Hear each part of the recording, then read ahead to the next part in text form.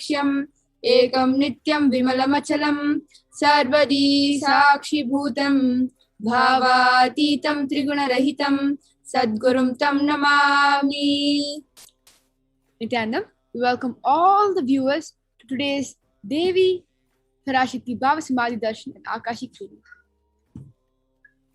Now, we'll be giving a small introduction before we move on to the best segment of the day with none other than the Supreme Point of Hinduism, Jagadguru Mahasanidanam, His Divine Holiness, Bhagwan Nithyananda Parashakti.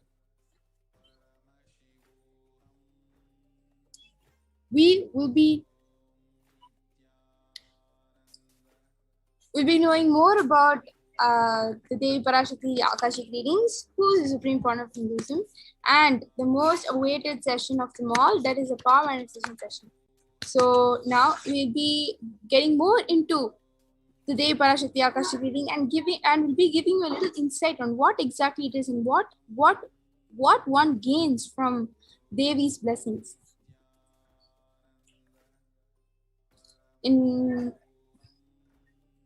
Now, in today's session, we will be covering the introduction to the program, the demonstration of the extraordinary powers of third eye, who is Devi Parashakti, what are Akashic readings, how can we benefit by attending, experiencing an Akashic reading session, Darshan, Diksha and Akashic reading by Devi Parashakti herself, manifesting through the Nija Avatara of the Supreme Point of Hinduism, Jagadguru Mahasanidanam, His Divine Holiness Bhagwan Nithyananda Parashakti.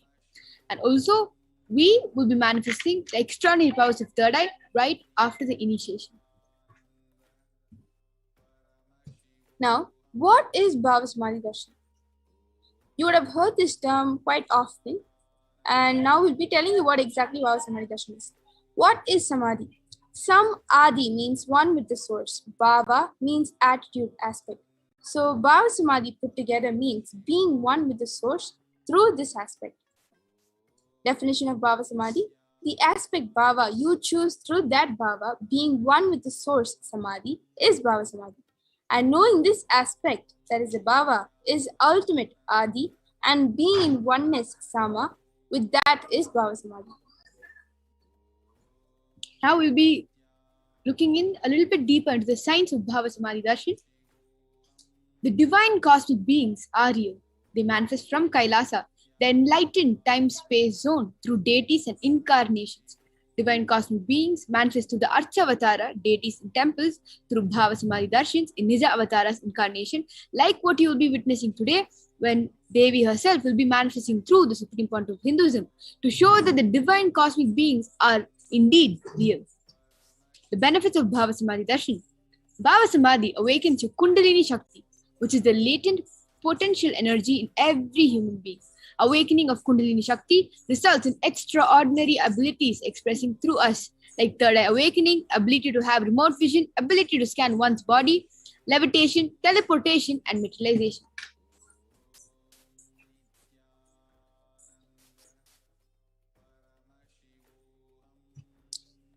Now, the influx of superconscious energy is visibly slows down the aging process and improves immunity to diseases. With increasing levels of coherence, the whole brain comes alive, turning into a superconductor of conscious energies that heal, empower, and transform our lives. So just you present, when you are present and you are able to witness the Samadhi Darshans, these are the benefits that you reap from just witnessing the Samadhi Darshans.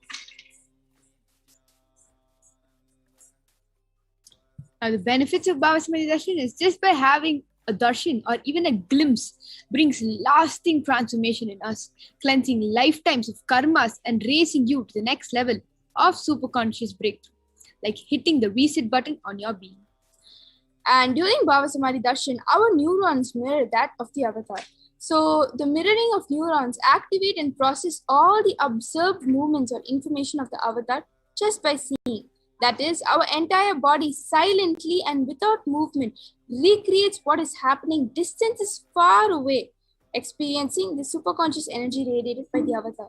So all the Samadhi Darshans that Swamiji has given us, understand a part of that divine being is there in us. Just by us witnessing the Samadhi Darshan, we are able to mirror Krishna's neurons, Devi's neurons, Venkateshwara's neurons, and much more, right? And this is also one of the most interesting aspects of witnessing Samadhi Darshans. Now, what are Akashic readings? Akashic readings is not prediction.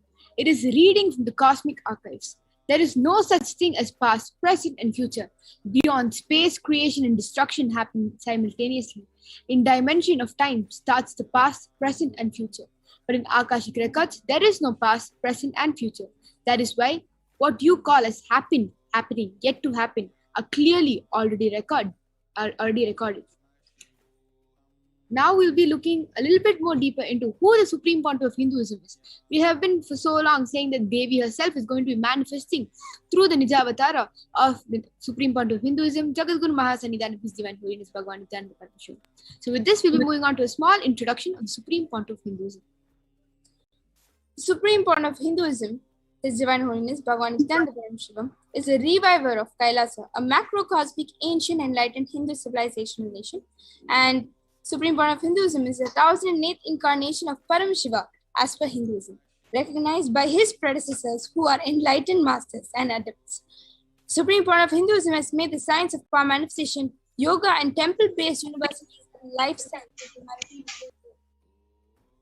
The Supreme Pontiff of Hinduism is ordained as the 233rd Guru Mahasannidhanam, the Pontiff of Kanchi Kailasa Sarvagna Peetham, Tonde Mandala Adinam, the incumbent emperor of the Suryavamsha Surangi Samrajyam, the present 293rd Jagadguru Mahasannidhanam, Pontiff of Kailasona, the Shyamala Peetha Sarvagna Peetham, present Mahamandaleshwar, the supreme spiritual head of Mahanirvani Kada, largest apex monastic order.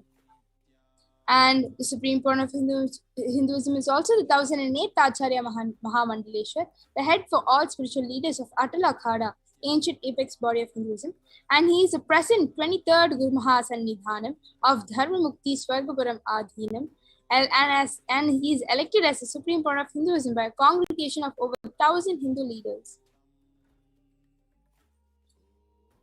Revered as teacher of Hinduism, most prolific, most viewed, read and watched, authored 300 books and 10,000 articles in 3 languages, which is English, Tamil, and Sanskrit, respectively, translated into 50 languages with over 1,000 titles. Over 20 million copies of the books and articles have been sold, read, and downloaded. Supreme Pontiff of Hinduism has also given over 10,000 hours of discourses, enriched and enriched over 1 billion lives digitally, respected as the commentator of all sacred scriptures such as Upanishads, Bhagavad Gita, Shiva Sutras, Brahma Sutras, Yoga Sutras, Ashtavakra Gita, Jain Sutras, and etc.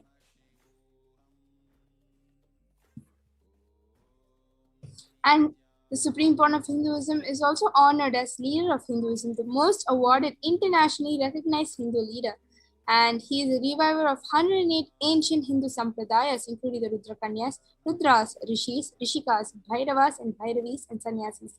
And he is the establisher of the largest Hindu university, Kailasa's Nithyananda Hindu University, in the world with satellite campuses in 150 countries, and the establisher of 1,000+ Kailasa Enlightenment ecosystem, and is also the founder and reviver of over 100 Sarvagna Peethas, and collector of the largest Hindu library with over 1 million books, 1 million palm leaf scriptures, and over 20 million digital books.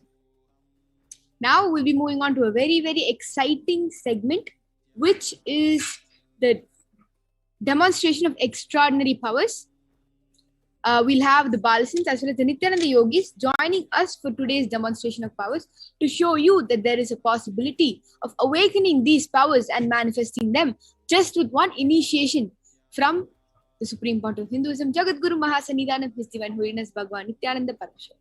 With this, we'll be moving on to the demonstration of the extraordinary powers. And just as the Balasins and Nithyananda Yogis are getting ready to demonstrate this exciting powers to all of you, we will be looking into a short introduction on what is power manifestation, what are the Shaktis that we are talking about, and how exactly can we awaken them. I'm sure a lot of us will be excited and very thrilled to know more about it. So in today's Bhava Samadhi Darshan, all of us will be receiving the initiations into Third Eye Awakening and various other powers with the blessings and the grace of this SPH. We will be manifesting the following powers: the third eye, that is you seeing with eyes blindfolded, and scanning the thought current. So these are the 2 powers that you will be witnessing, and you will also be able to do this once the third eye is awakened.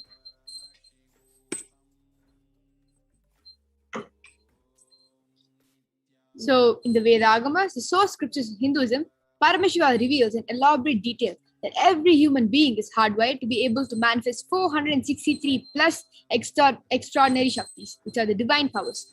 Manifesting these Shaktis are described as system, method, and science for human beings to explore the various possibilities and powers and have access to various states of consciousness. Shaktis manifest from the fundamental cognition that you are a divine. You need to manifest divine, and you're not a man. And you are a man. You need to reach the divine. Now we'll be moving on to the differences between Shaktis and Siddhis, because some of them who have knowledge might think that Shaktis and Siddhis are same, but no, they do have vast difference. Shaktis expressed from the space of enlightenment as a side effect of feeling connection with the divine and high integrity of the Guru. Shakti is a source of enlightenment. The Siddhis are the powers that manifest from tapas or penance for enlightenment. Siddhis are on path of enlightenment. The Shaktis of Paramashiva manifest through ordinary human beings in extraordinary way after initiation from the avatar, and Shaktis are permanent. Whereas Siddhis are not permanent and may divert you from enlightenment. Understand, there are many Siddhas that are existing that are going ahead with rigorous and very, very hard penance that they do just to get a glimpse of the third eye, just to get a glimpse of the divine. But here we are, just with one initiation, we're able to manifest such extraordinary powers with the third eye completely awakened to be able to manifest possibilities that are beyond what human beings are able to cognize as of now. So now we have been talking about what Shaktis are, what Siddhis are, and that all of this are coming from the source, Paramashiva. We'll be looking a little bit deeper on who exactly is Paramashiva. Paramashiva is a primordial divinity in Hinduism, the ultimate reality and cause, which is self-effulgent Swayam Prakasha,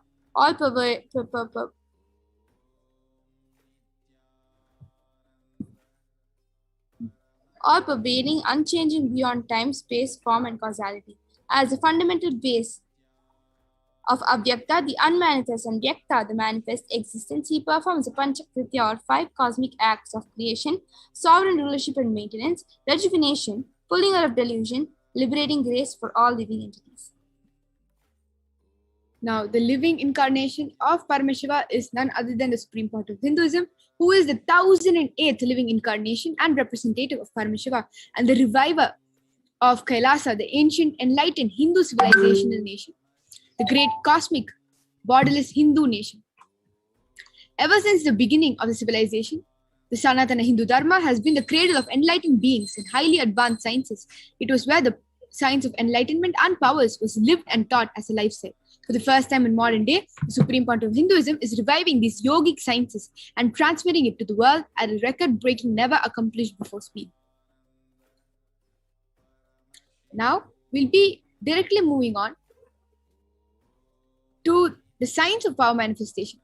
Understand that all of these sciences are not something that just came up today or yesterday. It has been there since time immemorial. And all these powers can be authenticated with the pramanas that are from the direct evidences from the Shastras, the life of all the rishis, the life of none other than the Supreme Point of Hinduism, as well as you yourself. When you experience this power, you will understand the authenticity of these powers. Apta Pramana are the experiences and results of Aptas. Yes, so Apta Pramanas are the experiences of rishis and sages who have followed the Shastra Pramana and have come with results. Now we'll be moving on to the Atma Pramana, that's the account of the Supreme Point of Hinduism and his personal experience of power manifestation. Pratyaksha Pramana are the empirical evidence from observation and are the empirical evidences from the observation and scientific experimentation.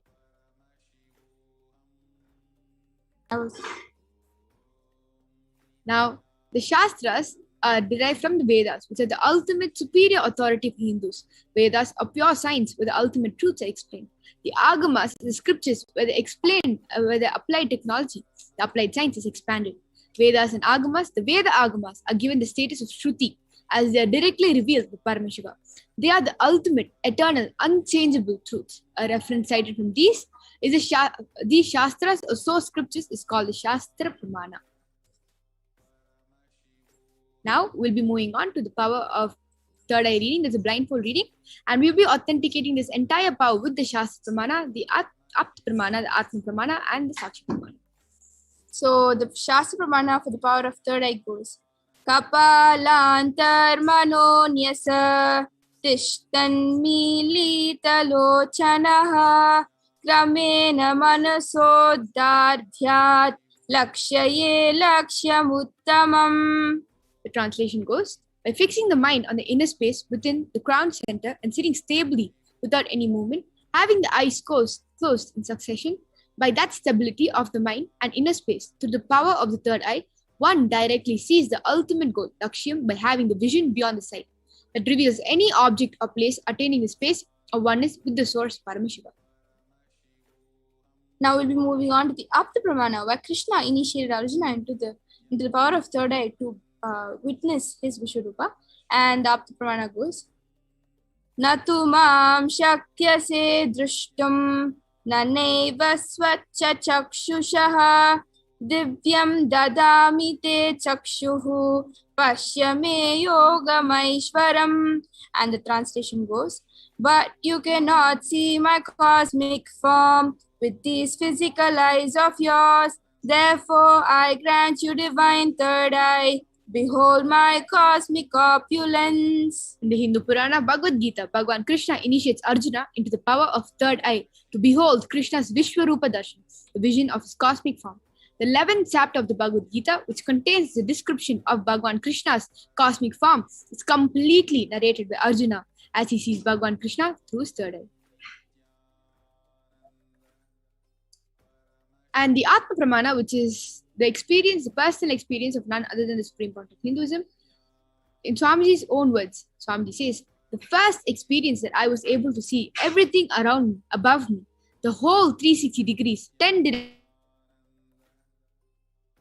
able to see, I was also able to feel, experience all of that as me. This was Bhagavan's experience when he had the third eye awakening at the time of his enlightenment on the Pavlakundu rock. There have also been many scientific experiments that have been conducted, and the results of which are something that is truly amazing. Right? Now, when all of you are also witnessing and doing this power manifestation, you will understand the authenticity and the way in which the science is so scientific that you will be mind blown. So now, with that, we will be moving on to the Sakshi Pramana. This rare sacred science of third eye awakening is being made available to humanity for their ultimate enrichment and conscious evolution by the Supreme Pontiff of Hinduism. As a living incarnation of Paramashiva, the Supreme Pontiff of Hinduism embodies the most profound yogic states that surpasses all bounds of time, space, and matter. The Supreme Pontiff of Hinduism is gifting this pure, great science of third eye awakening. Along with many other spiritual sciences through initiation Diksha, millions of people have been initiated by the Supreme Pontiff of Hinduism and are experiencing the profound results as extraordinary powers in their everyday life. With this, we will be moving on to the most awaited session. We will be moving on to the power demonstration by the Nithyananda yogis as well as the Nithyananda Balasins. As of now, we have two Balasins, Manitya Yoga Pranananda and Manitya Virajananda, joining us today to demonstrate the power of blindfold reading. So we will move on to that right after a short break.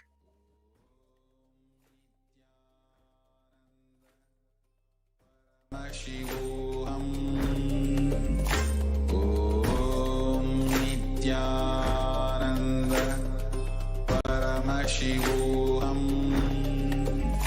Om Nithyananda Paramashivoham.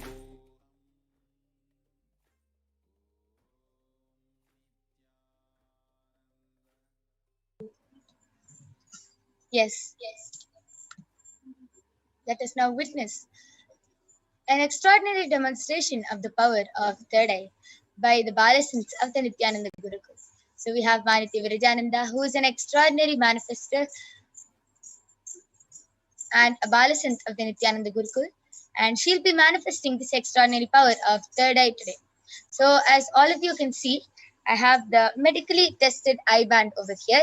In front is a complete opaque sheet and behind is a thick sponge. And you can see that from all around it is completely covered. And this eye band is medically and scientifically proven that no light can enter through this eye band even with the eyes open in this eye band. So this is the eye band which we'll be placing on Ma Virija. So now I'll be blindfolding her. So I'm opening the strap in front of all of you.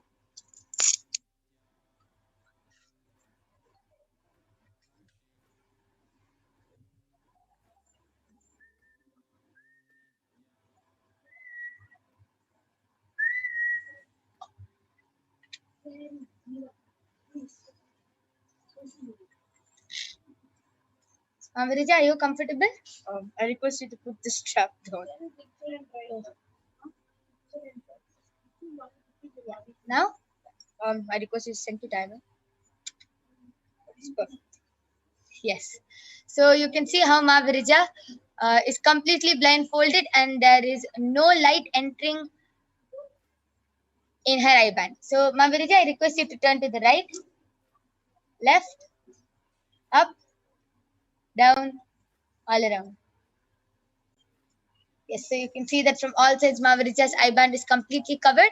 And to make it even more foolproof, Ma Virija is not going to be touching the eye band during the whole demonstration of the power of third eye. She will not be touching her eye bands or she will not be moving her hands near her face.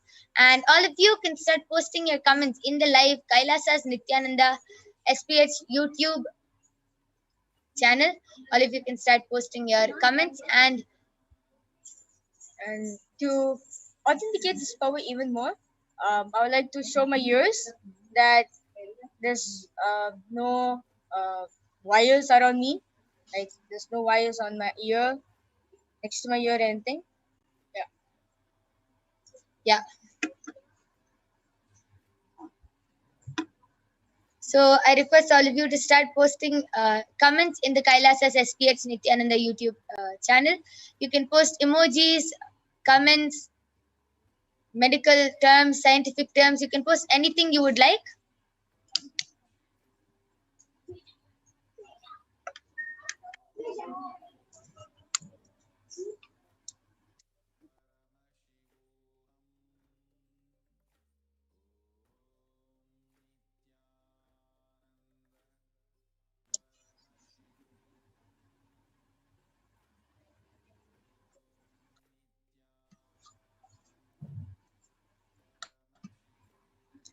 Yes, I request all of you to wait as we're opening the YouTube comments.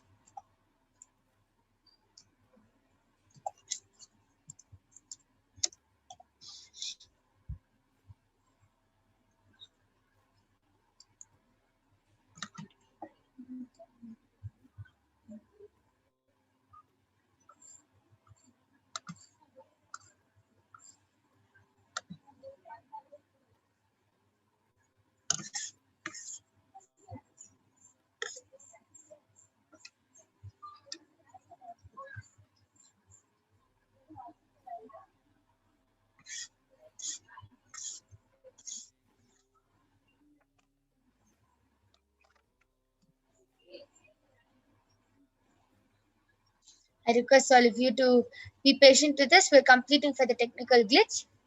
Just opening up the comment section.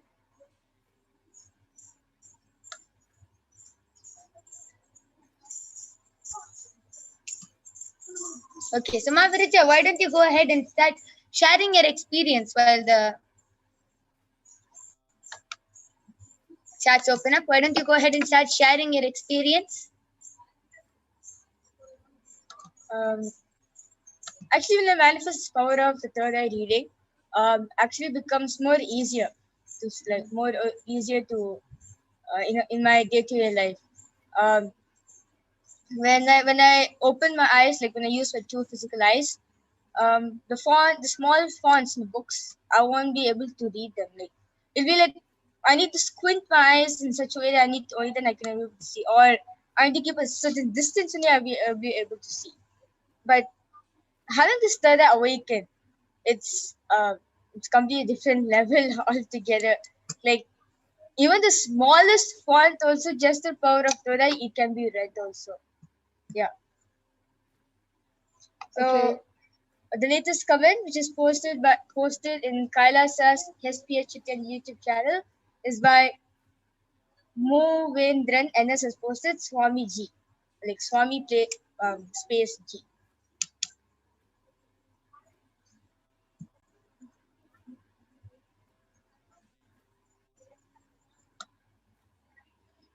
Yes.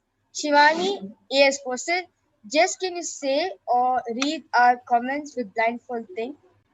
I just read your comment, Ma. Yes, so the power of third eye is where the Balasants and the Nithyananda yogis can completely read with their eyes blindfolded. And you can see how Mahavirija is completely blindfolded. This is actually a medically tested eye band, and it is completely proven that there is no possible way of light entering in. Yes, Mahavirija, you can go ahead. Ma Shivani has posted, it would be a great proof for all of us. Yes, all the live comments I'll be reading out, Ma. Like as the comments have been posted by viewers, I'll be reading them through the third eye. And Sunil M has posted, hi, yes, Nithyananda Maya. Nithyanam to the segment where you can witness and experience the powers of Parashakti being manifested. And Mazda Daliri has posted Nithyananda. Yes, Nithyananda Ma. Yeah, I welcome you to this segment.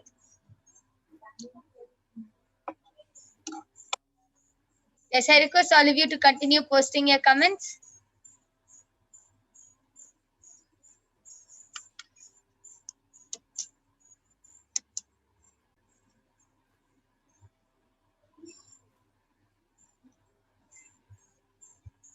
Yes, Om Shivo 369 has posted Jai Kailasa Om Nithyananda Parama Parama Shiva Oham from Japan. Yes, Sumi Murli Mas posted Ungated Trichosol. And amazing, you can see how Ma Virija two claps emoji. Yes, amazing. You can see how Ma Virija has read Ma Sumi Murli's comment. It is actually I think a scientific term or a medical term, and she was able to read it, and she has also been able to see the emojis which Ma Shivani has posted. Amazing. Yes, Ma Virija, continue reading. I request all of you to continue posting. Okay, so that was a great demonstration of the power of third eye. So now I'll be removing the eye band of Mahavirija.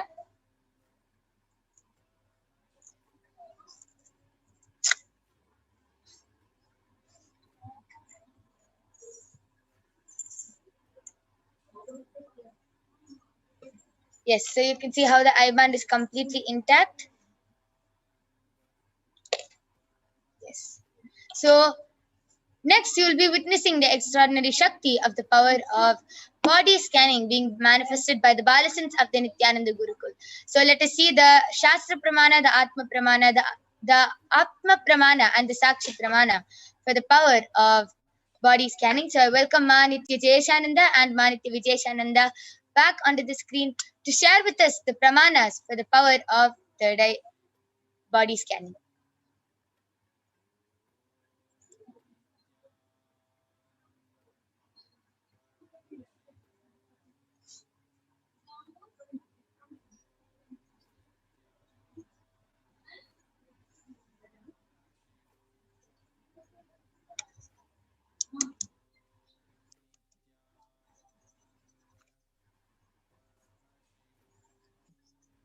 That was such a great power manifestation demonstration by Ma Virija, who had demonstrated the power of third eye reading. So now all of you know that by the end of this Devi Parashakti Akashic reading, you yourself will be manifesting this power. And we'll be moving on to the next power of the day, which is the body scanning. And just like before, we are going to be authenticating this entire power manifestation with the Shastra Pramana, the Apta Pramana, Atma Pramana, and the Sakshi Pramana. Okay, a little about the power of body scanning. It's one of the power which awakens to scan the illnesses, diseases, medically diagnosed issues, and provides solution through the awakened third eye. And now, without further ado, we'll be moving on to the Shastramana of the body scanning. And the Shastramana goes like Svadehe Jagato Vapi Sukshma Sukshmatarani Cha Tatvani Yani Nilayam Dhyanpante Vyatyate Para. Bhagavan Parameshiva says, cognize deeply from the subtle to the subtlest constitutive principles of your whole body, Swadeha, or of the whole universe simultaneously consists of the essential reality. They are being absorbed in the source cause, Parameshiva. By the experience of such restful awareness, one becomes complete from all thoughts, and the ultimate universal divine power, Paradevi, Adi Shakti, is revealed, and the supreme power manifestation happens. Yes. So now we'll be moving on to the Apta Pramana, a very interesting experience from a very revered sage, a Siddha. So Terayar was a Siddha and one of the prominent disciples of Agathiyar. One day, a man suffering from severe headache comes to Agathiyar for healing. Agathiyar uses the power of body scanning and identifies the root cause of the headache. He reveals the person's brain. Agathiyar immediately instructs Terayar, his disciple, to perform an open head surgery and remove the frog. After the surgery is completed successfully, the person is healed and cured of the headache. Thus, he gained the name Terayar. Now we'll be moving on to the Atma Pramana, which is the direct experience from the life of the Supreme Fount of Hinduism. On the 22nd December 2019, Supreme Fount of Hinduism revealed how Swamiji used the power of body scanning, paraphrasing his words. Only when I had the multiple compound hand fracture, I was forced to go for surgery and therefore for medical checkups related to that. At that time, they detected heavy metal quantity in my different organs. It was revealed that I had been poisoned without our knowledge. I immediately used the diagnostic methods instead of medical facilities to study the body condition due to the poisoning. Through body scanning, I found out what the problems, the imbalances.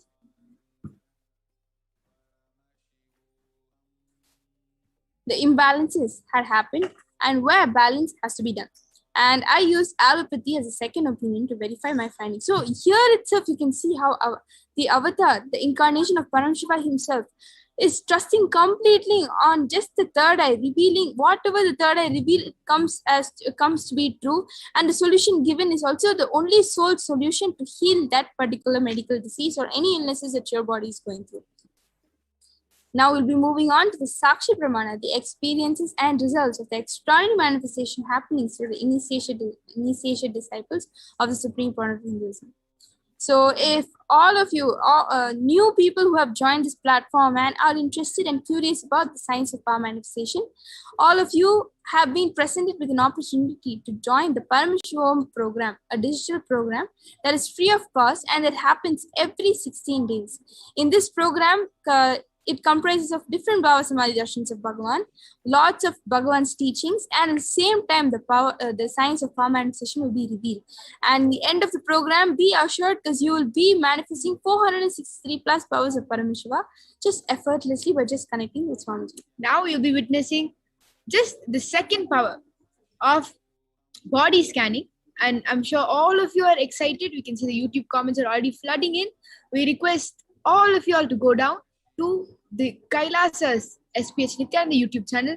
Go ahead and post your questions with your questions for body scanning. Make sure to have your legal name, as well as if you're asking for a body scanning from somebody else, make sure to get their permission beforehand itself. We have the Balasins as well as the Nithyananda yogis ready for us today to demonstrate this power of body scanning for all of us today. So we request all of you to go down to the YouTube channel and go and leave your comment. Nithyananda, we have my Yoga Prana as well as the Gurukul Balasins and the Nithyananda yogis with us. My Yoga Prana, please go ahead. Yes. Thank you so much, Ma Jayesh and Ma Vitesha, for that amazing introduction of the power of body scanning. So now I request all of you to post your requests and comments for the power of body scanning in the Kailasa's SPH Nithyananda YouTube channel. You can post your comments. You can post a request for your family members and friends. Just invite them to witness this extraordinary power. And as it is our integrity, please do get the permission also before you request for the body scanning, and then we'll be doing the body scanning for them. You can invite your you can invite your family, friends. You can invite anyone who you want to witness this extraordinary Shakti of body scanning. So,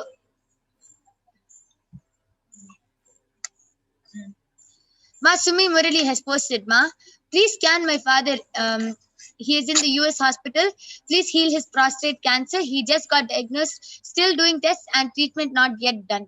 Let him not have pain, Ma. I got his permission. So, Ma Mahavidya, you can do the body scanning for Ma Sumi Murali's father. And Om Shiva Om has posted a request for the power of body scanning.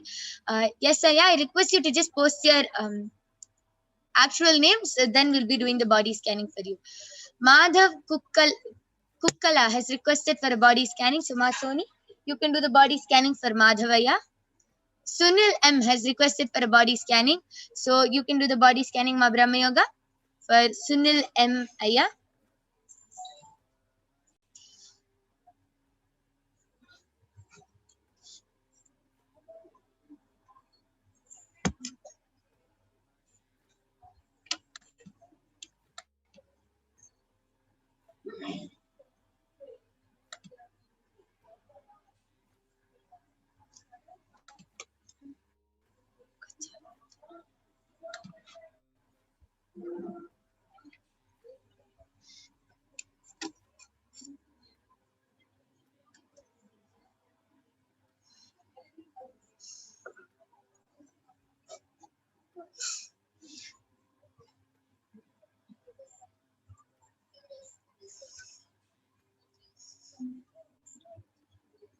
Yes, Ma Brahma Yoga, are you ready? Okay.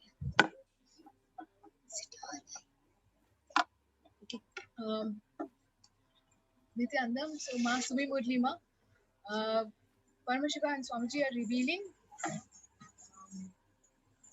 So yes, your father, the diagnosis is correct, the prostate cancer. He'll have to go through the surgery. I think probably by now the doctors must have told you. So Swamiji is showing very clearly that please let him go through the surgery and the treatment as the doctors are suggesting. It'll be about 3 days for the healing to happen. So as soon as possible as you can get him into treatment, that will be best. And tell him to continuously remember Swamiji, chant the Mahavakya. And if he has an Atmalinga, let him continue to speak to the Atmalinga and hold it wherever he has the pain. So in his body region, on the right side, so my right. So wherever is the body pain, let him hold the Atmalinga there and continuously chant the Mahavakya. It will be about 3 days. And let him please go through the treatment as the doctors are suggesting. So for the treatment and the surgery, let that happen. Yes. So that was an amazing solution and revelation. So Ma Sumi Murali, this is for your father, Ma. I request you to get back in the chat and please convey this to him. He will be completely healed as per Paramashiva's instructions. Yes. Ma Soni, you're ready? You can go ahead. And I did the body scanning for Madhav Kukkala, and Ayya Paramashiva revealed that you have been having problem in your throat and your wrist. So the solution which Paramashiva revealed is that to apply castor oil in those regions will be completely healed, Ayya.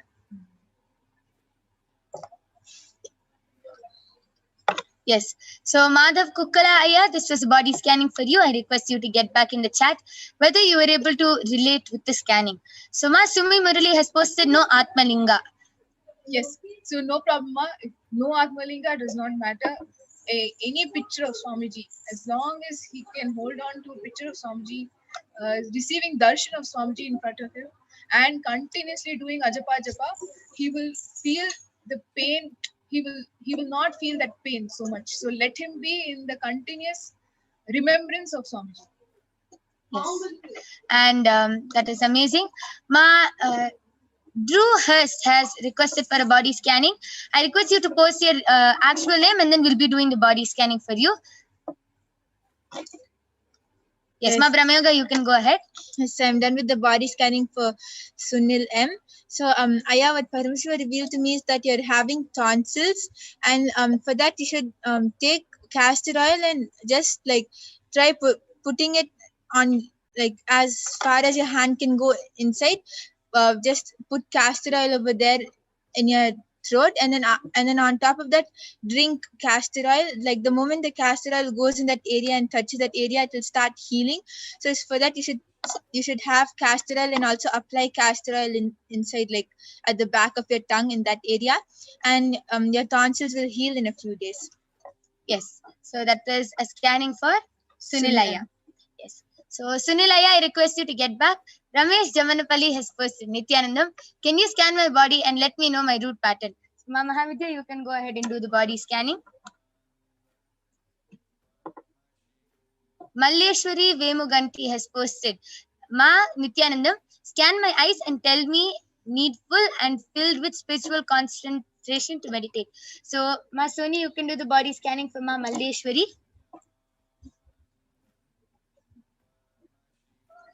Drew Hurst has posted, his actual name is Andrew. Yes, yes, Aya, we'll definitely be doing the body scanning. Ma Brahmayoga, please do the body scanning for Andrew, Aya.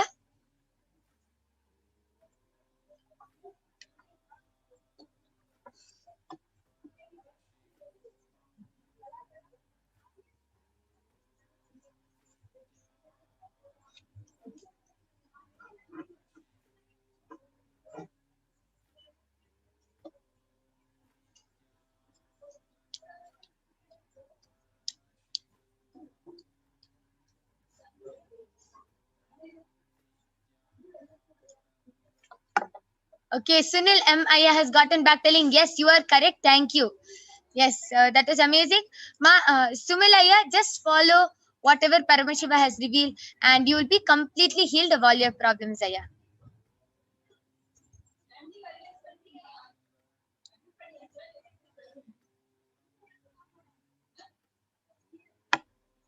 Yes. So this is the body scan for Ramesh Jamanpalli Aya. Aya, Paramashiva is revealing that the root pattern is really the fear of impossibility, the fear of what if something doesn't happen, and that fear actually these what if questions is what agitates you, and even something that you would really like to avoid thinking about. If there is a situation that makes you think for what if, you will make sure that you don't want to think of that situation, and it makes you really uncomfortable, which results into everything else like agitation or any kind of irritation, frustration. All of that just roll on to that. Yes. So this is a body scanning for Ramesh Jamanapalli Aya. I request you to get back in the comment section, Aya, whether you were able to. Okay, actually, this is a body scanning. This was a scanning for your root pattern. So I request you to get back. Yes, so I'm done with the body scanning for Andrew Aya. And Aya, Parameshwar revealed to me that the food which you're eating has a lot of fat in it. You're having really like a lot of dairy products, and also the food which you're having has a lot of fat in it and a lot of chemicals also. And because of that, you're starting like all the food is, and also on top of that, your food is not getting digested.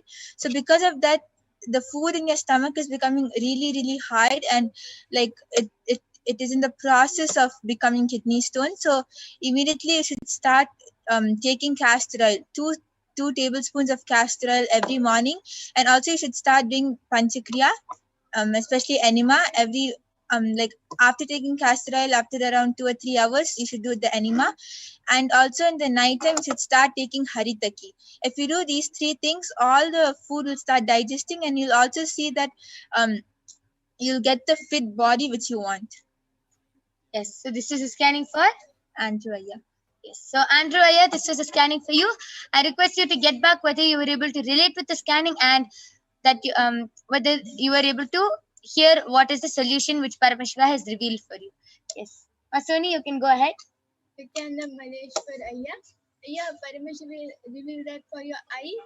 Parameshwari reveal that to do eye cup and do meditation on your bottommost chakra with the Mahavakya playing at the background. Yes, that is an amazing solution. So this is a scanning for? Maleshwari. Yes, so this is a scanning for Maleshwari. So I request you to get back, Ma, whether you were able to relate with the scanning. Yes. And Madhav Kukkula Ayya has gotten back telling, Ma, can you please scan again? I was not able to relate. So, Ma Mahavidya, you can go ahead and share what you were able to see.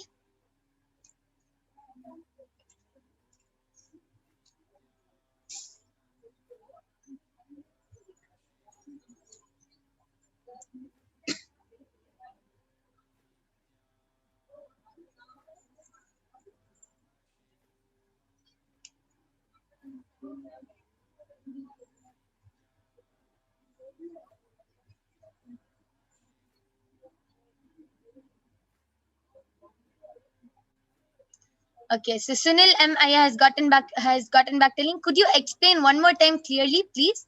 You said correctly, but I'm confused. So, Ma Brahmayoga, why don't you go ahead and repeat the scan for Sunil Ayya? Yes, so Sunil Ayya, actually Parameshwar revealed that you have tonsils in your throat, and for that you should put castor oil at the back of your tongue, like as far as your hand can go inside. You should put castor oil over there, and after that you should drink castor oil. Because the moment the castor oil reaches your throat, it will start healing the whole area, and the tonsils will start healing, and in few days the whole thing will get healed. Yes, amazing scanning. Ma Mahavidya, are you ready? Yes. So, Madhavaya, please check your diet, reduce oil, and there is gas forming in your lower abdomen. So, enema will help you. And really, please add haritaki every night. If you're already taking maybe a little, one more spoon after each meal will really, really help heal your stomach and anything else that's going on right now with your digestion. Yes. So this is a scanning for Madhav Kukkala Ayya. Yes. So I request all of you to get back in the chat, and we thank all of you for joining us. I can see so many people flooding the comments with requests for body scanning for the friends, family members, and for themselves. But due to the interest of time, we have to move on to the next segments now. But you can surely come back 2 a.m. every day, 2 a.m. in IST and 4 p.m.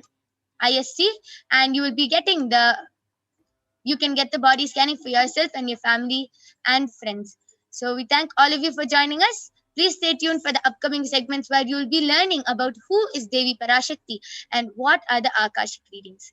So please stay tuned. Thank you, Nithyananda.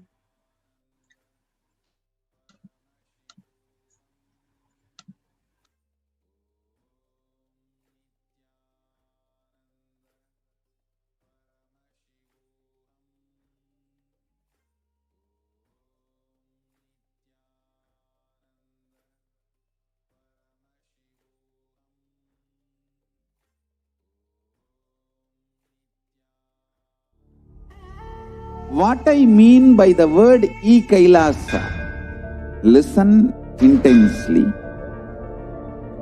Enlightenment ecosystem, literally enlightenment itself, in your own home, wherever you are. If you cannot come to Kailasa, it's okay. Kailasa can come to you. Kailasa coming to you is E-Kailasa.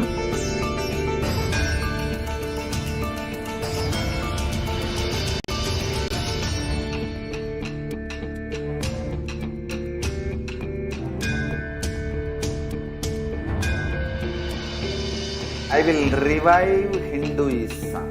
I am a Hindu revivalist, not by any revolution, but by evolution.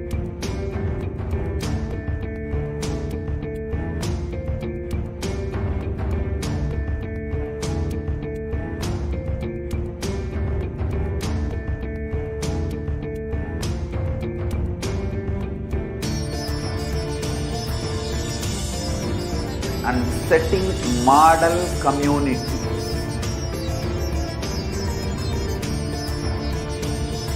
Kailasas, enlightenment ecosystems, Sarvanya Pitas all over the world.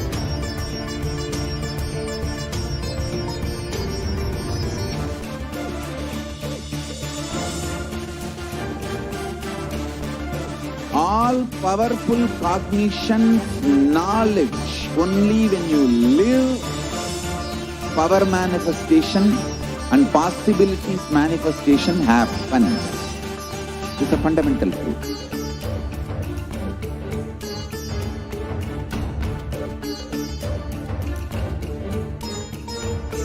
Hinduism cannot live exclusively as one sampradaya. No. All sampradayas of Hinduism is an ecosystem.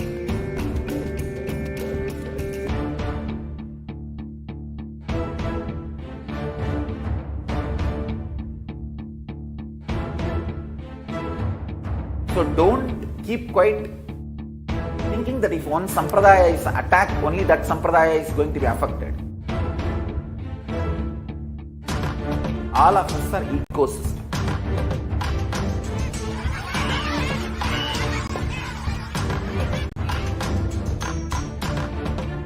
I invite all of you to get involved and enjoy Hinduism by the principle of Dharmo Rakshati Rakshitaha. When you protect Dharma, Dharma protects you. We will make the whole planet flourish spiritually. The spiritual prosperity will happen to the whole planet. We all have to coexist together.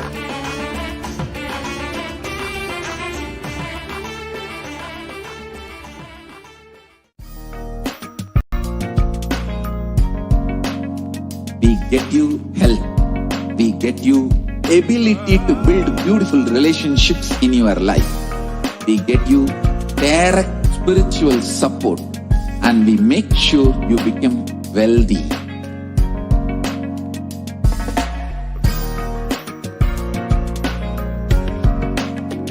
We won't stop giving you just good life. We will literally not stop till you live enlightened life.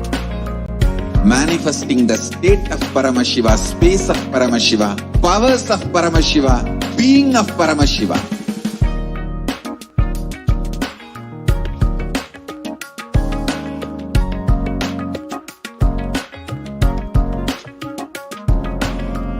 Whole world should become e-Kailashians. I want the whole world to know Hindus have something great to contribute to the world.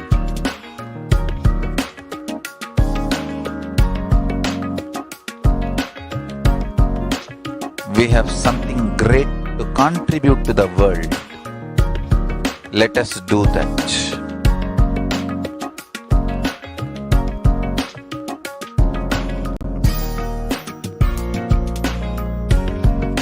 E-Kailasa is proper customized spiritual service helping you to identify your root patterns of suffering. We have perfected the science of helping every individual from every cultural, religious, nationality background.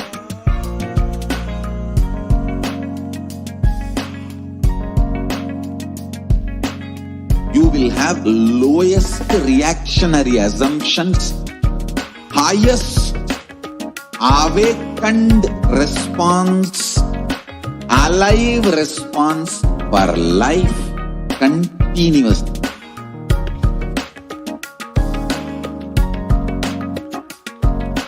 E-Kailasa is enlightenment ecosystem, literally enlightenment itself in your own home, wherever you are.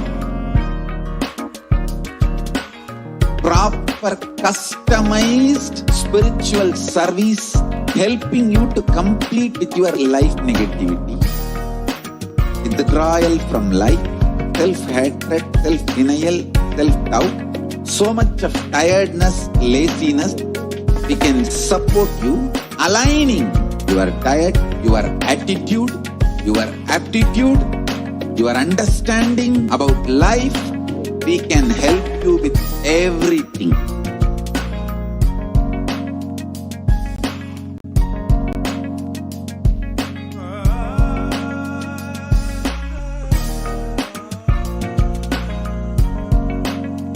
If you are interested in enlightenment, we will immediately bring this to you.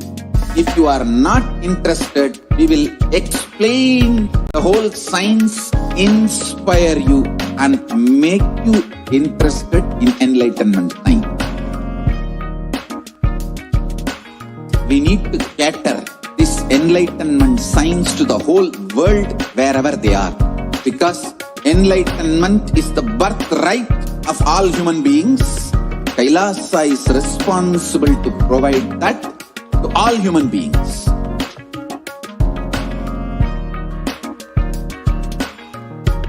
Kailasa is the totality of the knowledge I received from my gurus and practice manifested in my life, perfected by teaching millions of people from all cultures, time zones, backgrounds, genders, nationality, race, from every creed.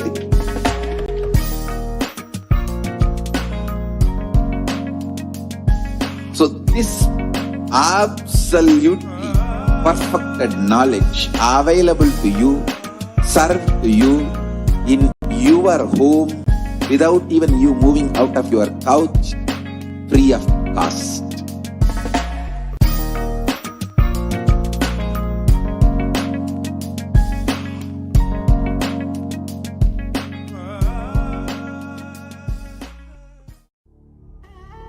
What I mean by the word e-Kailasa, listen intensely.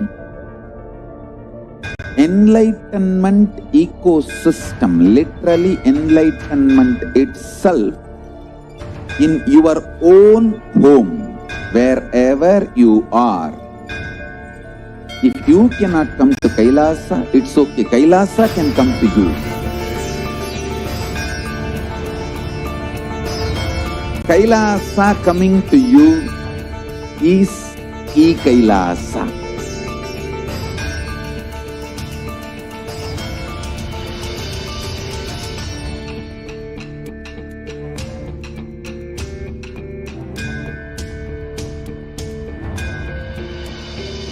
I will revive Hinduism. I am a Hindu revivalist, not by any revolution, but by evolution.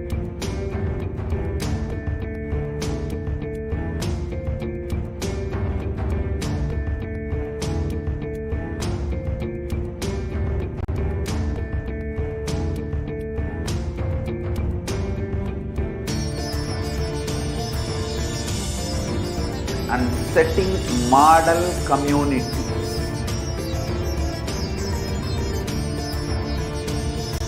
Kailasas, enlightenment ecosystems, Sarvanya Pitas all over the world.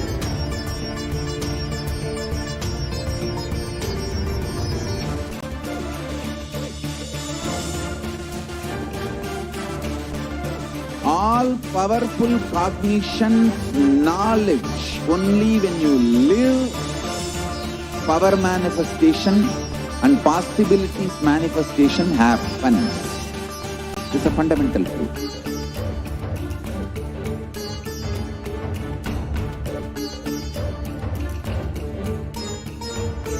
Hinduism cannot live exclusively as one sampradaya. No. All sampradayas of Hinduism is an ecosystem.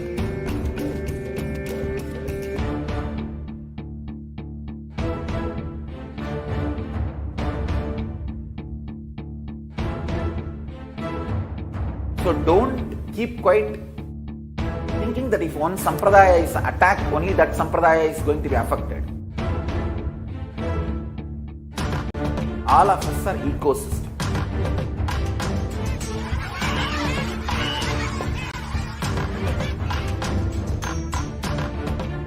I invite all of you to get involved and enjoy Hinduism by the principle of Dharmo Rakshati Rakshitaha. When you protect Dharma, Dharma protects you. We will make the whole planet flourish spiritually. The spiritual prosperity will happen to the whole planet. We all have to coexist together.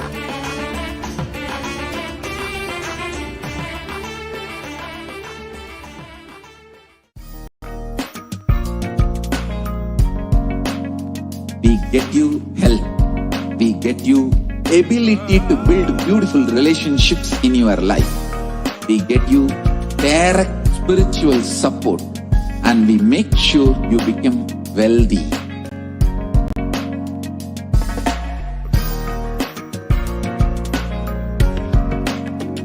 We won't stop giving you just good life.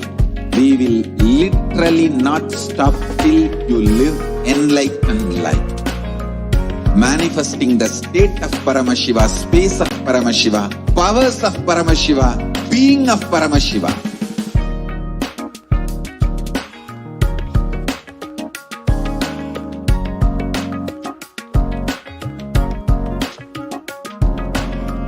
Whole world should become e-Kailashians. I want the whole world to know Hindus have something great to contribute to the world.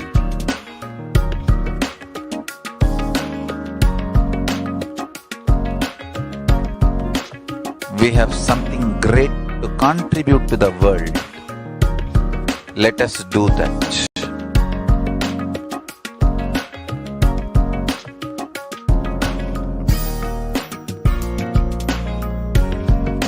E-Kailasa is proper customized spiritual service helping you to identify your root patterns of suffering.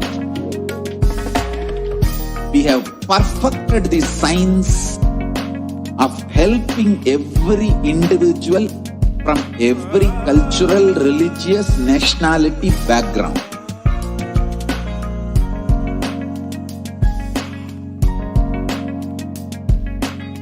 You will have lowest reactionary assumptions, highest awakened response, alive response for life continuously.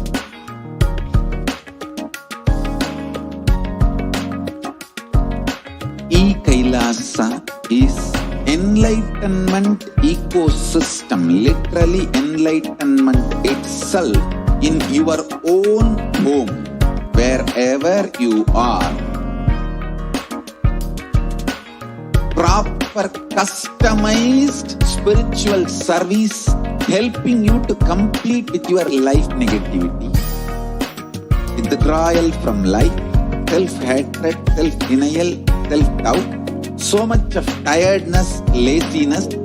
We can support you aligning your diet, your attitude, your aptitude, your understanding about life. We can help you with everything.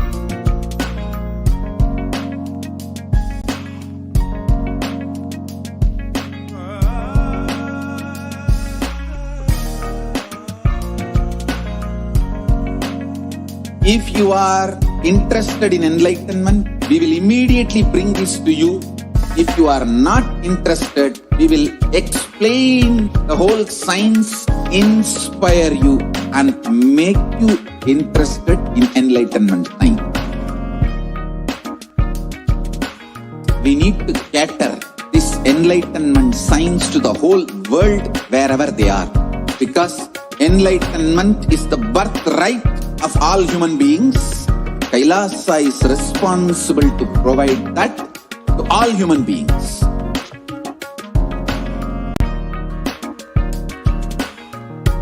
Kailasa is the totality of the knowledge I received from my gurus and practice manifested in my life, perfected by teaching millions of people from all cultures, time zones, backgrounds, genders, nationality, race, from every creed.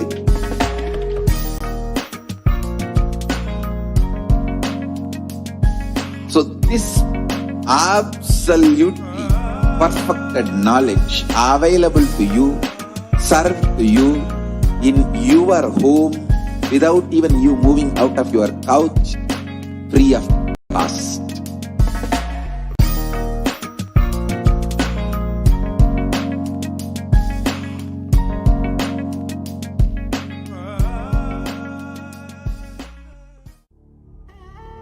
What I mean by the word e-Kailasa, listen intensely. Enlightenment ecosystem, literally enlightenment itself, in your own home, wherever you are. If you cannot come to Kailasa, it's okay. Kailasa can come to you. Kailasa coming to you is e-Kailasa.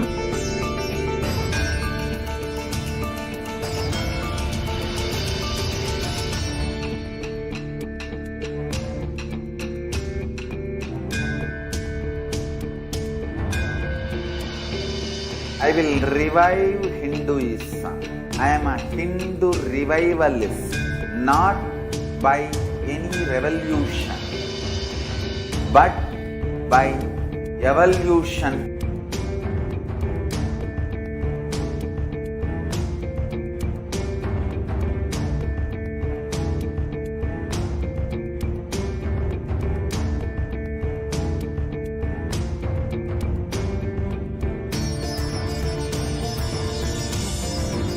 And setting model community.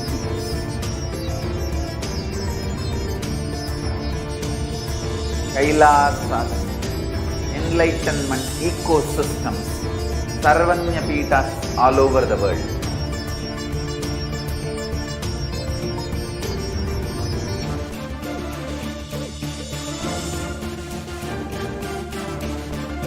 All powerful cognition, knowledge, only when you live power manifestation and possibilities manifestation happens.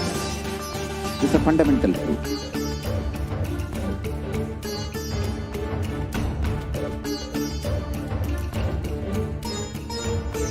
Hinduism cannot live exclusively as one sampradaya. No. All sampradayas of Hinduism is an ecosystem.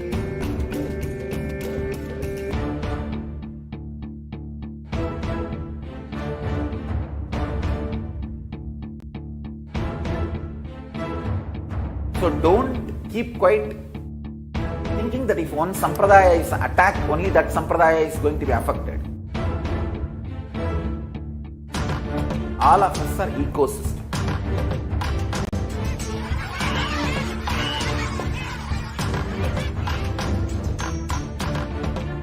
I invite all of you to get involved and enjoy Hinduism by the principle of Dharmo Rakshati Rakshitaha. When you protect Dharma, Dharma protects you. We will make the whole planet flourish spiritually. The spiritual prosperity will happen to the whole planet.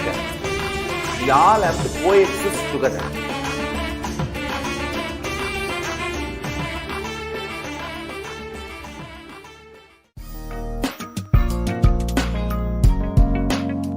We get you health.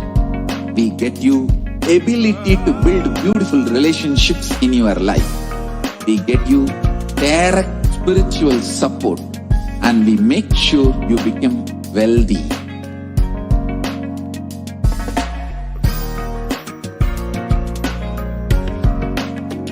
We won't stop giving you just good life. We will literally not stop till you live enlightened life. Manifesting the state of Paramashiva, space of Paramashiva, powers of Paramashiva, being of Paramashiva.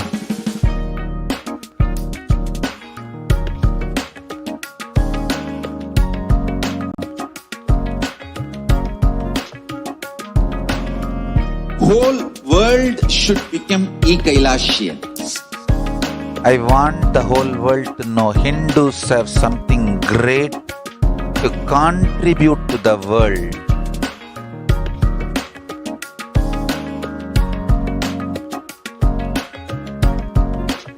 We have something great to contribute to the world. Let us do that.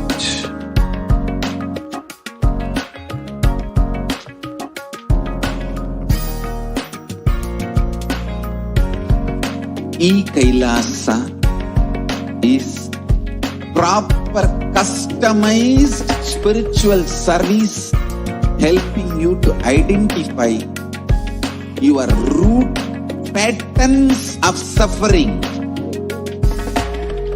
We have perfected the science of helping every individual from every cultural, religious, nationality background.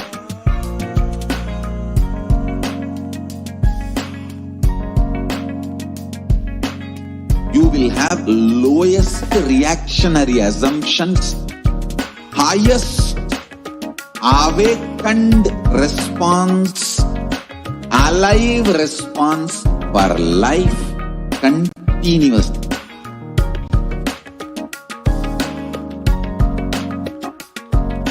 E-Kailasa is enlightenment ecosystem, literally enlightenment itself in your own home, wherever you are.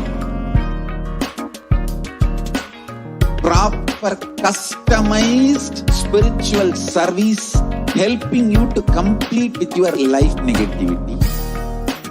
Withdrawal from life, self-hatred, self-denial, self-doubt, so much of tiredness, laziness, we can support you aligning your diet, your attitude, your aptitude, your understanding about life. We can help you with everything.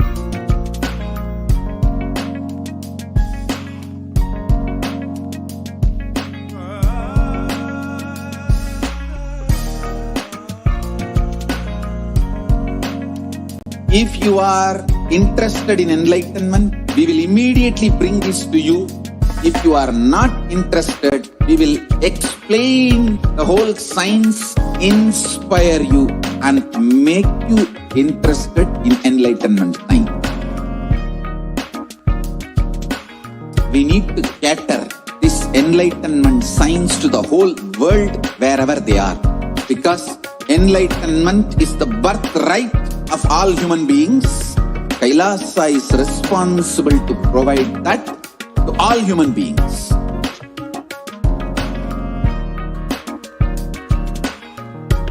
Kailasa is the totality of the knowledge I received from my gurus and practice manifested in my life, perfected by teaching millions of people from all cultures, time zones, backgrounds, genders, nationality, race, from every creed.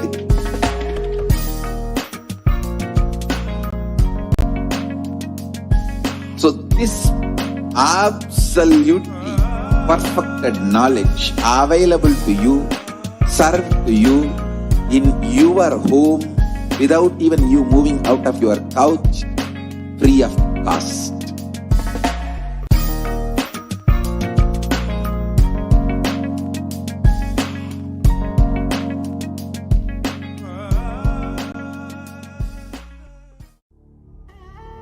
What I mean by the word e-Kailasa, listen intensely. Enlightenment ecosystem, literally enlightenment itself, in your own home, wherever you are. If you cannot come to Kailasa, it's okay. Kailasa can come to you.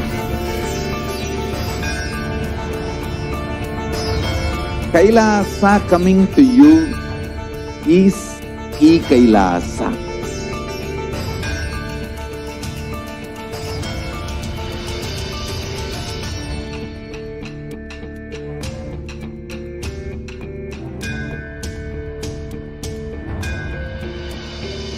I will revive Hinduism.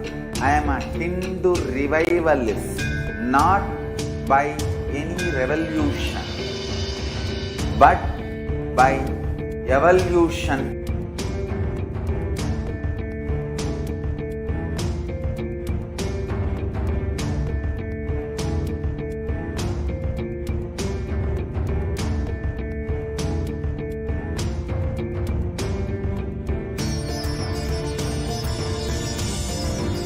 And setting model community.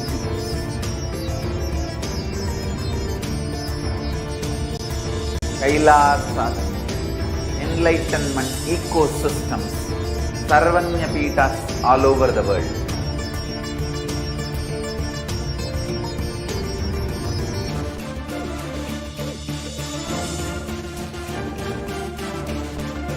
All powerful cognition, knowledge, only when you live, power manifestation and possibilities manifestation happens. This is a fundamental truth.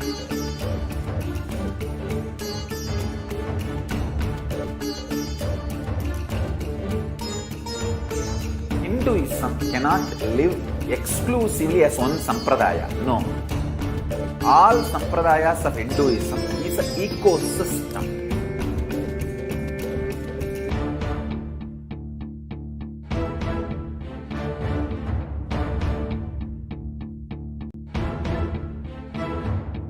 So don't keep quiet thinking that if one sampradaya is attacked, only that sampradaya is going to be affected.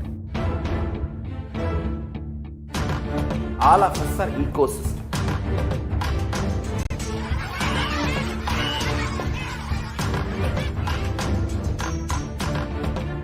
I invite all of you to get involved and enjoy Hinduism by the principle of Dharmo Rakshati Rakshitaha. When you protect Dharma, Dharma protects you.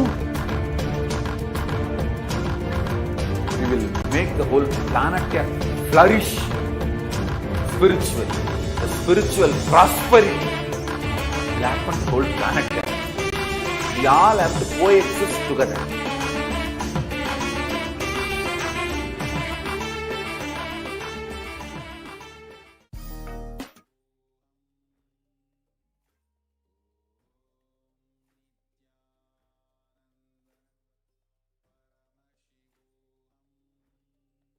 Nithyananda?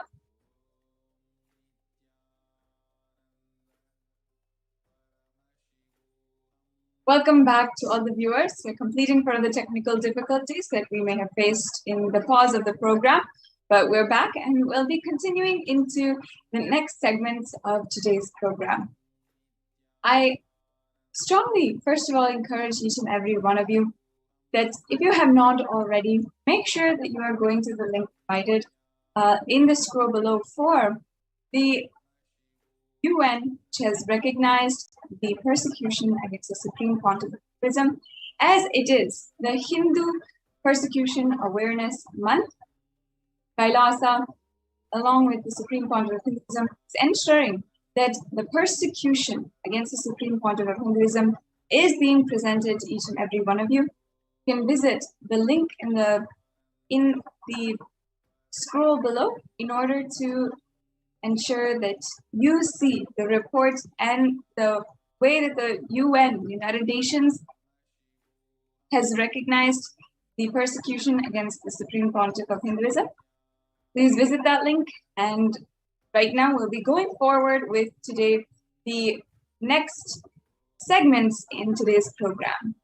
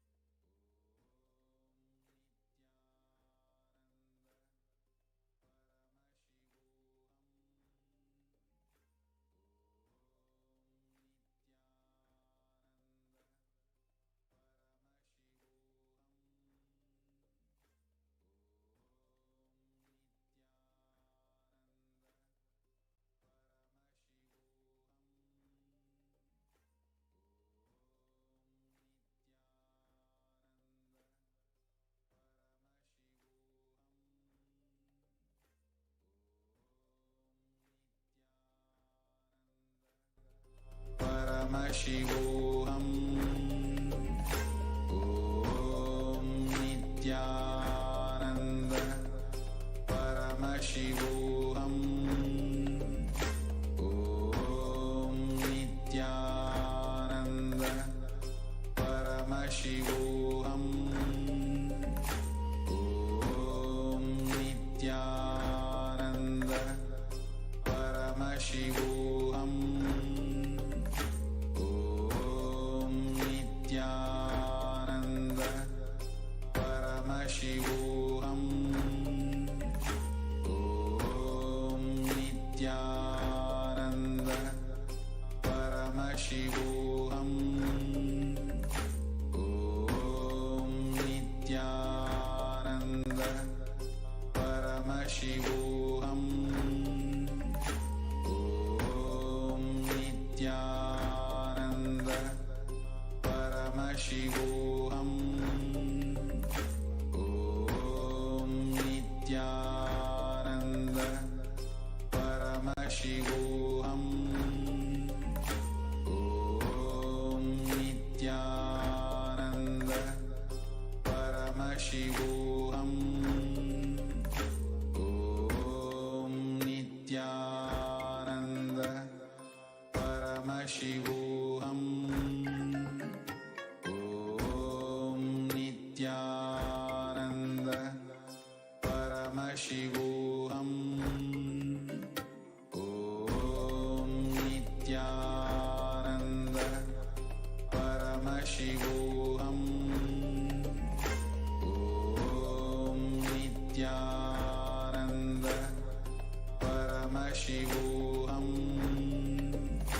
Om Nithyananda Paramashivoham Om Nithyananda Paramashivoham Om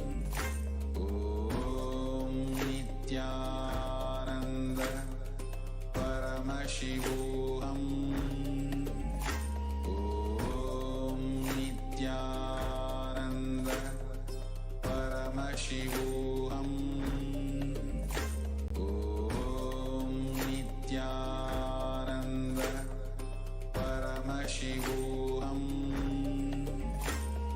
Om Nithyananda Paramashivoham Om Nithyananda Paramashivoham Om Nithyananda Paramashivoham Om Nithyananda Paramashivoham Om Nithyananda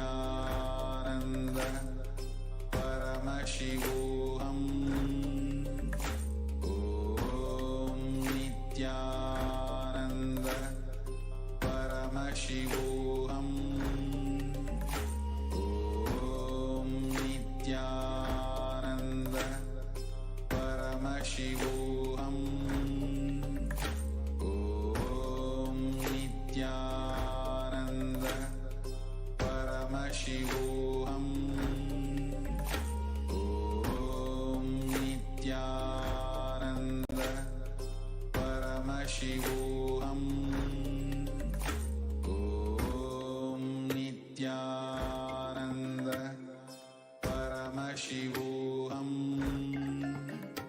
Om Nithyananda Paramaशिवोऽहम् Om Nithyananda Paramaशिवोऽहम् Om Nithyananda Paramaशिवोऽहम् Om Nithyananda Paramaशिवोऽहम् Om Nithyananda Paramaशिवोऽहम् Om Nithyananda Paramaशिवोऽहम् Om Nithyananda Paramaशिवोऽहम्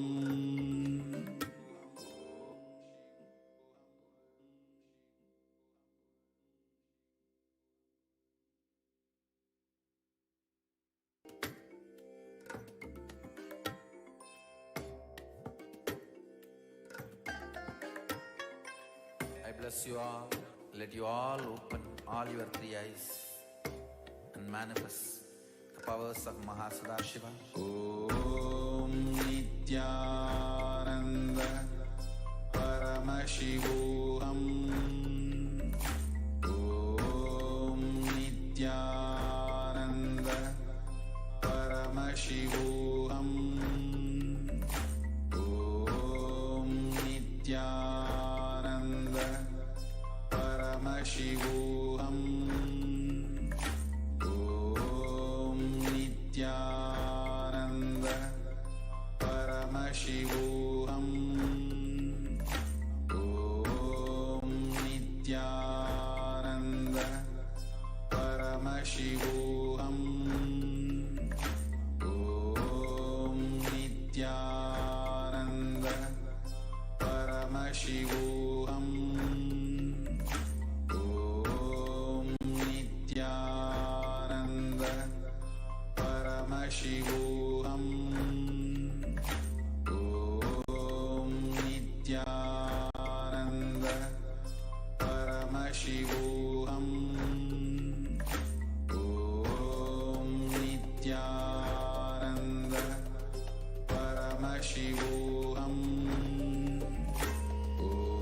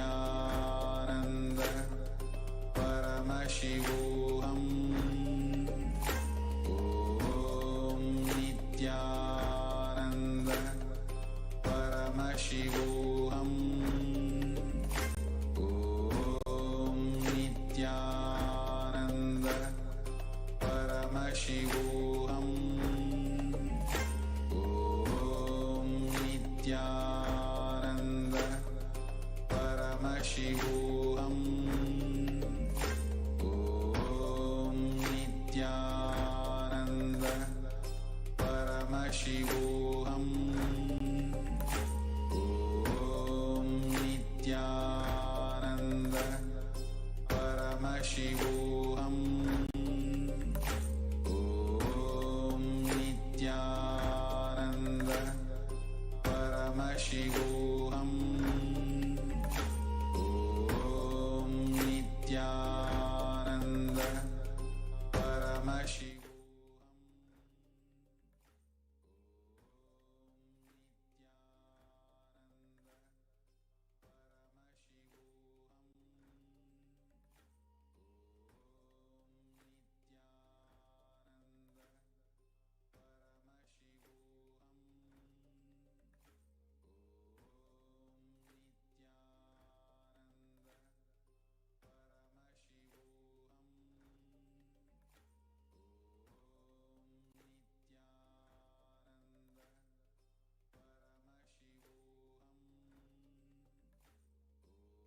And whatever has happened in space and whatever has happened in time is there as a file.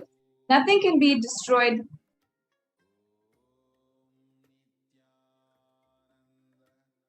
Nothing can be destroyed. And please understand that none of your actions, thoughts, plans, emotions, words, nothing can actually be destroyed.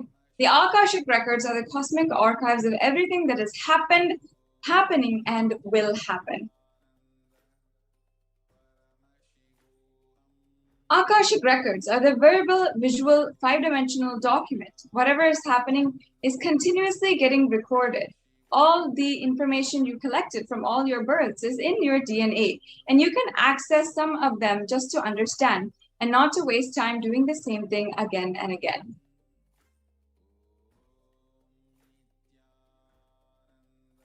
It is not a prediction. Many of us have gone to predictions, have had our horoscope read and that kind of thing.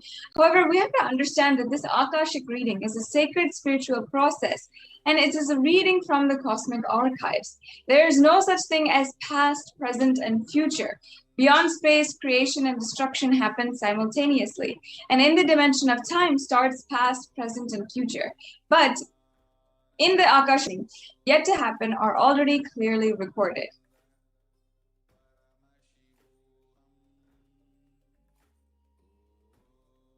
Now, in the words of the Supreme Pontiff of Hinduism, nobody has the right to comment on these readings. Nobody has the right to manipulate these readings. Nobody has the right to interpret, comment on these readings. They are complete unto themselves. And for anybody who wants to live enlightenment, live in tune with the cosmos, Jivan Mukti, does not need any spiritual practice other than listening to these great readings again and again. When you listen to these great readings, then naturally your negative logic is penetrated, broken, and those truths settle inside of your inner space and make you live enlightenment.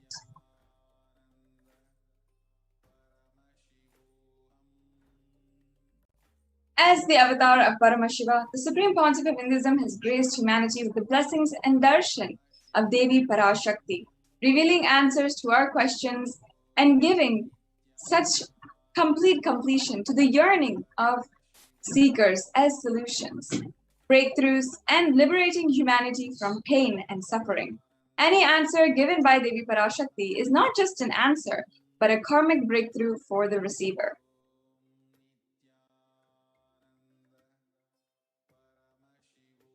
Yes, I'll now chant the Shastra Pramana, or the scriptural reference to manifest the powers of Akashic reading.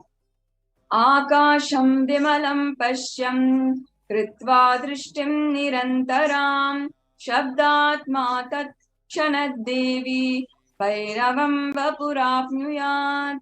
Bhagavan Paramashiva says, looking at the spotless infinite etheric space, Akasha beyond the sky and clouds, one should fix one's gaze from the third eye without blinking continuously and make the body and inner space steady and motionless. In that very moment, O Devi, one attains the nature and powers of infinite space Bhairava. The next slide, please. The Apta Pramana for the powers of Akashic reading. In the Hindu Purana, the Mahabharata narrates the story of the great sage Maitreya, who reveals to the secrets to Vidura, the story of his birth in the human form, and what are all the reasons for his suffering. Sage Maitreya accessed the Akashic records and told Vidura that he was not an ordinary man, but was in fact an incarnation of Yamraj, the Lord of Death. And he was to play the part of a so-called Shudra for 100 years, being cursed by Manduka Muni. The next slide, please. Now, the Supreme Pontiff of Hinduism says that all the information you collected from all of your births is inside of your DNA. You can access some of these just to understand and not to waste time doing the same actions again and again. Accessing the DNA code, reading the Akashic records will be useful for you to be liberated from your default future, bringing an end to the binding cognitions, known and unknown suffering, and leading you to experience enlightenment. Paramashivoham.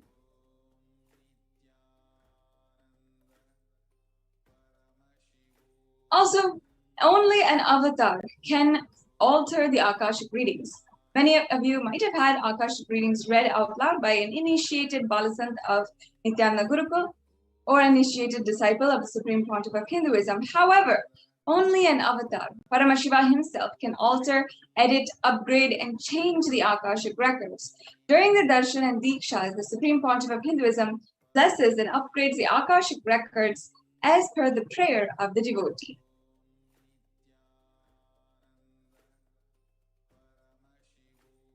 Now, the benefits of Akashic reading are absolutely immeasurable, but if I were to summarize, from this Akashic reading, you will experience and understand the most accurate, unbiased answer to your questions about your life, destiny, or purpose, or any everyday part of your life. You'll be spiritually healed and physically healed of emotional problems, and with just one look or word, you will receive the blessing to fulfill your right desires, and you'll get the clarity to redesign your future.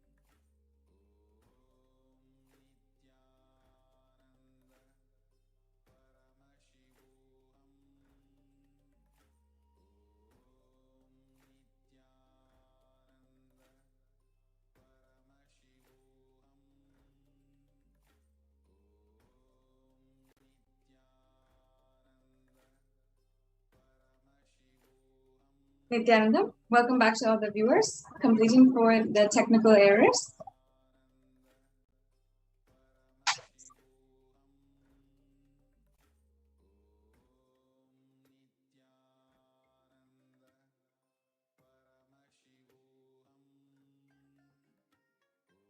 Nithyananda? Yes. Now let us enter into the introduction to Devi Parashakti. I'll now be chanting the Dhyana Shloka of Devi Parashakti from the Lalita Sahasranamam. Sindhuraruna Vigraham Trinayanam Manikyamoli Spurat Taranayaka Shekaram Mukhi Mapina Vakshoruham Panibhya Malipurna.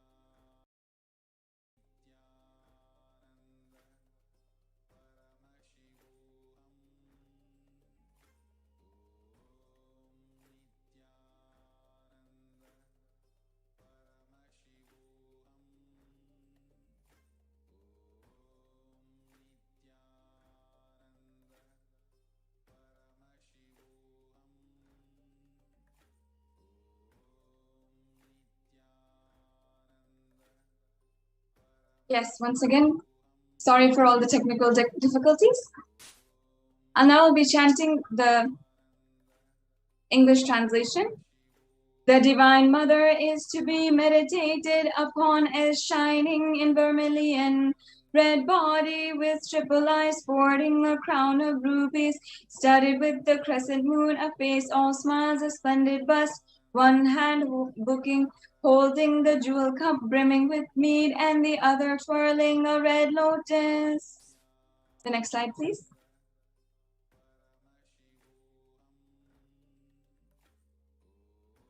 Yes, the next Dhyana Shloka of Devi Parashakti from the Lalita Sahasranamam. Arunam Karunatarangitaakshim Dritapashankusha Pushpabana Chapam Animadi Binavritam Mayukai Rahamityeva Vivavaye Bhavani. I meditate on the great Empress. She is red in color and her eyes are full of compassion, and holds the noose, the gourd, the bow, and flowery arrow in her hands. She is surrounded on all sides by powers such as anima for rays, and she is the self within me. The next slide, please. Devi Parashakti is a pure feminine consciousness. Parashakti is the cosmic mother. It is her cosmic womb from which billions and billions of universes comes out and go in. Source where the Big Bang and black holes go on. Parashakti is the source Shakti, the source energy, source power from which all of us came, in which all of us are even now, and in which all of us are going to merge. The next slide, please. Out of her extreme love and compassion, herself is manifesting through the embodied form of the Nijavatara, the Supreme Pontiff of Hinduism, gracing us, answering all of our questions, attending to our prayers, giving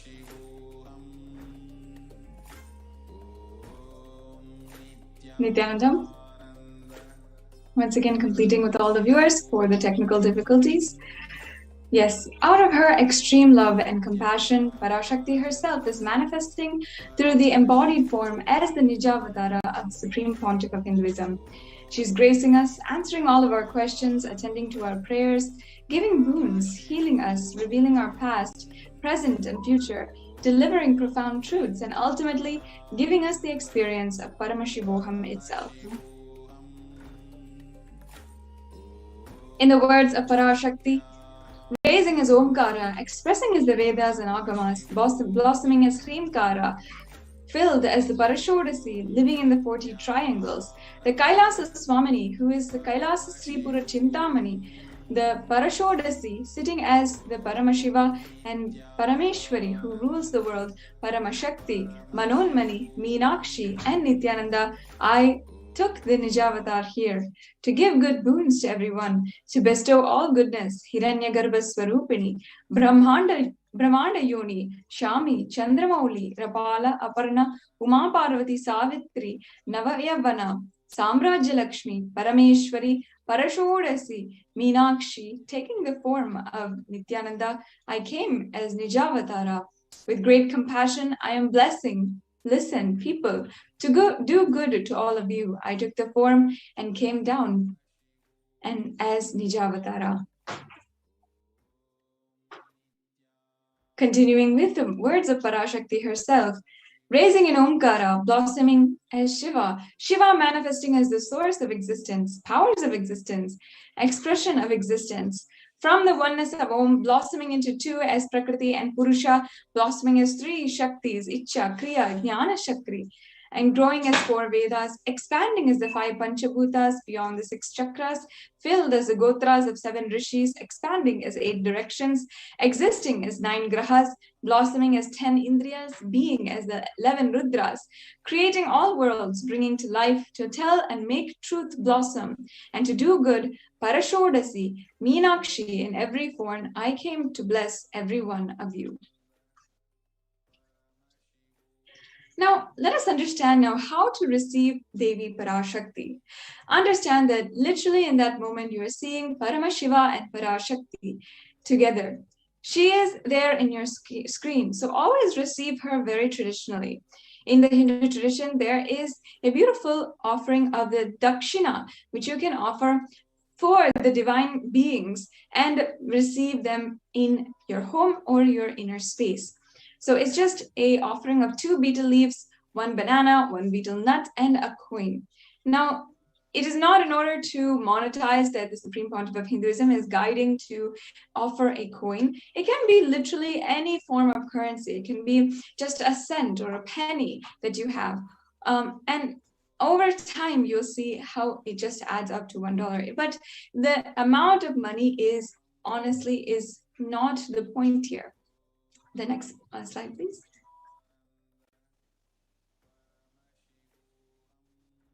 You just have to offer that to Devi. After the darshan is over, do namaskar, eat the banana leaf and betel leaf, the banana and the betel leaf and betel nut, and take that as prasadam. Collect those coins and then send to the Nithyanandeshwara Los Angeles temple. And understand that this small offering may look really trivial, really small to each and every one of you. But in just a few days' time, you will see how much it adds to your sentiment that Devi Parashakti is really manifesting in front of you. Rituals, the science of rituals is the science behind how to break your monotonous, unconscious mentality and lifestyle and remind you and raise you to a powerful cognition. It will break your unconscious behavior.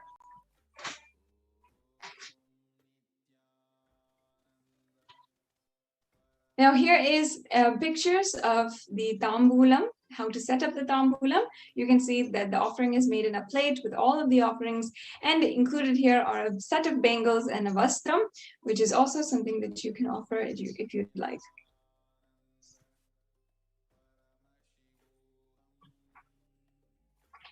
Yes, so this comes to a conclusion of this segment for today. Now we'll understand how you can share this or how you can ask the questions you want to Devi. So I request the NTV operator if you can share these slides on how to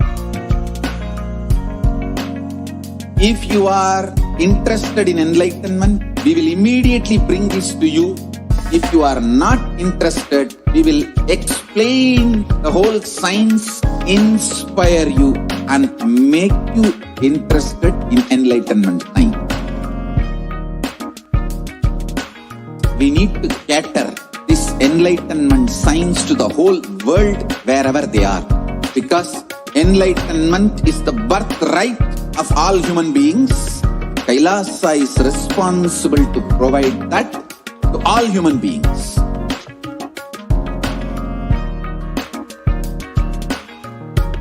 Kailasa is the totality of the knowledge I received from my gurus and practice manifested in my life, perfected by teaching millions of people from all cultures, time zones, backgrounds, genders, nationality, race, from every creed.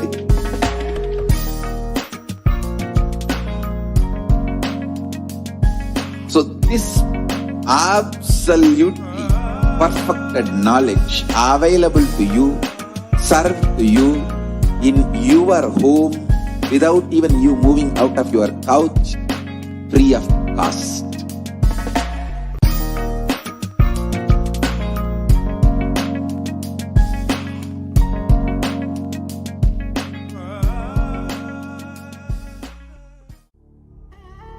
What I mean by the word e-Kailasa, listen intensely. Enlightenment ecosystem, literally enlightenment itself, in your own home, wherever you are. If you cannot come to Kailasa, it's okay. Kailasa can come to you. Kailasa coming to you is e-Kailasa.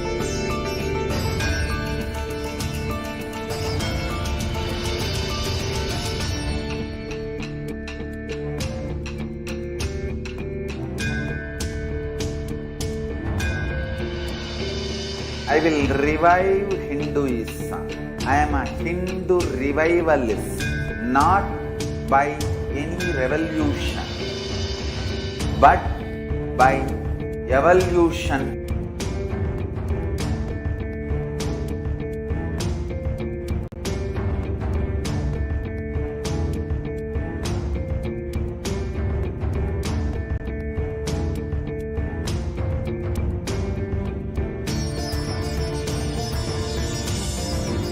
And setting model community.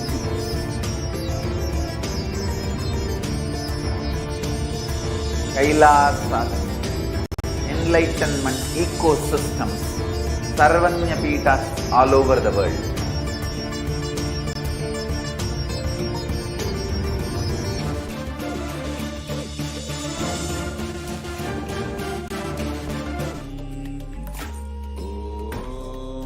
Welcome back, dear viewers. Now, in the next segment of the program, we would like to share with you what are the different ways we can make our offerings to Devi Parashakti, the e-Hundi offerings. So, the first offering that we have is the offering of e-Hundi, which is offered out of pure love, devotion, and gratitude to Devi Parashakti. For Devi Parashakti manifesting in our lives. Bhakti Priya Bhakti Gamya Bhakti Vashya Bhayapaha Shambhavi Sharada Aradhya Sharvani Sharmadayini. Devi is fond of true devotion and is realized through true devotion. She can be won over through true devotion. She removes all the fears. So, when we are offering out of gratitude to Devi Parashakti, requesting her grace and blessings and presence forever in your life. So out of that space of gratitude, whatever you want to offer, you can offer it as an e-Hundi offering. It can be from $1 to $2 to $10 to $100 to $1,000, whatever you want out of your gratitude, you can offer it to Devi Parashakti. The next offering that we have is the offering of the Sankalpa. Taitan mokyate vishwam saiva vishwam prasuyate chaya chitta chavijanam tushtarudhim prayachati. The goddess enchants this universe and she herself gives birth to this universe. That goddess being prayed without interest in anything gives that knowledge that leads to salvation and gives wealth in the materialistic sense. So offering of the sankalpa, the conscious resolution, blesses the person offering with a fruition of the desires and the wishes that he is earning for. So you can go ahead and make the sankalpa offering, and you can offer that. It is just $1 per person.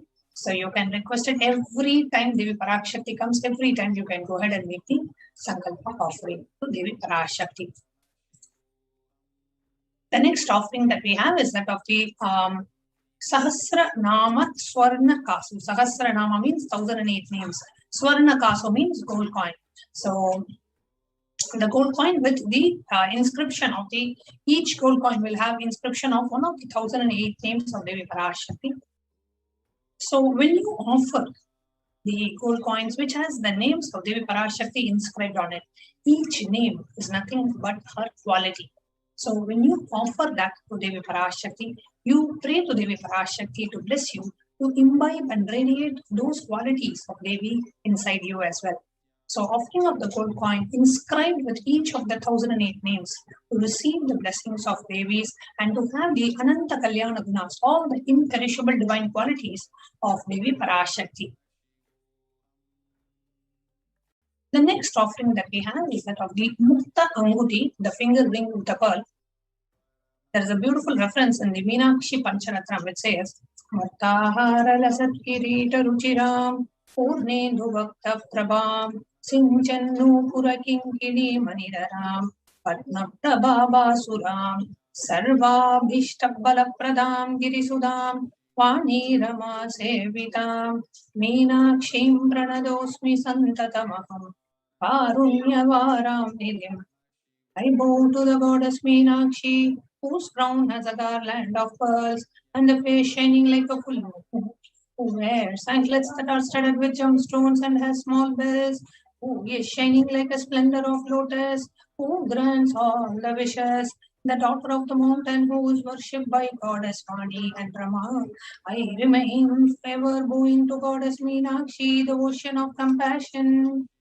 So you can offer the Mukta Anguti, the finger ring with a pearl, to receive the blessings to receive the blessings of Devi Parashakti, to be showered by her compassion and pure love in all your business endeavors. So if any of you want to offer the Mukta Anguti, the finger ring with a pearl, you can offer it. There are 3 different denominations: the small size $251, medium size $500, the large size is $750.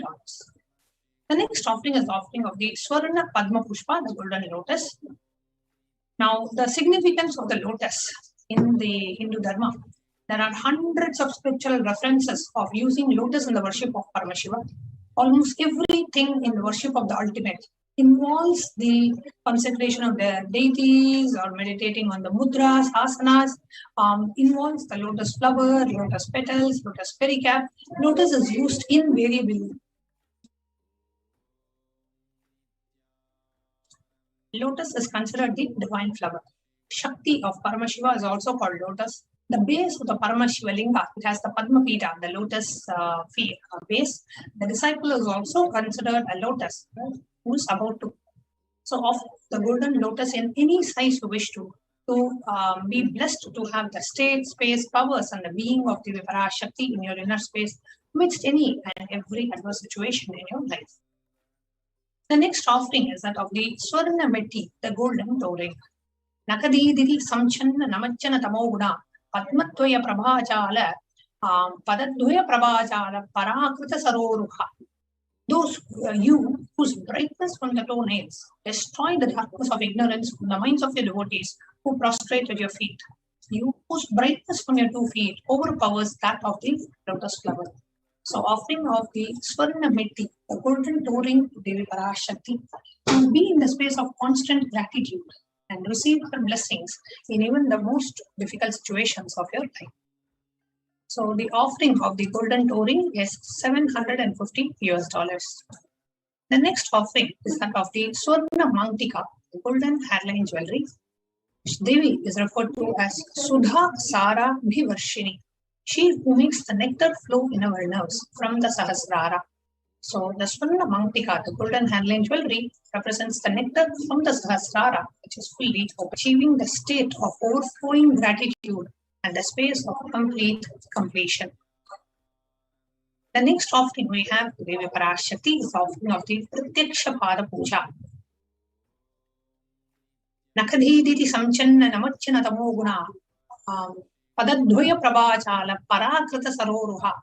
The illumining splendor of Devi's toenails dispel the darkness of ignorance in the devotees prostrating at her feet.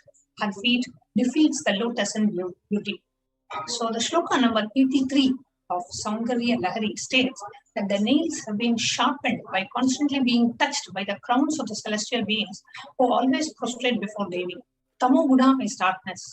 In this stotram, the tamas is the indicative of ignorance in the minds of the devotees, and by constantly prostrating before Devi, that ignorance is removed. So offering of the Pratyaksha Pada Puja blesses the Yajaman with all the auspiciousness and the blessings of the Supreme Founder of Hinduism, Jagat Guru Mahasannidhanam, His Divine Holiness, Bhagavan Nithyananda Paramashiva. The next offering we have is the Vastra Seva, the cloth offering of the Vastra Seva to bless the Yajaman with all the auspiciousness and the blessings of the Supreme Pontiff. So here we have the various offerings that you can make to Devi Parashakti. And how do you go ahead and register for these offerings? Now, if you are wanting to make the offering, but you do not have the means to manifest it today, but you have a desire, you have an intention, you really want to offer, but today you may not be able to offer for various reasons, then you can go ahead and fill the registration form, which is tiny.cc/Bhavasamadhi.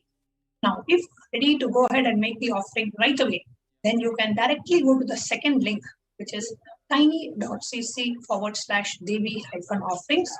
And after you make the online payment, you fill the Sankalpa form, submitting the details for the puja and the names to be chanted.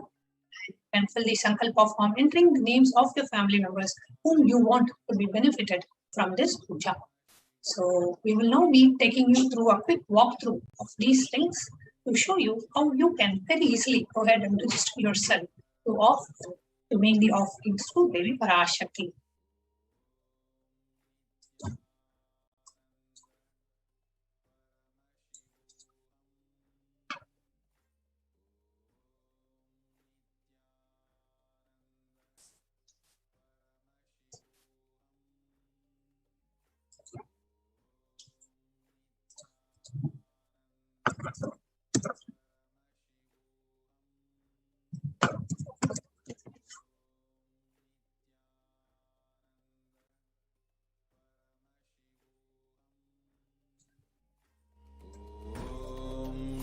Nithyananda Paramashivoham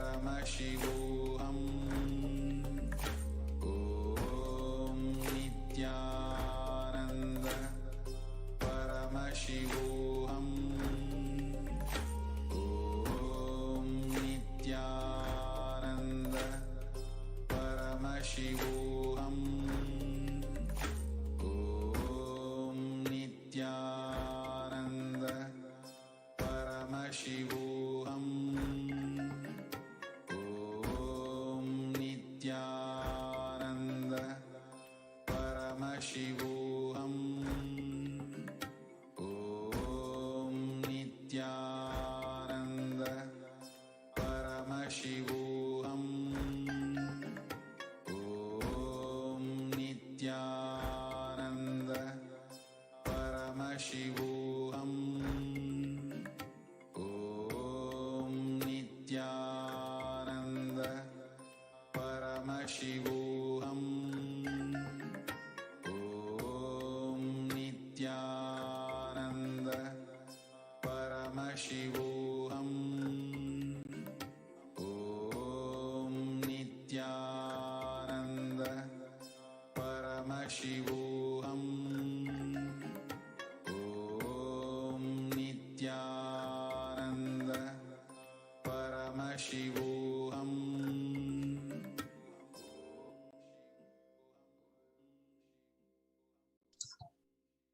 Welcome back, dear viewers.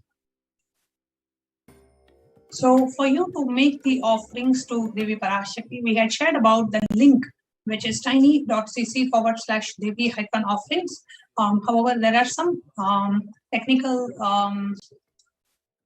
issues on the website, so we are resolving this. So we should be updating back shortly that you should be able to access tiny.cc/Devi-offerings to be able to make your offerings. However, in the meanwhile, those of you who would like to make your offerings as an e-hundi offering, as a contribution and as a support to Kailasa, to continue sharing Swamiji's teachings with the rest of the world, we are now having an option where just from the YouTube live chat, you are able to access the live chat screen. And in the YouTube live chat itself, you are able to make your offerings, e-hundi offerings to Devi Parashakti. So if watching us on YouTube, so this is the YouTube live stream, and on the right side, you will see the live chat option.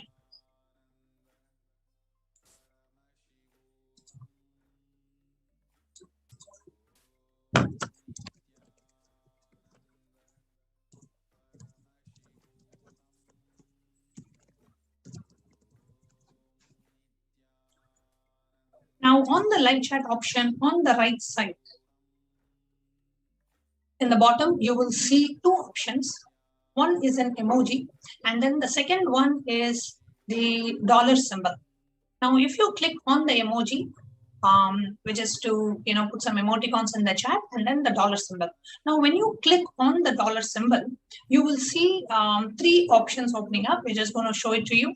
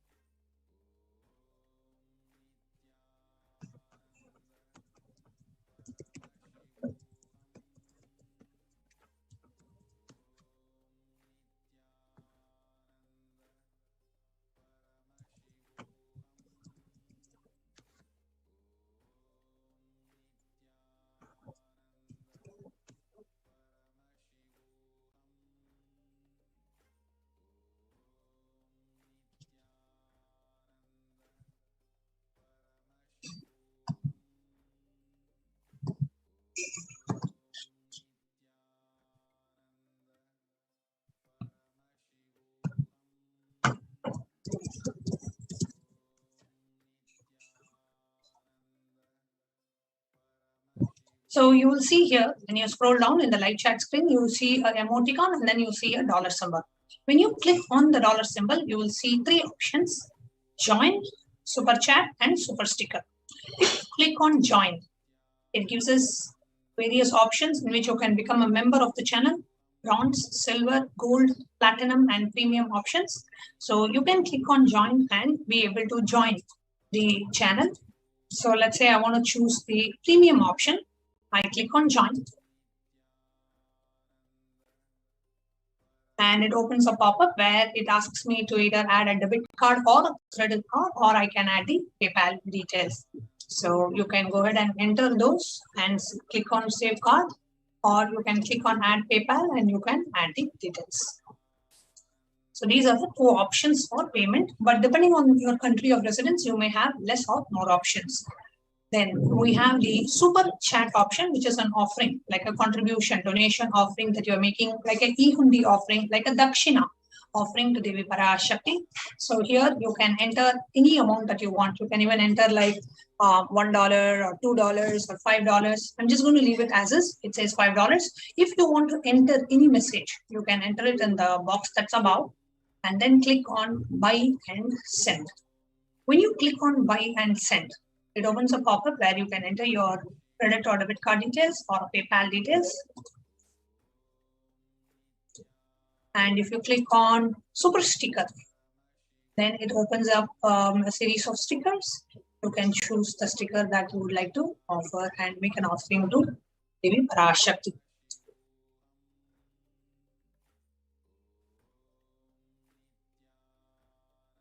So this is the way you can make your offering, an e-hundi offering to Devi Parashakti. And I hope all of you are seeing the message on the screen. Today, live Devi Parashakti Akashic reading at 10 p.m. Indian Standard Time. So today, Devi Parashakti herself is coming to bless us live with the Devi Parashakti Akashic readings. And all the members of the channel, you will be able to submit your questions in the YouTube live chat itself. And if you are not yet a member of the channel, we welcome you and invite you to become a member of the channel. However, all the non-members of the YouTube channel, you can submit your questions on Facebook Live as a comment, or on the Twitter Live as a comment, as a reply tweet to the main live stream, or in Instagram, or in the kailasa.org website. We have a WhatsApp option and a live chat option. So you have 6 different options in which you can submit your questions to Devi Parashakti. So there are multiple ways you can go ahead and submit your questions.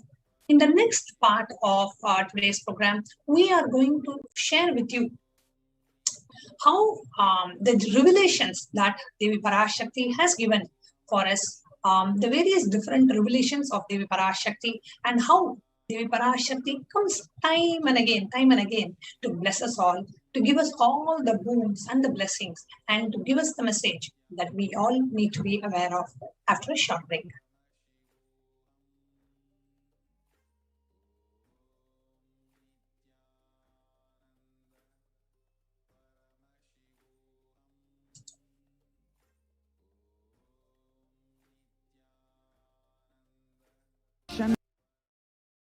Knowledge. Only when you live, power manifestation and possibilities manifestation happens. It's a fundamental truth.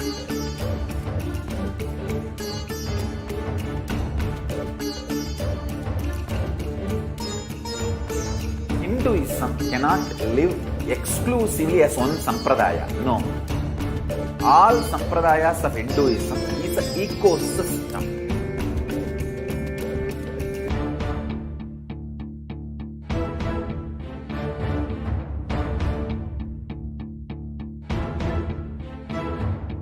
So don't keep quiet thinking that if one sampradaya is attacked, only that sampradaya is going to be affected. All of us are ecosystem.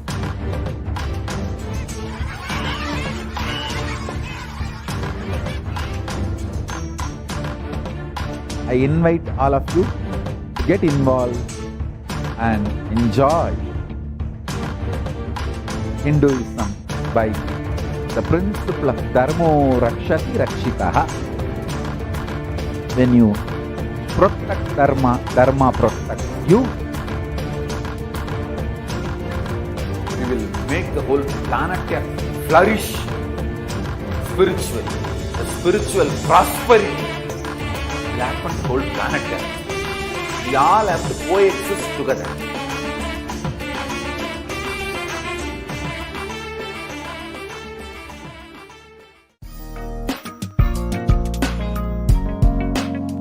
We get you health. We get you ability to build beautiful relationships in your life. We get you direct spiritual support, and we make sure you become wealthy.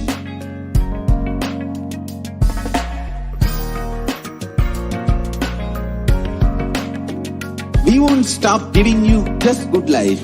We will literally not stop till you live enlightened life. Manifesting the state of Paramashiva, space of Paramashiva, powers of Paramashiva, being of Paramashiva.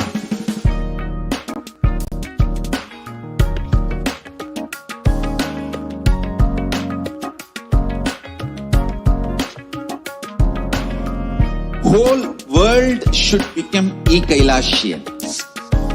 I want the whole world to know Hindus have something great to contribute to the world.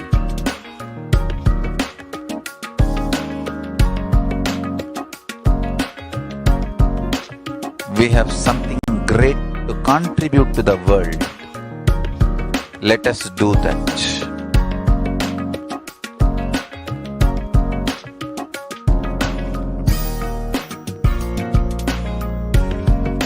E-Kailasa is proper customized spiritual service helping you to identify your root patterns of suffering.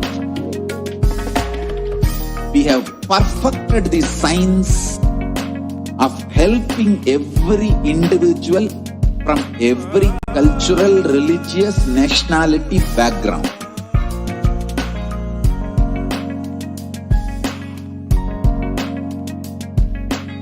You will have lowest reactionary assumptions, highest awakened response, alive response for life continuously.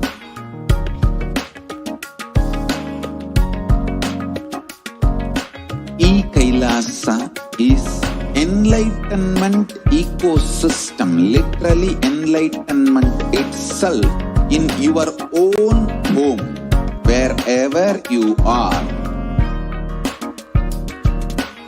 Proper customized spiritual service helping you to complete with your life negativity, withdrawal from life, self-hatred, self-denial, self-doubt, so much of tiredness, laziness.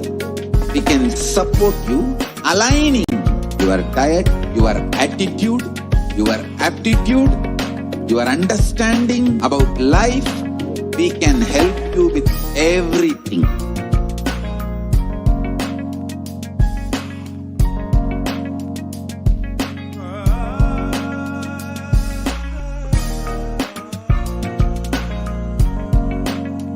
If you are interested in enlightenment, we will immediately bring this to you. If you are not interested, we will explain the whole science, inspire you and make you interested in enlightenment science. We need to cater this enlightenment science to the whole world wherever they are, because enlightenment is the birthright of all human beings. Kailasa is responsible to provide that to all human beings.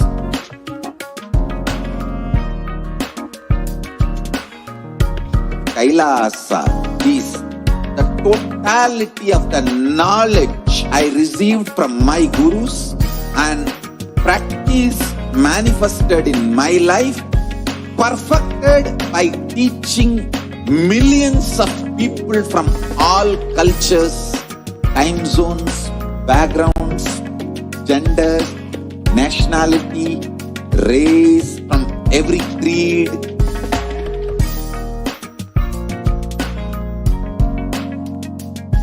So this absolutely perfected knowledge available to you, served to you in your home without even you moving out of your couch, free of cost.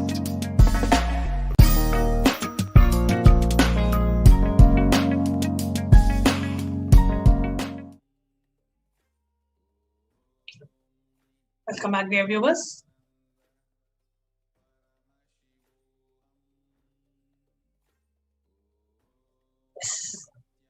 So earlier I had announced about the link to make your offerings, which is tiny.cc/Devi-offerings, and the link is now working. We have fixed the technical issues, so you should be able to go to tiny.cc/Devi-offerings to go ahead and make your offerings to Devi Parashakti.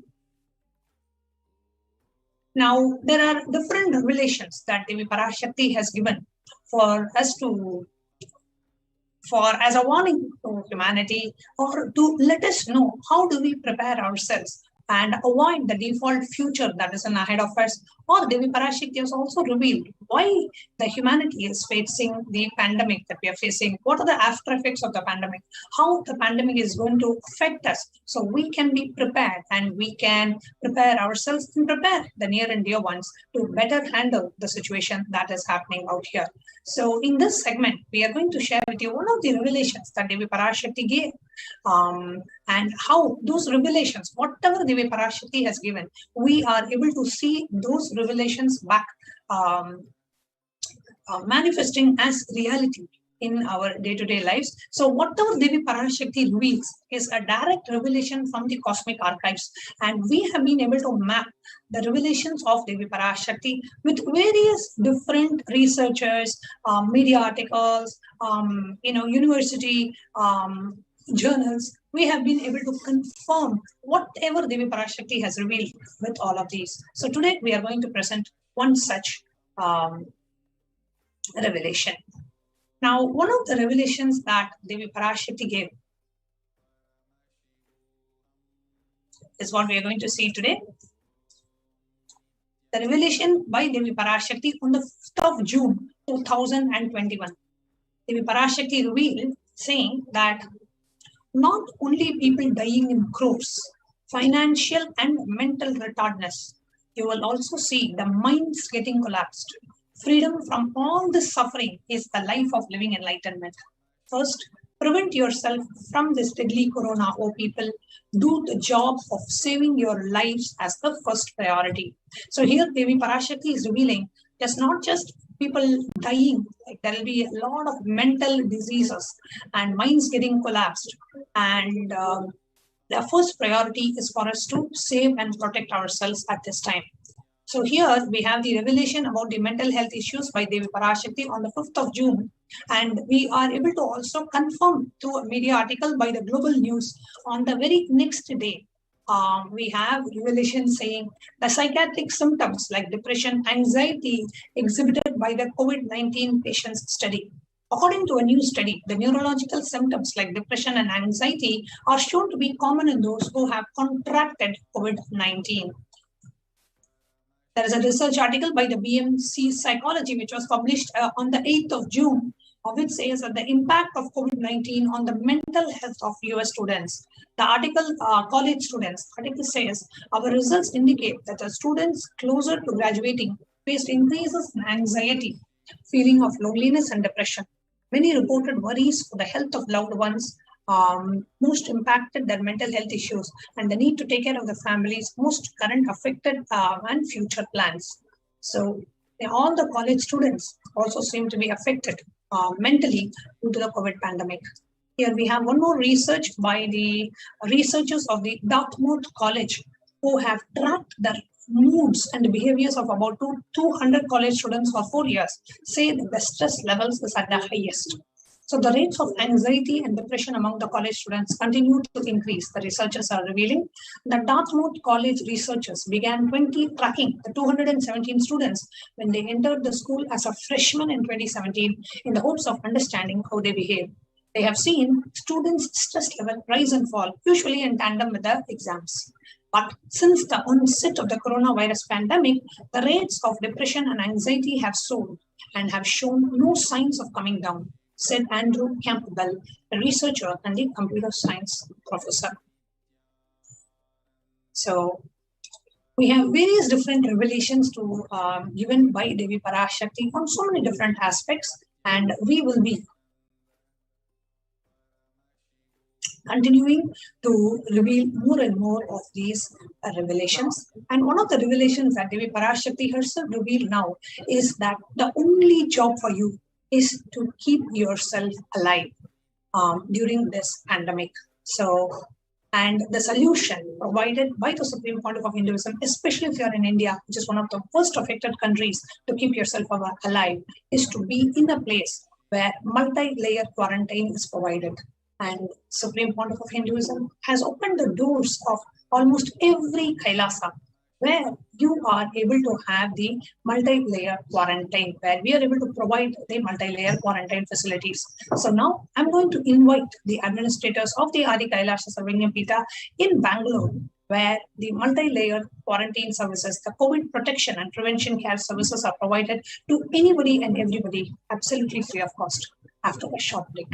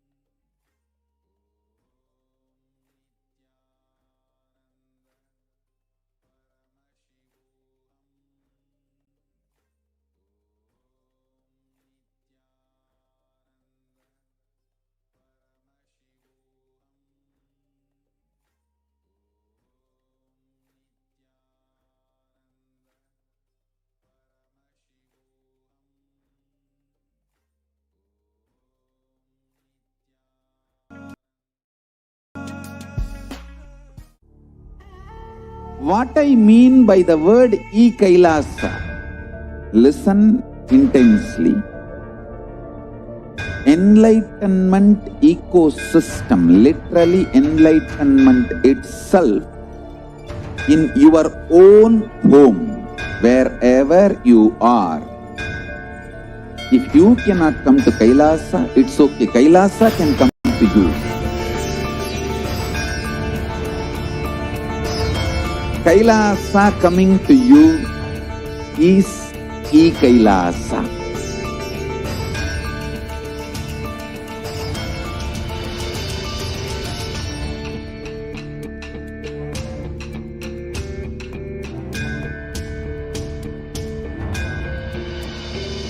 I will revive Hinduism.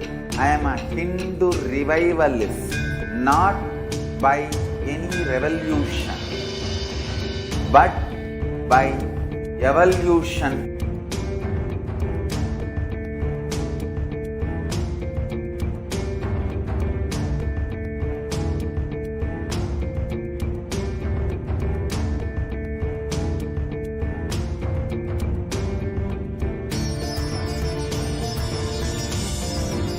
And setting model communities.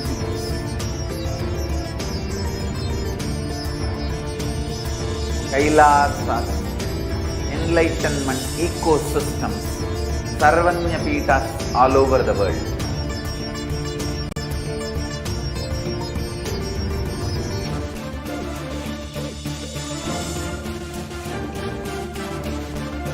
All powerful cognition, knowledge, only when you live, power manifestation and possibilities manifestation happens. It's a fundamental truth.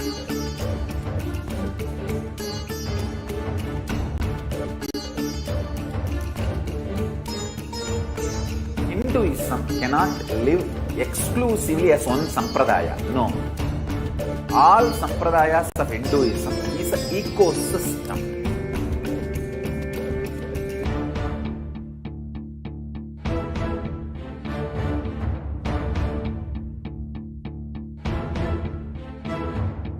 So don't keep quiet, thinking that if one sampradaya is attacked, only that sampradaya is going to be affected.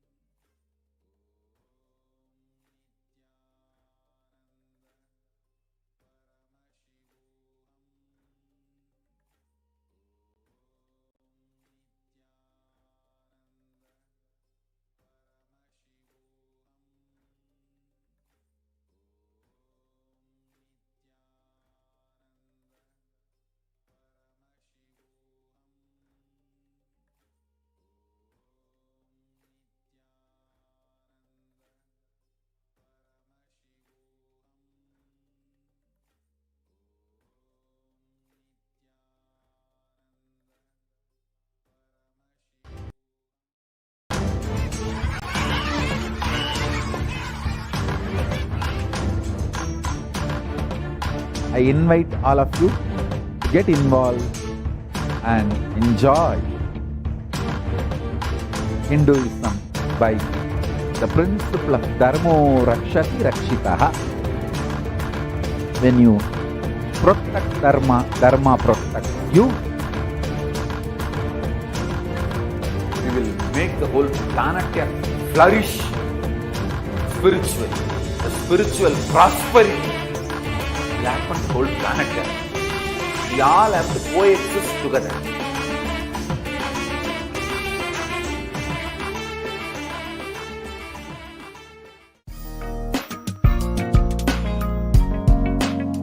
We get you health. We get you ability to build beautiful relationships in your life. We get you direct spiritual support, and we make sure you become wealthy.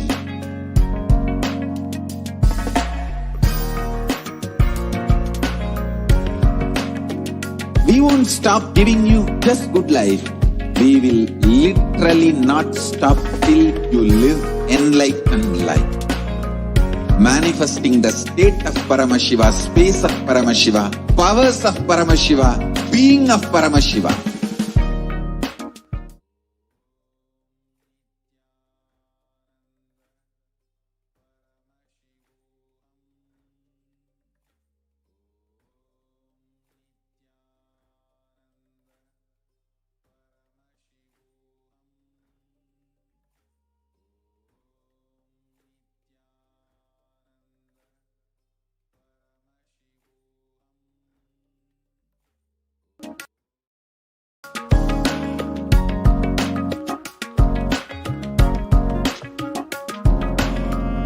Whole world should become e-Kailashians.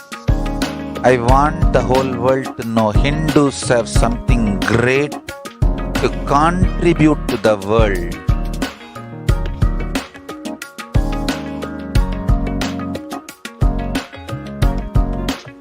We have something great to contribute to the world. Let us do that.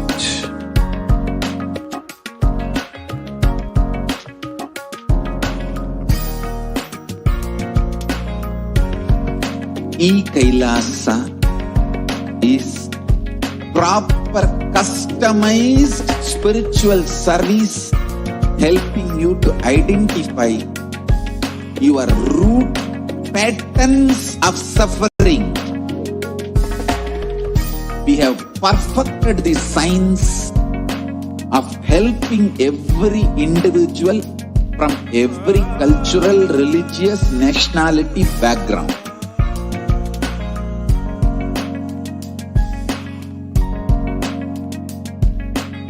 You will have lowest reactionary assumptions, highest awakened response, alive response for life continuously.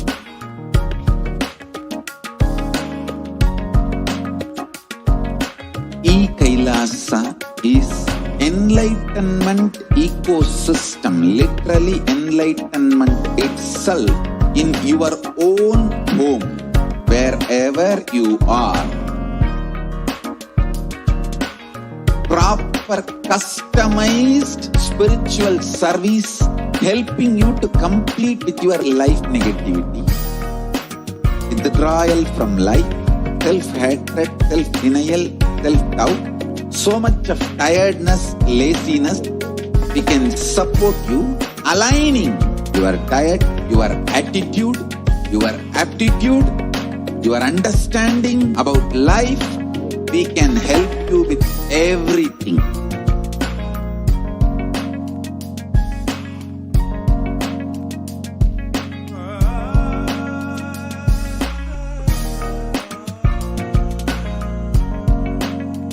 If you are interested in enlightenment, we will immediately bring this to you. If you are not interested, we will explain the whole science, inspire you and make you interested in enlightenment science. We need to cater this enlightenment science to the whole world wherever they are, because enlightenment is the birthright of all human beings. Kailasa is responsible to provide that to all human beings.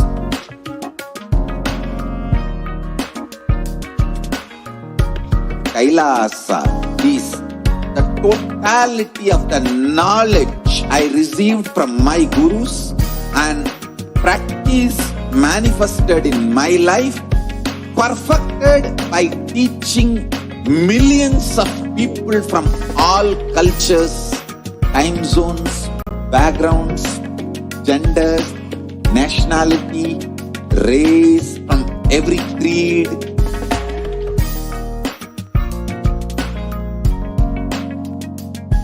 So this absolutely perfected knowledge available to you, served to you in your home without even you moving out of your couch, free of cost.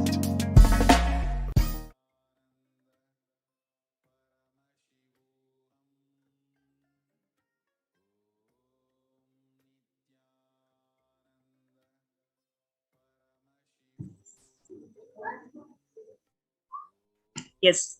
The next segment is Kailasa's de facto spiritual embassy as COVID care protection centers. Now, let us look at the stats today. The Human Rights Watch has reported that more than 1.5 billion students are out of school today.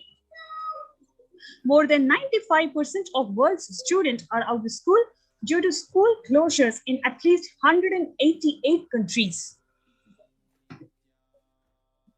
36.5% of US college students pointed to stress as the biggest reason why their academic performance suffered negatively for the past 12 months. That's a huge percentage. Like around 40% of students are stressed and their academic performance has suffered negatively. In addition, around 30% listed anxiety as a factor. For American middle schoolers, 61% of teens admitted feeling a lot of pressure to get good grades. Approximately 1.27 billion learners are currently affected due to school closures in response to pandemic. According to UNICEF monitoring, 46 countries are currently implementing nationwide closures and 27 are implementing local closures, impacting about 72.9% of the world's student population. In a survey by the mental health charity Young Minds, which included about 2,111 participants up to the age of 25 years with a mental illness history in the UK, 83% said that the pandemic had made their conditions worse. 26% of people said that they're unable to access the mental health support, peer support, and face-to-face services have been cancelled, and support by phone or online can be challenging for some young people. The COVID-19 pandemic has disrupted or halted the critical mental health services in 93% of countries worldwide, while the demand for mental health is increasing according to a new World Health Organization survey.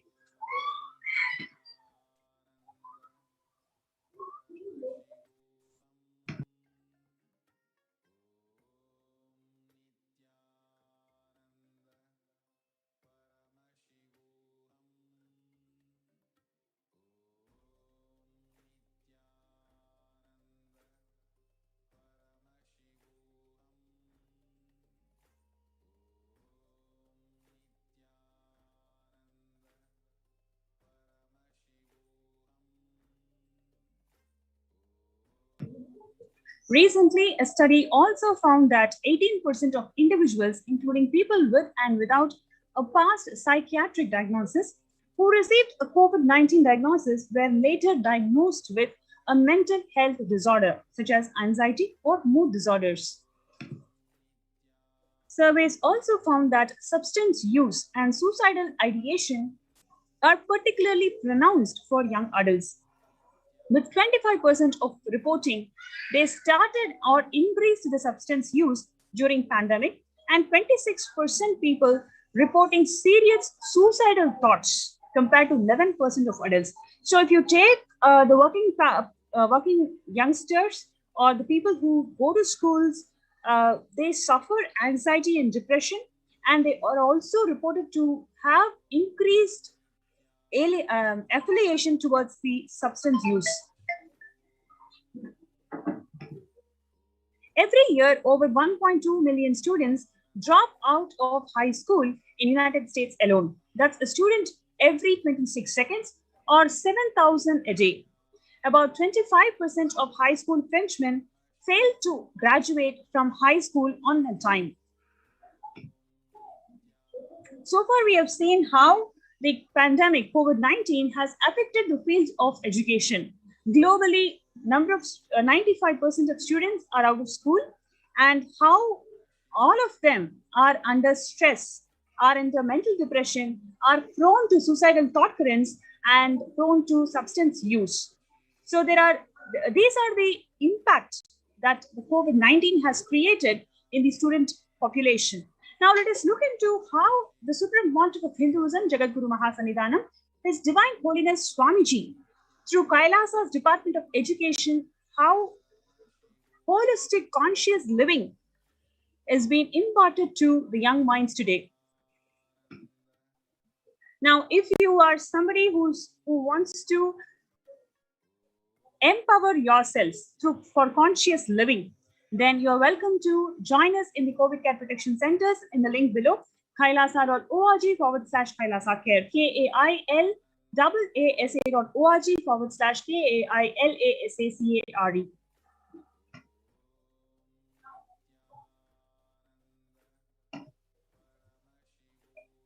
The whole Gurukul, real Hindu Gurukul, Hindu University atmosphere that Swamiji had created in 1970s is what he's trying to reproduce all over the world through Nithyananda Gurukul and online e-Gurukul. Gurukul is a place where celebration begins with right words in the blossoming minds, creating a gateway of possibilities, creating an enlightened civilization with yogic body and Vedic mind. Nithyananda Gurukul is a mystical Vedic school established by the Supreme Pontiff of Hinduism. Here the students live their highest potential and manifest various spiritual powers. The Gurukul functions according to the Supreme Pontiff of Hinduism's vision that education is for life, but life itself is not for education. The Gurukul brings to the world the right kind of education that empowers you. The current system of education established by McCullough and Max Muller in India is a non-involving narrative style of teaching. The original Indian education system was not about continuously giving words, ideas, concepts, theories, or theologies. It was about awakening you to the right context, which is enlightenment. The Indian education system, the Gurukul, is more mere transfer of knowledge. Whether others educate you or you educate yourself, if it is based on the weakest link, it is called generalization. Dilution due to generalization. Whether others educate you or you educate yourself, if you plan everything based on the best of you, which is the authentic self, it is called specialization. The Gurukul ambience that the Supreme Pontiff of Hinduism is reviving today, it is for specialization and it is not for generalization. What you get through, what you acquire through Macaulay's or Max Muller's education is about generalization. But the Gurukul ambience that the Hinduism upheld for centuries and millennia, which the supreme pontiff of Hinduism is reviving today, it is about specialization.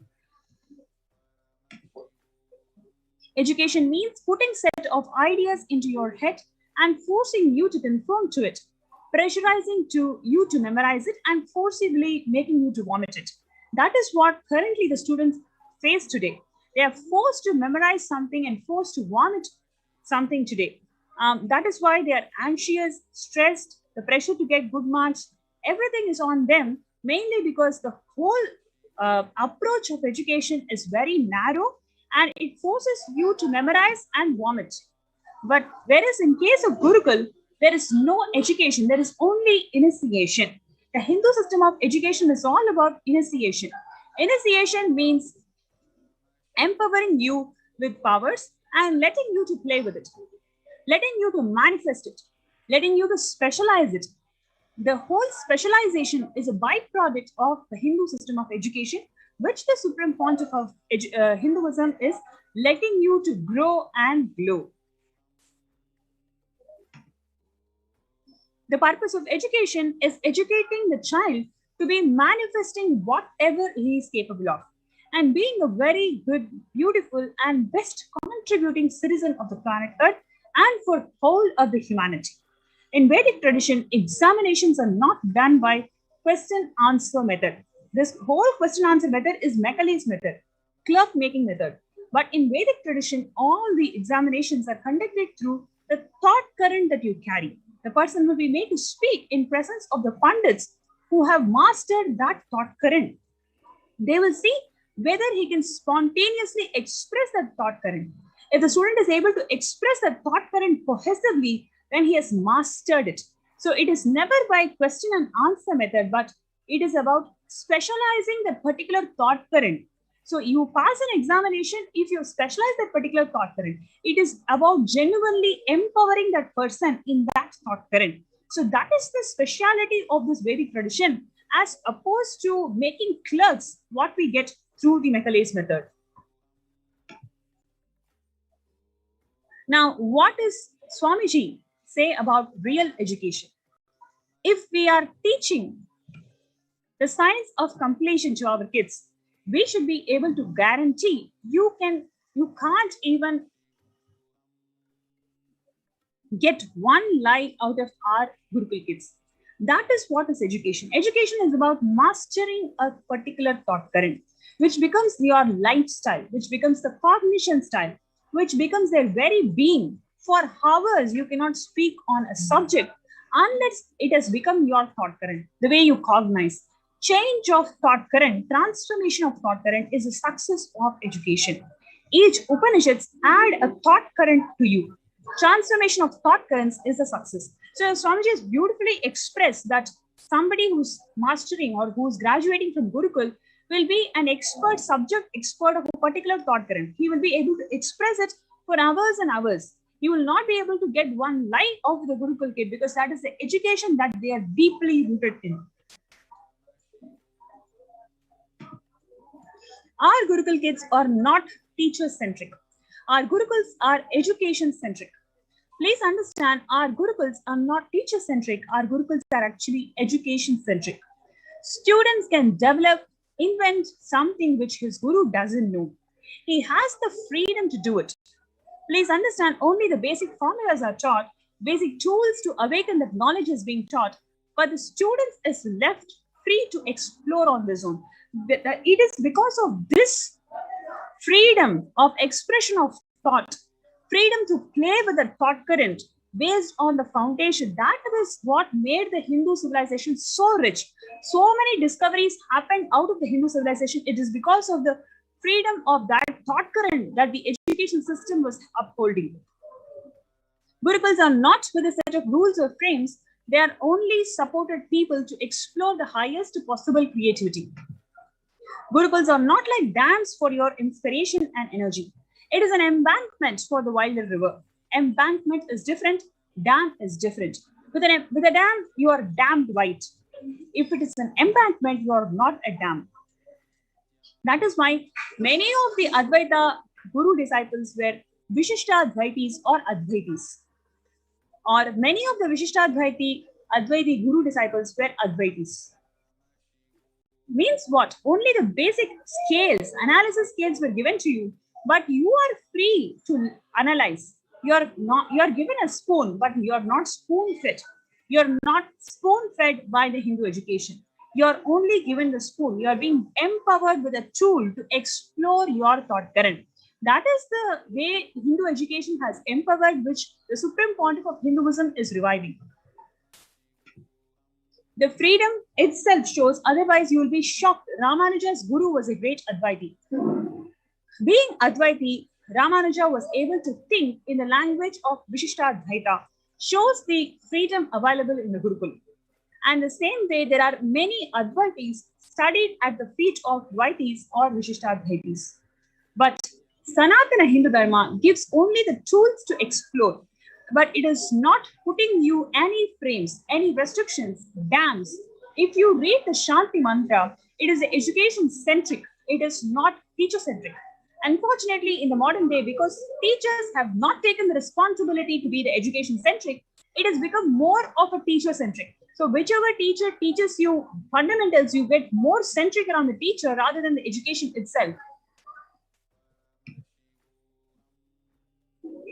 So if you look into the Upanishads, the whole verse, if you read, may we both together be protected. See, the teacher is also praying along with the student. Actually, it is because we are education-centric, we are able to explore and reach the new heights of seeking. New heights of seeking is what the Ishta Devata concept has come. Guru encourages the disciple to travel, discover, reinvent their own paths, their own methodologies. He continues to encourage the disciple to explore on their own.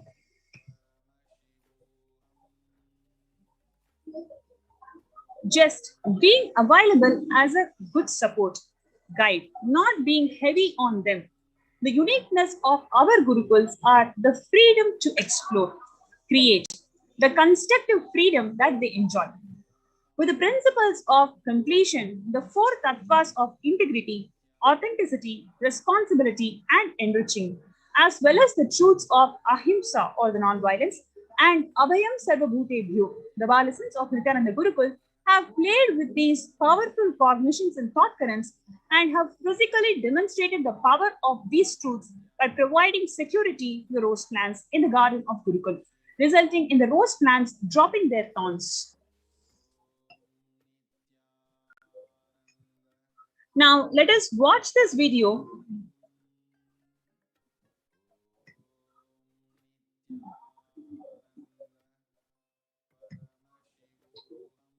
We're going to watch a video where we're going to see how Swamiji has shared the importance of the Hindu.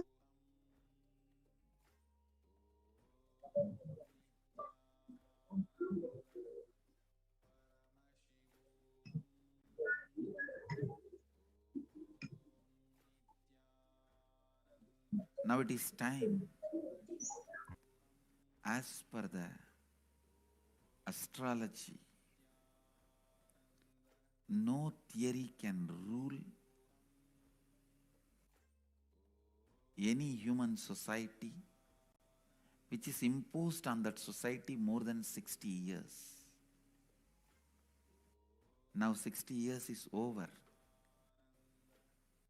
for the non-involvement narrative education system. I am telling you, future is Gurukul system. The future of education is where the teachers and students live together in one place. If needed, let the parents also stay there. But because basically kids do what you do, they won't do what you say.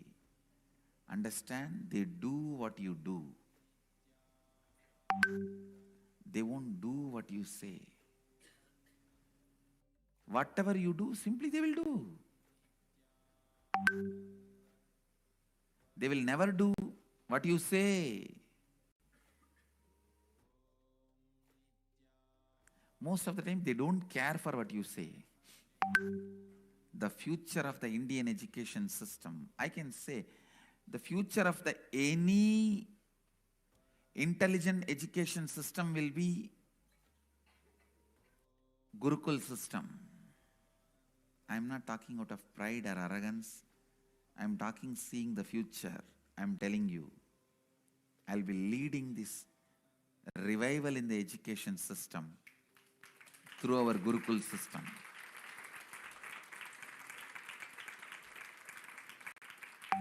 Through our Gurukul system. It is going to be the Gurukuls. In Indian education system, complete involvement is required from the side of the teacher and the student. Student need to study the teacher. Teacher need to study the student.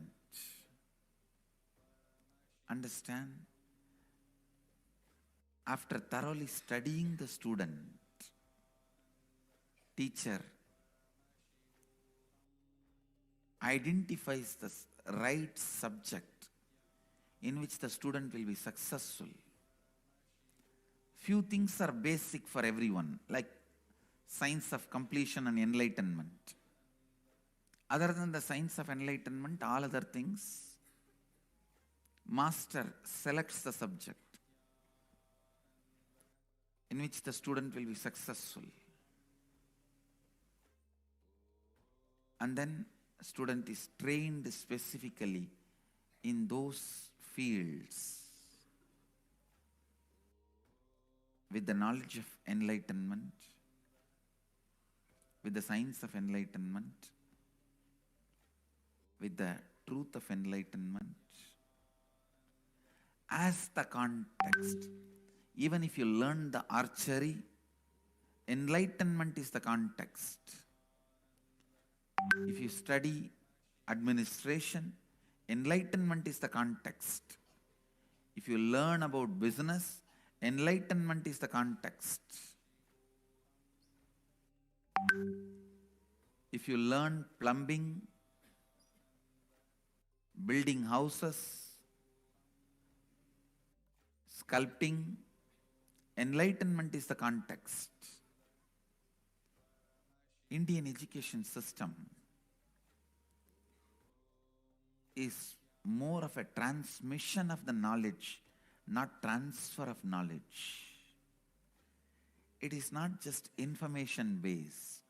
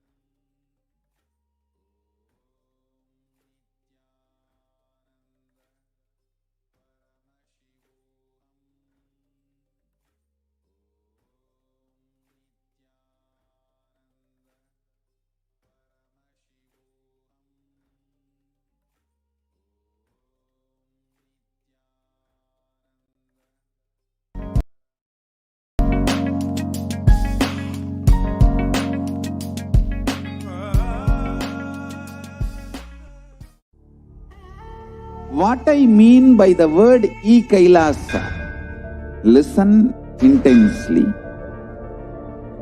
Enlightenment ecosystem, literally enlightenment itself, in your own home, wherever you are.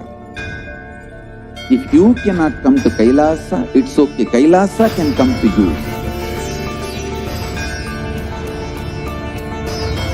Kailasa coming to you is e-Kailasa.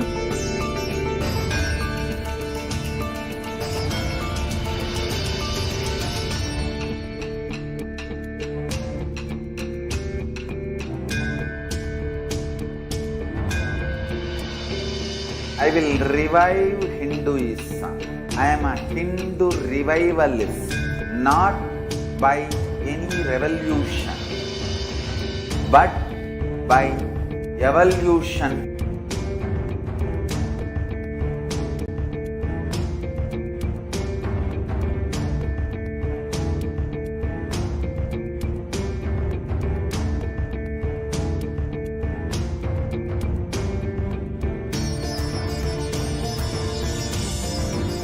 And setting model community.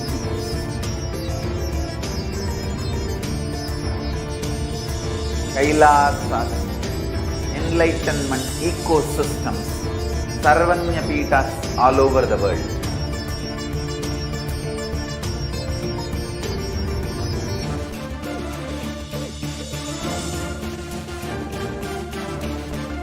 All powerful cognition, knowledge, only when you live, power manifestation and possibilities manifestation happens.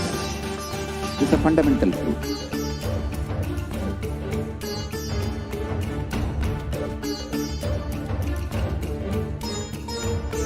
Hinduism cannot live exclusively as one sampradaya. No.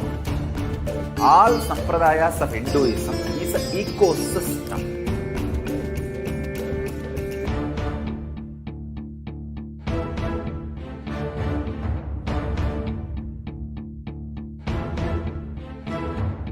So don't keep quiet thinking that if one sampradaya is attacked, only that sampradaya is going to be affected. All of us are ecosystem.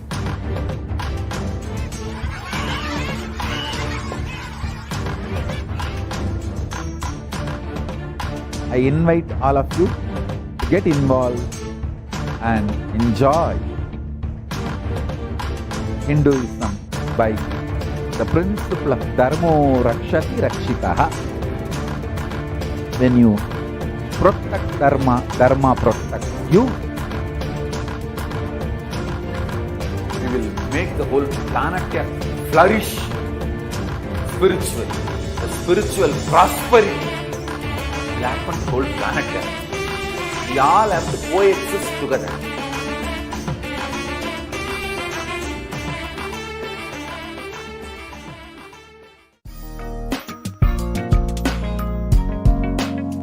We get you health.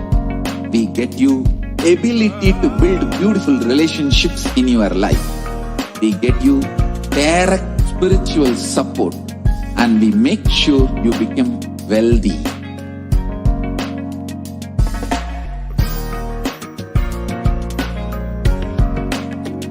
We won't stop giving you just good life. We will literally not stop till you live enlightened life.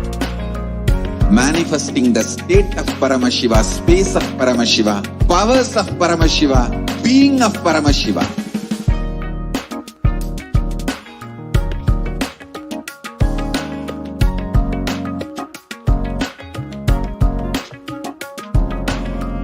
Whole world should become e-Kailasians. I want the whole world to know Hindus have something great to contribute to the world.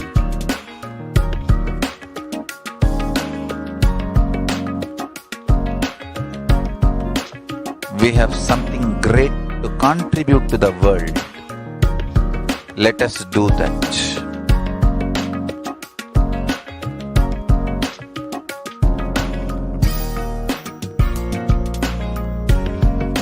E-Kailasa is proper customized spiritual service helping you to identify your root patterns of suffering.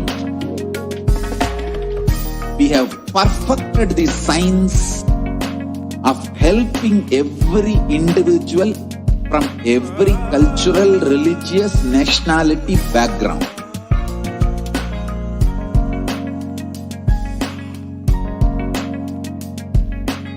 You will have lowest reactionary assumptions, highest awakened response, alive response for life continuously.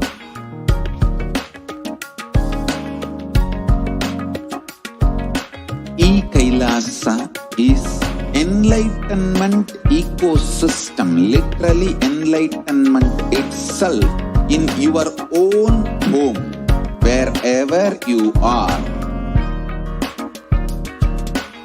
Proper customized spiritual service helping you to complete with your life negativity. Withdrawal from life, self-hatred, self-denial, self-doubt, so much of tiredness, laziness, we can support you aligning your diet, your attitude, your aptitude, your understanding about life. We can help you with everything.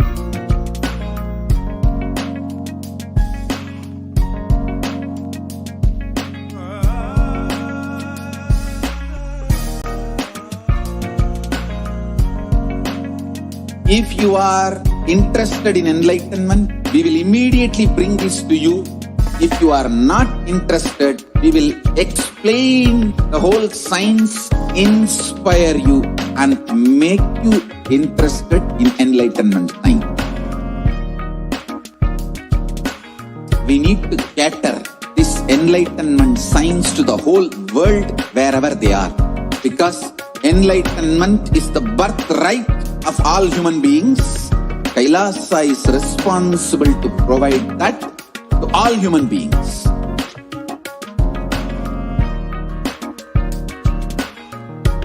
Kailasa is the totality of the knowledge I received from my gurus and practice manifested in my life, perfected by teaching millions of people from all cultures, time zones, backgrounds, genders, nationality, race, from every creed.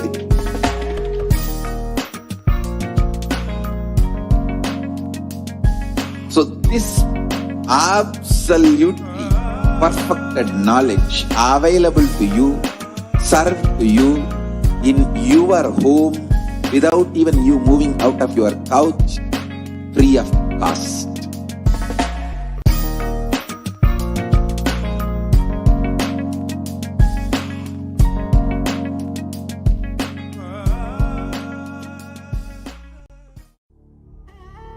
What I mean by the word E-Kailasa, listen intensely. Enlightenment ecosystem, literally enlightenment itself in your own home, wherever you are. If you cannot come to Kailasa, it's okay. Kailasa can come to you. Kailasa coming to you is E-Kailasa.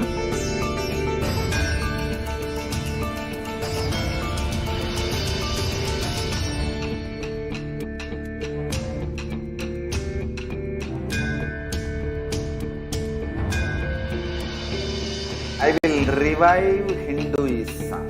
I am a Hindu revivalist, not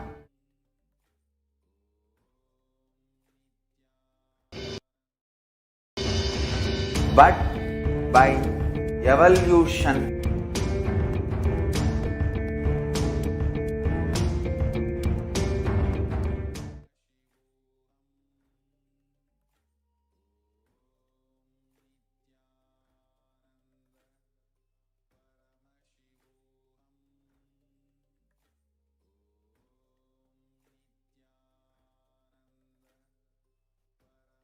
Welcome back. And as we were seeing, the important pillar of Gurukul in the 5 pillars of Kailasa of Hinduism itself, today, education is known to be the key factor to enabling upwards socio-economic mobility and the strongest means of removing poverty. The right education is crucial to the well-being, stability, and growth of not only every child, but to humanity as a whole. The Gurukul system is known to be the knowledge transmission system of Hinduism, one of the pillars which kept Sanatana Hindu Dharma alive and standing as the world's most ancient living civilization. Through Kailasa's Department of Education, the Supreme Pontiff of Hinduism, Jagadguru Mahasannidhanam, His Divine Holiness Bhagwan Nithyananda Paramashivam, the Gurukul system is actually being revived in its entirety through Kailasa. What is really Gurukul? What does it literally mean? It actually means living in the Guru's home. The Gurukul system is rooted in the Guru Shishya Sampradaya, or the living lineage of the Guru-disciple relationship.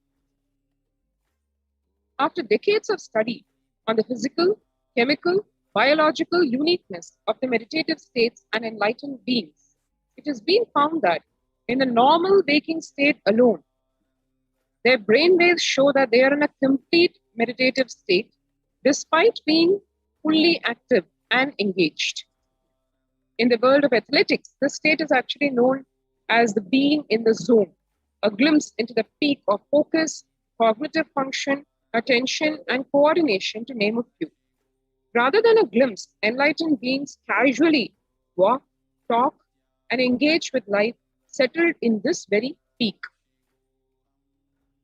Recent studies have also found that we imbibe the body language, behaviors, and patterns of those in our environment, not just on the behavioral level, but to the depths of the neurological layer. This is also known as the mirror neuron effect. In this way, there is no better teacher than the enlightened Guru, who, as per modern science, exists as the superconscious, biological, reproducible anomaly. However, through centuries of Mughal invasions, colonialism, and continued persecution against Hinduism and Hindu tradition, this science of knowledge transmission has been diminishing at an unprecedented rate. After careful study in the colonialism era, it was found that the Gurukul system was standing as the backbone and stability of the Hindu civilization. The Macaulay education system was imposed in India after this revelation and discovery. One can see here 13,000 universities across Bharat, 2 lakh Gurukuls were destroyed in Bengal and Bihar alone through these invasions that have plagued India for the last few millennia itself. With the systematic destruction of Hindu universities and Gurukuls goes also more than 80% of Hinduism's indigenous knowledge. One can see the despicable attitude of Thomas Macaulay, who was one almost singularly responsible for the sinister conspiracy of destroying the whole Gurukul system of education and the cunning, cheap way in which this was planned. It is evident in the letter he has written. Our English schools are flourishing wonderfully. He's talking about the state of India during the colonial rule. The effect of this education on the Hindus is prodigious. No Hindu who has received an English education ever continues to be sincerely attached to his religion.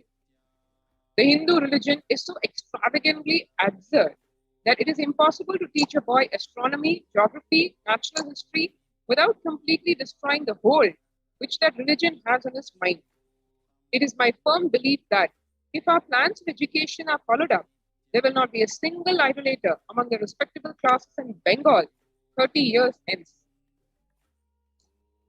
And this will be effected without any efforts to proselytize, without the smallest interference with religious liberty, merely by the natural operation of knowledge and reflection.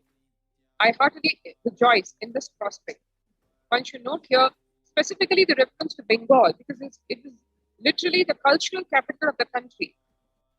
The whole seed, the bed of knowledge, being centered among a few places, a central one being in Bengal, and how the whole colonial attitude of destroying the education system from its very roots with this sinister conspiracy. Nithyananda Gurukul, Kailasa's Nithyananda Gurukul, is a valiant attempt to revive the Gurukul system of education in all its glory and tradition. One can see here the blissful faces of the Balasans, or the child saints of the Nithyananda Gurukul, directly getting trained by the Supreme Pontiff of Hinduism, Bhagwan Nithyananda Paramashivam. 2nd October 2006 was the historic day on which the Nithyananda Gurukul was inaugurated in Adi Kailasa in Bidadi. And that's the first batch of students who enrolled in the Nithyananda Gurukul. And the students of the Nithyananda Gurukul practicing yoga and meditation under the Kalpavriksha, the sacred banyan tree in Adi Kailasa. 50% of the Gurukul Balasans, the child saints, study 1 to 3 years ahead of their age group, is what the statistics indicate, scoring in the top 10 to 20% of Mensa at the age 14. Now that's an enviable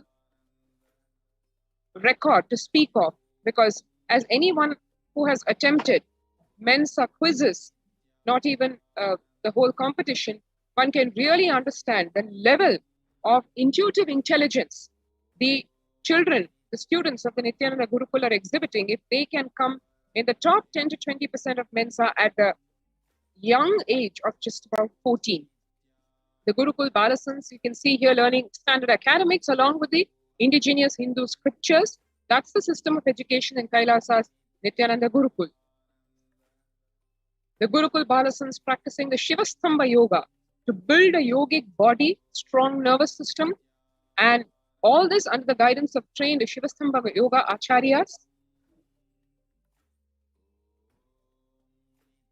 20th May 2018, the Gurukul Balasan demonstrating the ability to perform Kundalini Rajju Yoga, or the rope yoga, and that too with blindfold, clearly indicating that the whole achievement of the Nithyananda Gurukul Balasans is not only a yogic body, but also power manifestation coupled with yogic fiats. Dhanur Vidya, the science of archery, and who would not like to be in the position of this Balasan, who, as you can see, blissfully being trained directly by the Supreme Pontiff of Hinduism, Bhagwan Nithyananda Paramashivam.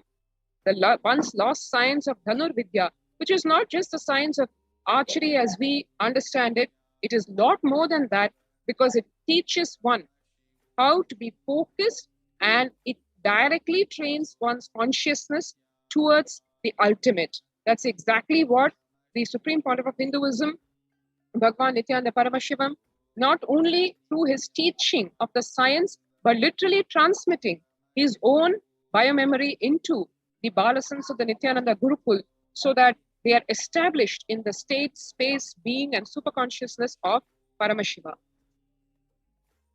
30% of the Gurukul Balasans demonstrating the capacity to spontaneously play musical instruments without any formal training.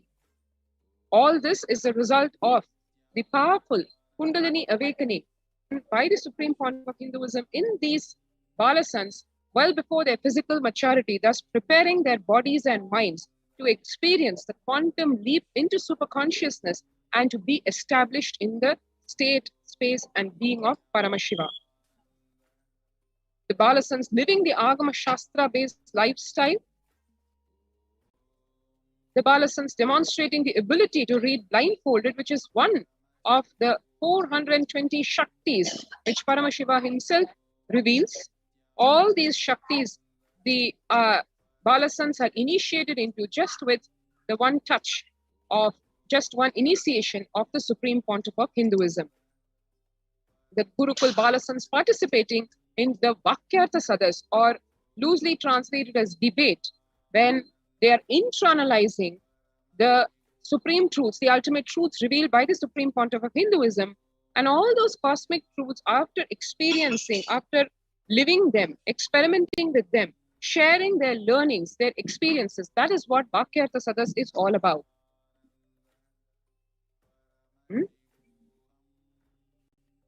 The Balasans of the Nithyananda Raja Gurukul addressing at such a young age the Kailasian delegates and the Balasans of the Nithyananda Raja Gurukul after successfully hosting the worldwide webinar on the highlights and science of the Nithyananda Gurukul. And one can see here the impact of the Gurukul in, to put it very succinctly, whole brain learning, stress-free living, zero teen violence or aggression, quantum memory activation, recalling verbatim after a single hearing, which is called the Shakti of Ekasantha Grahi. And Kailasa's Nithyananda Hindu University, which is the world's largest Hindu university established around the globe, having 450 plus campuses in 150 plus countries, available to the public from as early as 2003. Reviving and presenting the world's most ancient lost knowledge in a user-friendly way, where the ancient truths are taught in a way directly applicable for the modern man's personal, practical, and professional life. 20 million enrollments and still counting, over 7,000 courses already available, and delegates and teachers from over 50 countries directly contributing to Nithyananda Hindu University. And having said this, the whole Nithyananda Gurukul is all about reviving the spiritual enlightenment ecosystem as existed pristinely in the Vedic ages. So if one wants to experience more, try out the Nithyananda Gurukul. One can enroll. First, we can enroll as of today in the COVID care protection centers. We have a lot of the COVID care protection center participants bringing their families, their children, and needless to say, every single child who has come for the COVID care center is all they have on their lips is their one ask, please, asking their parents, please enroll me in the Nithyananda Gurukul.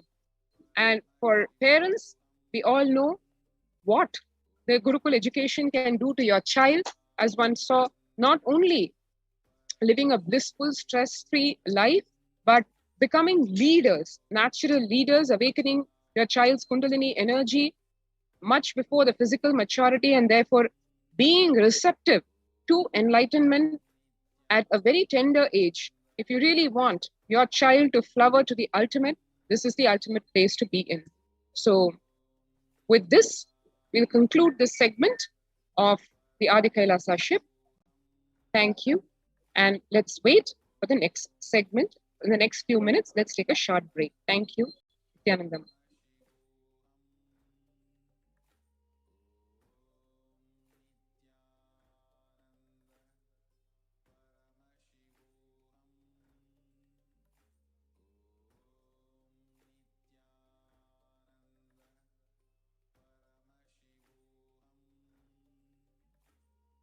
Just be alive for next 3 years. Don't die within next 3 years.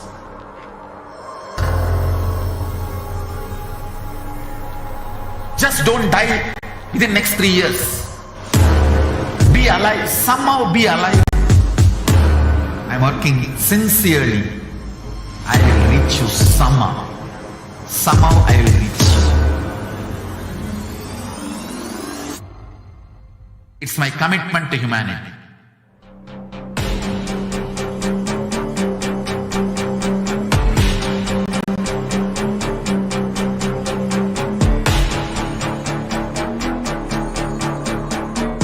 Just don't die within the next 3 years.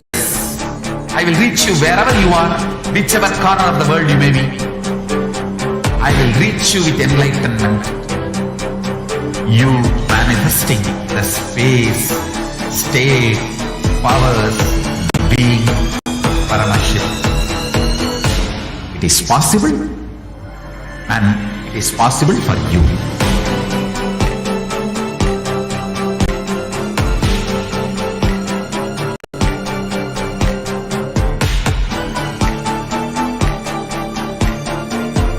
Shiva will reach you with enlightenment science.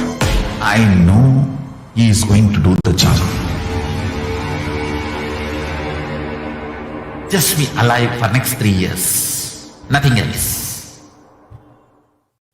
Just be alive for next 3 years. Don't die within next 3 years.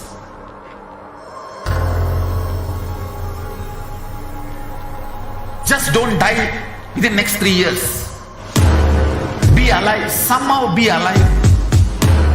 I'm working sincerely. I will reach you somehow. Somehow I will reach you. It's my commitment to humanity.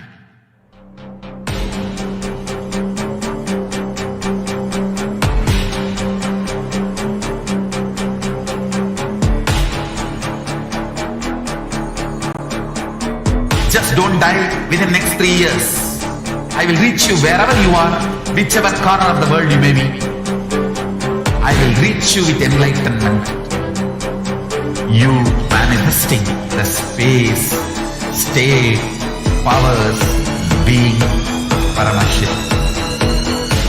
It is possible, and it is possible for you.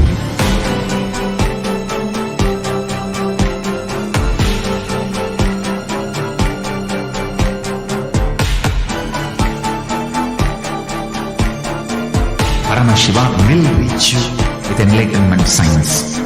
I know he is going to do the job. Just be alive for next 3 years. Nothing else. Just be alive.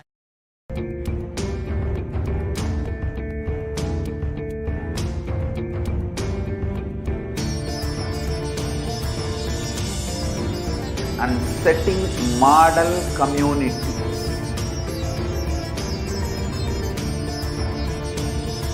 Kailasas, enlightenment ecosystems, Sarvanya Peethas all over the world.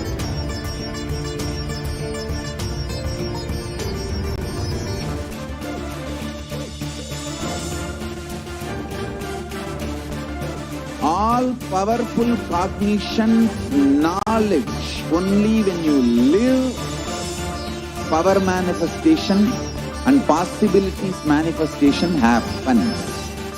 It's a fundamental truth.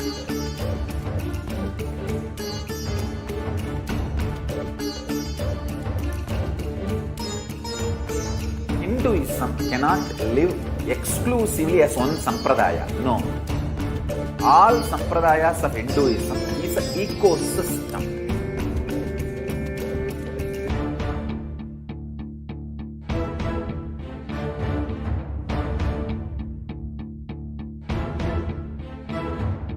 So don't keep quiet thinking that if one sampradaya is attacked, only that sampradaya is going to be affected.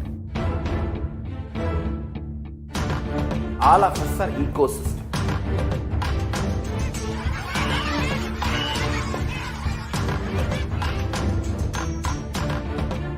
I invite all of you to get involved and enjoy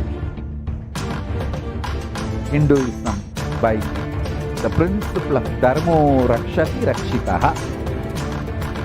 When you protect Dharma, Dharma protects you. We will make the whole planet flourish spiritually. The spiritual prosperity will happen to the whole planet.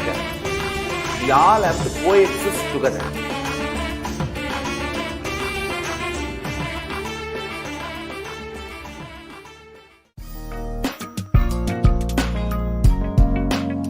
We get you health.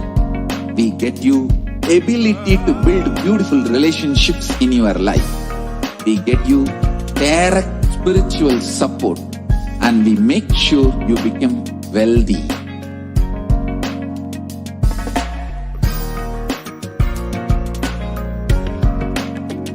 We won't stop giving you just good life. We will literally not stop till you live enlightened life.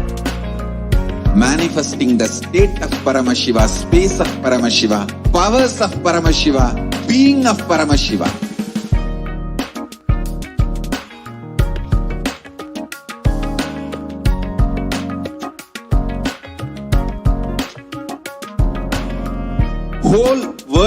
should become e-Kailashians. I want the whole world to know Hindus have something great to contribute to the world.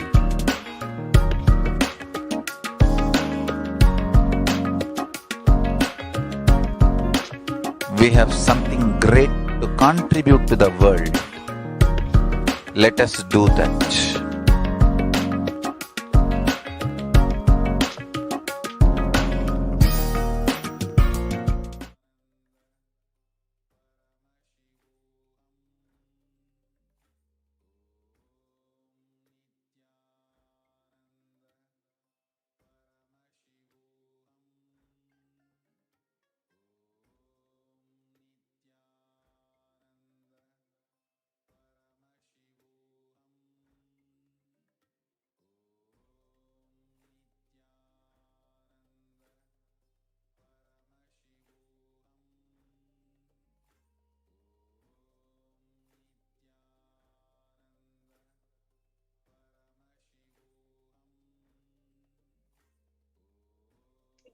Nithyananda.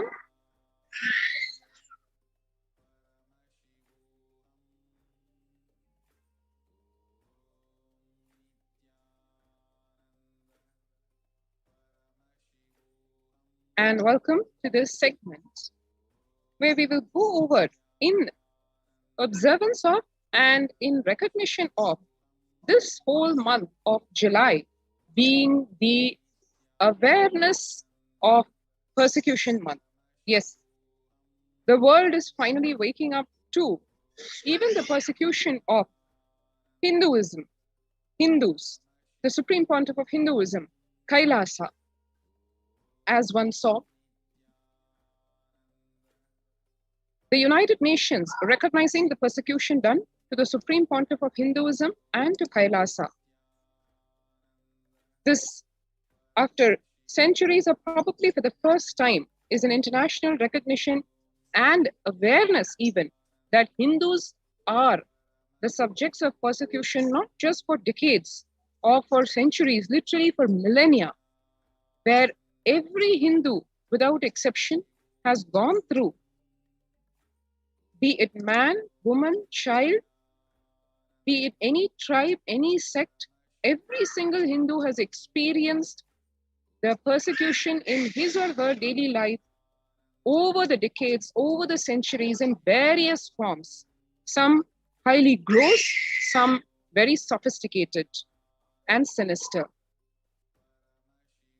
We were seeing just a few hours back about the science of persecution and how after World War I and II, it required the crimes against humanity to be justified, unlike centuries ago, like in the 1300s or the 1600s, be it the Mughal invaders or the colonial invaders. When the persecution was done very blatantly, human rights were violated very blatantly. Crimes against humanity were committed with a lot of impudence because there was nobody to question. After the First World War and the Second World War, things changed where one had to justify the crimes, wars, etc.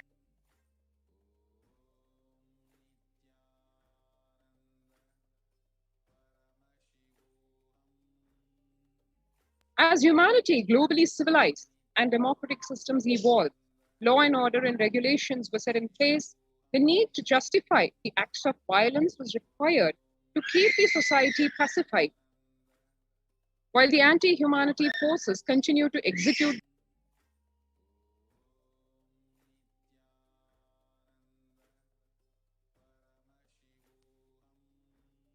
In World War I, the assassination of the prince was used as an open trigger to incite a huge war.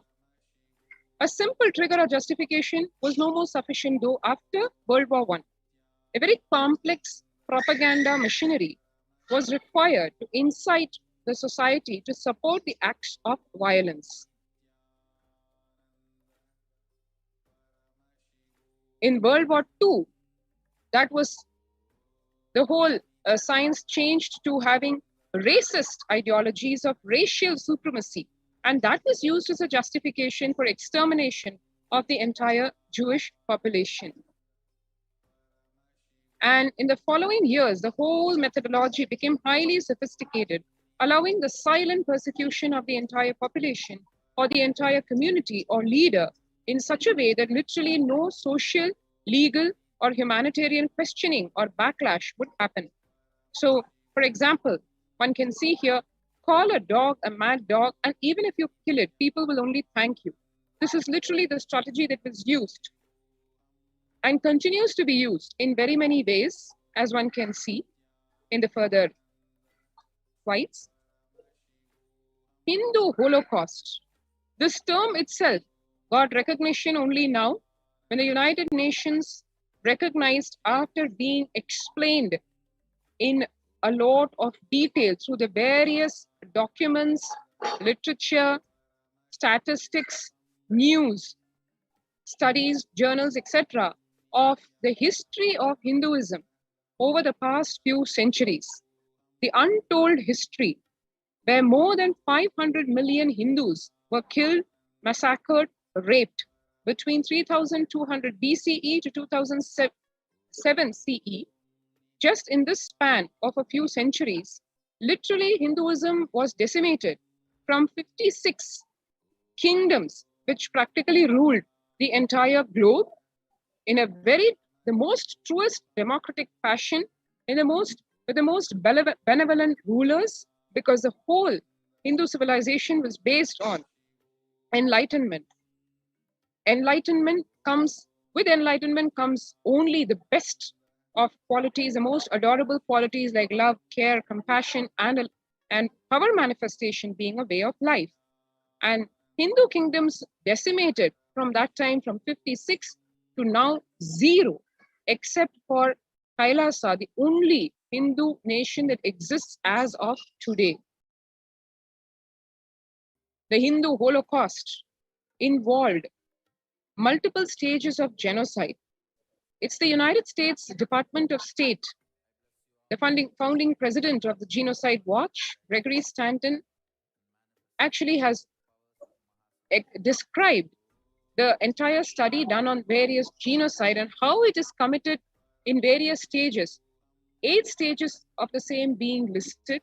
And in this, if we map those 8 stages of genocide to the Hindu genocide, 7 stages of the Hindu genocide, actually one can see in gory detail.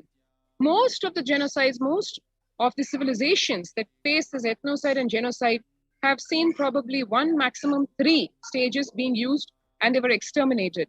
But in the case of Hinduism, 7 stages of Hindu genocide have been perpetrated across the ages on various segments of the population at various times.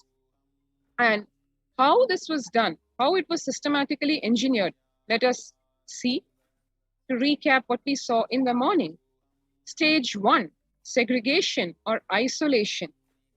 This may sound, the whole sinisterness in this whole thing is, it is presented as a very natural happening so that the common man does not even question what is being fed to him.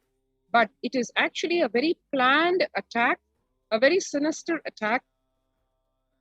For example, if one sees from 1000 CE to 1600 CE, that's 600 years, was a time when barbaric terrorist tribes, the barbaric invaders, the uncivilized tribes, Mughals invaded. And for them to justify the killing any Hindu was simple as calling them just a kafir, meaning infidel, one who doesn't believe in their religion. And that was enough to just behead them or massacre them in the most brutal way after subjecting them to unimaginable torture. Even if a person was factually non-believer, on what basis could it justify killing the person? There was no justification, but that was it. Those were the times when the barbaric invaders invaded, and there was nobody to question them back, because that was a level of uncivilized, uncouth, barbaric invaders, the levels in which they were in. However, in that era, it was enough. Just call the person a kafir, and if you are not able to convert him, kill him. And society actually thanked you for that, because any voice of dissent was just eliminated, was just stifled. Call a dog a mad dog and kill it, people will only thank you. In those times, calling a person a kafir, a non-believer, was equivalent to calling a dog a mad dog. But now, in the more so-called advanced times, when civilization, when planet Earth has become so-called more civilized, the sophistication of the genocide and the justification of the crimes has obviously increased. So the first stage of the genocide, especially when it is being committed on Hinduism, if one unravels the science behind it, one can see the first thing that is done is isolating the victim of the genocide. Basically, act of isolating from the human family to make the victim very vulnerable, and he's so easy to persecute.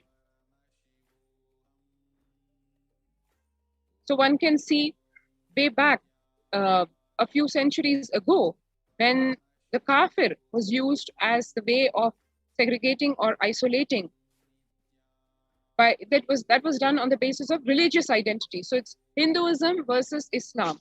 So religious identity was used to isolate the victims, in this case the Hindus, and that was used to commit even this kind of horrific crimes, as one can see pictorially over here, where mothers, the Hindu mothers, were forced to go through such inhuman torture as having to wear a garland of the skulls of the heads of their own children who were beheaded right before them, and the wives of the Hindu men having to ascend the funeral pyre along with them, because if they would not do so, they would not only be violently, brutally, horrifically raped, but even it went to the extent that if they somehow managed to escape this brutal violation of their bodies, the invaders would go to the extent of raping their dead bodies even.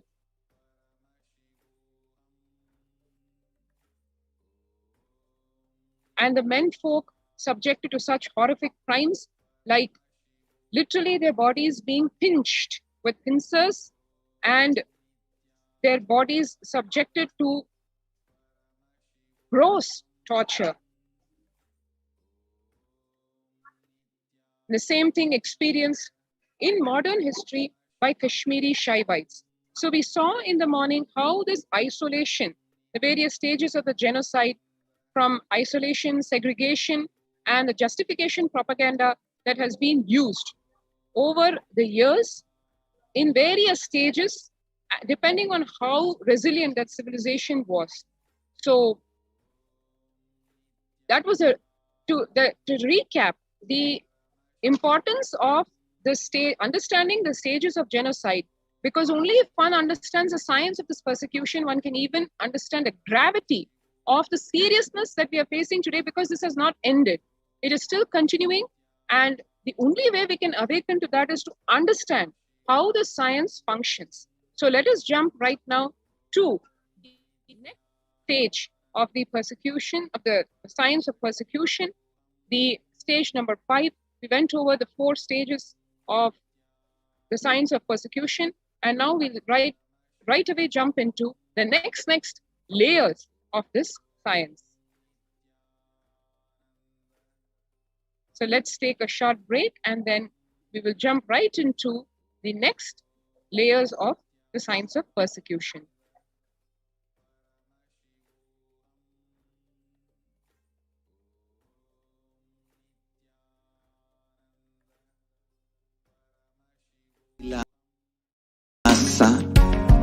Is proper customized spiritual service, helping you to identify your root patterns of suffering. We have perfected the science of helping every individual from every cultural, religious, nationality background.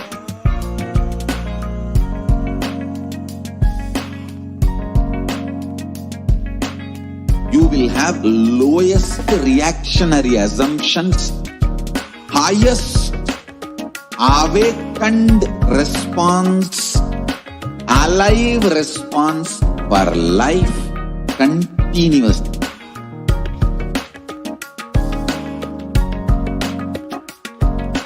E-Kailasa is enlightenment ecosystem, literally enlightenment itself in your own home, wherever you are. Proper customized spiritual service helping you to complete with your life negativity, withdrawal from life, self-hatred, self-denial, self-doubt, so much of tiredness, laziness. We can support you, aligning your diet, your attitude, your aptitude, your understanding about life. We can help you with everything.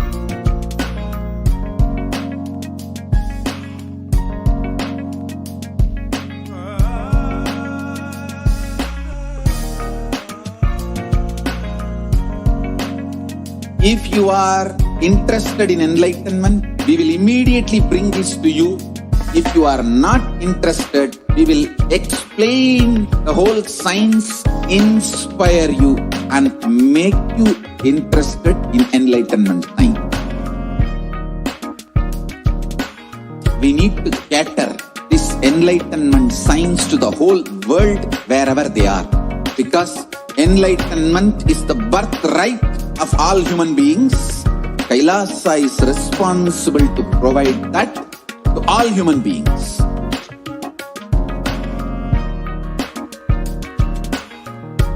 Kailasa is the totality of the knowledge I received from my gurus and practice manifested in my life, perfected by teaching millions of people from all cultures, time zones, backgrounds, genders, nationality, race, from every creed.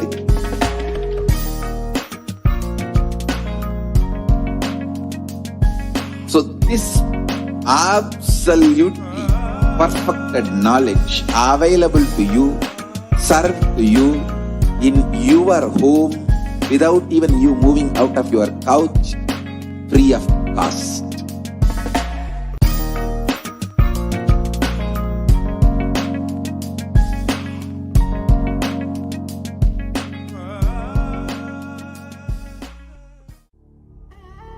What I mean by the word E-Kailasa, listen intensely. Enlightenment ecosystem, literally enlightenment itself.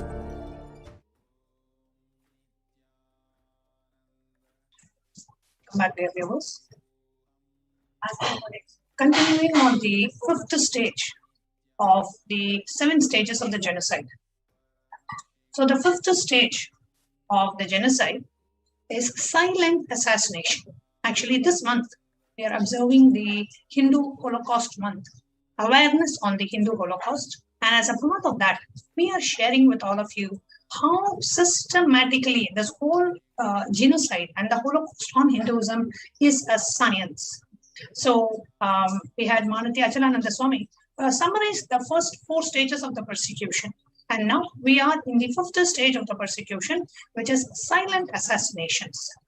Carrying out assassinations using silent means like anonymous mob, so that no one may be blamed and it may be conveniently dismissed as an accident, a natural occurrence, or a suicide.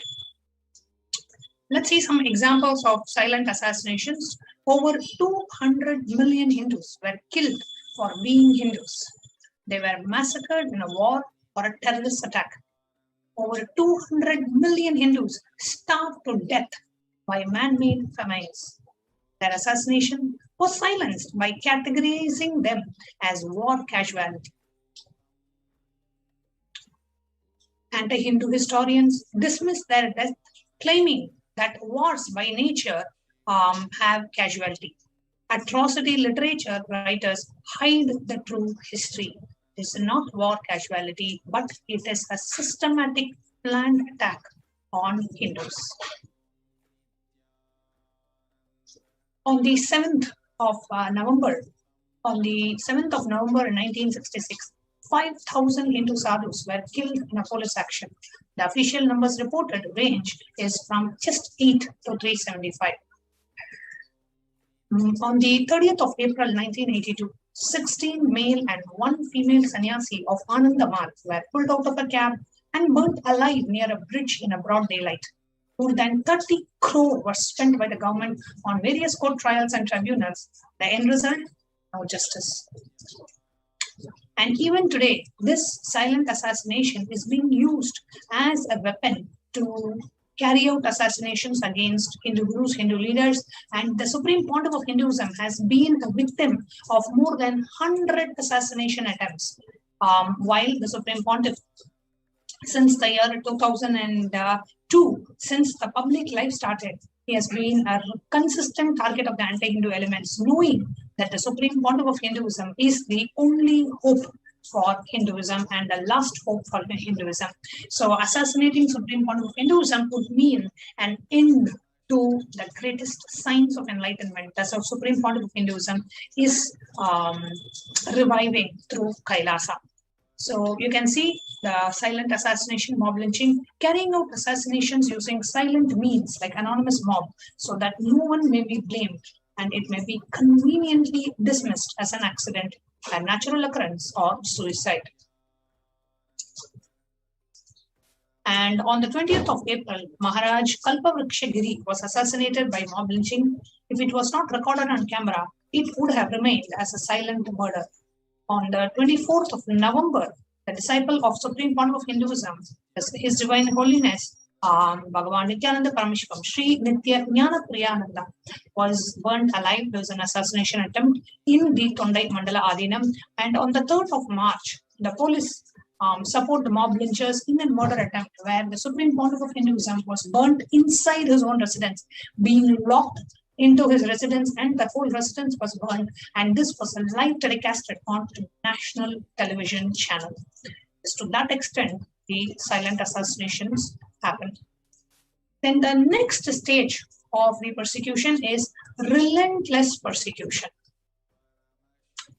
Now repeat the mass attempts to kill until the entire community is exterminated and no evidence of crime remains, which means no one is available to even tell the truth. Some of the examples of relentless persecution on Hindus. Here you can see the Bengal famine, a man-made famine, the Bengal famine, which killed millions of Hindus, and did not allow anyone to even be alive, even to share the story.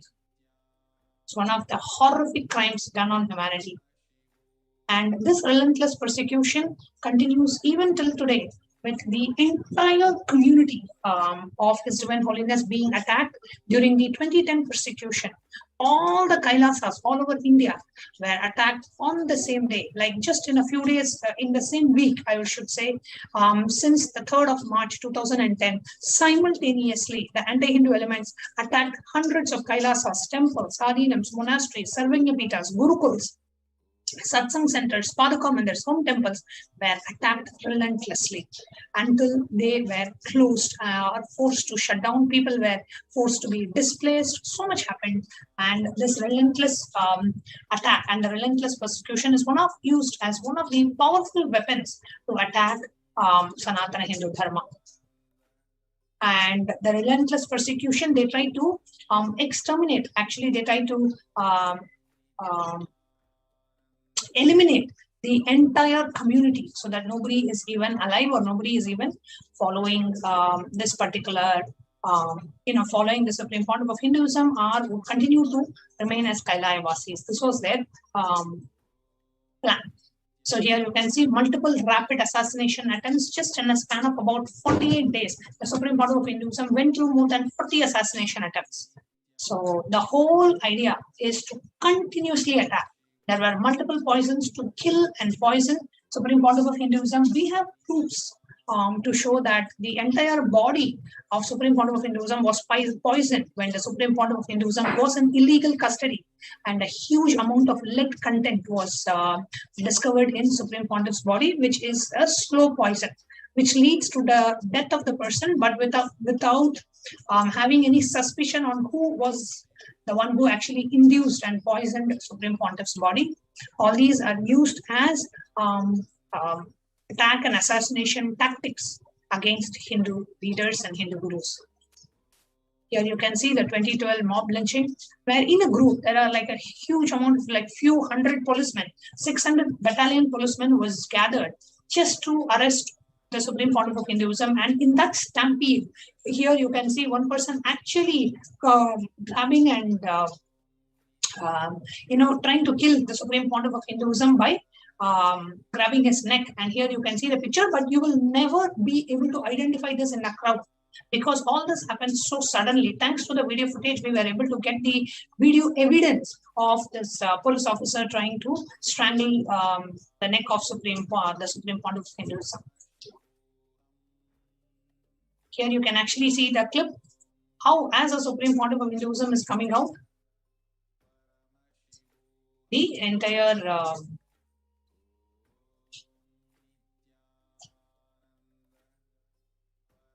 600 battalion police is gathered outside, and as the Supreme Pontiff of Hinduism is coming outside the court, he is being strangulated by the police officer.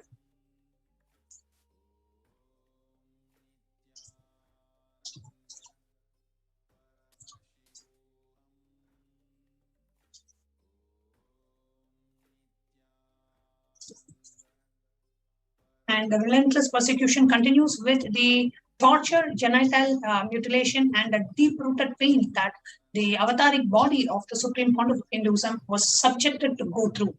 You can see a face which never lost its smile. Even to that being, how the anti-Hindu elements made the physical body go through tremendous pain.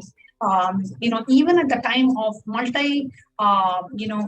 compound fracture on the right arm, with multiple bones being, crushed into different pieces because of the fall from the horse, the Supreme Pontiff did not even feel an ounce of pain.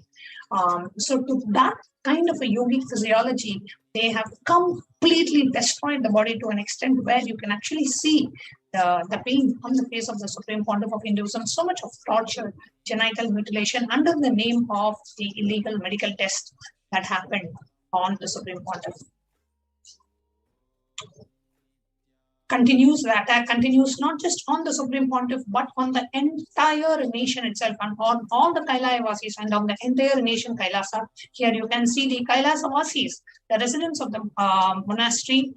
Here on the left side, a huge stone was actually smashed on the head of the administrator of the monastery, and he was bleeding, and he was not even allowed to be taken to the hospital.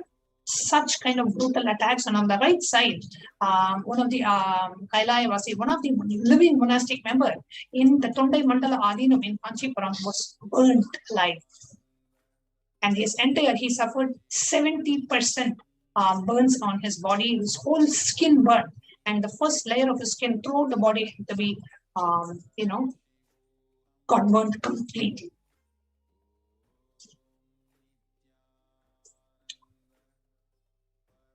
Now the whole question is, why were the disciples, devotees, and the sannyasis attacked in this relentless persecution? So that nobody is alive even to tell the truth. So it is not just an attack on the Supreme Pontiff of Hinduism, it is an attack on the entire enlightenment ecosystem. So that this whole revival that the Supreme Pontiff is doing, the revival of Kailasa, the revival of the enlightenment ecosystem, the revival of Kailasa and the revival of enlightenment ecosystem can be completely eliminated, can be completely stopped. Here you can see more attacks on the disciples of the Supreme Pontiff of Hinduism, more attack on the members of Kailasa, more attack on members of the indigenous community. Women, children, men, adults, nobody gets spared.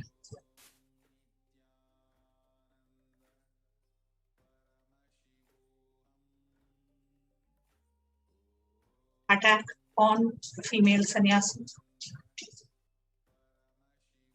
Relentless persecution and genocide continues. Here you can see in 2010, all the Kailasas of all the Kailasas in India were attacked. The first major attack within about 24 to 48 to 72 hours at the max. Pretty much every Kailasa all over India, whether it was a Gurukul or a Sarvanyapita or a temple or a monastery, was attacked. Completely destroyed. The deities were destroyed. Adinam was attacked. The people inside were forcibly displaced. So much of violence, burning of the monasteries. In 2012, protests and media attacks continued. Second major attack on the main headquarters of Kailasa in India.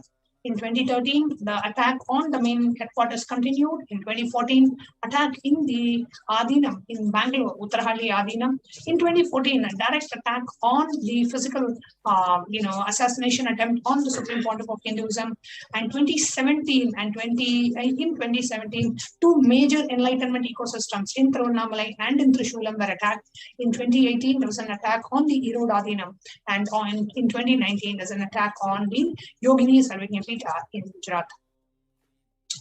Then the last and the final stage of the 7 stages of genocide is denial. See, after doing all these, silent assassination attempts and relentless persecution, not just on the leader but on the entire community, the final stage is that denial and diverting the attention from the crimes of the persecution. Rewriting the persecution history. Denying and hiding the crimes of persecution and blaming the victims for their losses and deaths using the big lie.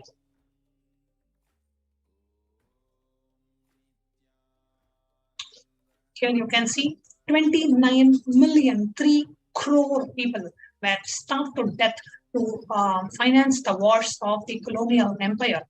And however, the whole persecution and the genocide of Hindus were completely denied by the Winston Churchill, who was the Prime Minister of British India at that time. He says, "I hate Indians. They are beastly people with a beastly religion. Their famine was their own fault for breeding like rabbits." One of the most prosperous civilizations with a GDP of a global GDP of more than 40%. And it was one of the most prosperous and most abundant economy that was there, was reduced to poster child of a third world country. And the worst part of it is this whole persecution is even denied. It's not even acknowledged, no reparation even to Hindus till today. And so much of denial of what was done to Hindus in India. Now, from 1933 to 1950, the famines in Bengal were continuing for decades. In spite of this, the colonial empire exported the grains to other countries where it was not even required, causing even more death in Bengal. Their prime minister denied it, claiming that Hindus deserved it because they bred like rabbits. No state education board Indian history book talks about the Hindu Holocaust. So today, the Hindus in India are completely aware what happened just 60 years back, 70 years back. Not just what happened in Bengal, but up to 3 million Hindus were killed, and a genocidal rape of about 350,000 women. 10 million Hindus fled the country, 30 million became internally displaced. The Hindu population in Bangladesh, 1951, was 22.5%. In 2001, it's hardly 8.5%. Now, although so many people were killed and raped, this is purposely omitting this is being omitted from all the Indian history books. This topic is completely denied and not even discussed in any part of the world, neither as a war casualty or as a religious persecution. So again, reinforcing that the 7th stage of the persecution is to deny that the persecution happened in the first place. From 1990 to 2018, for a long time until recently, the suffering of the persecuted Kashmiri Hindus were ignored and their human rights were denied. The Indian media mafia repeatedly suppressed the atrocities done to Hindus, done on Hindus by purposely not giving the coverage.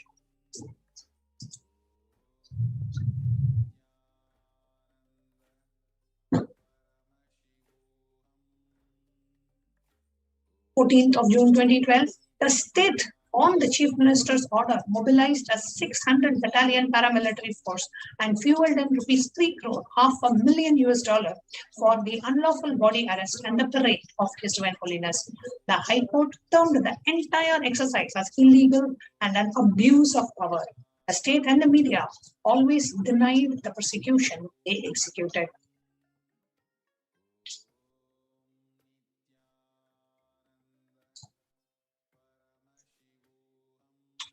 Denial and diverting the attention from the crimes of the persecution.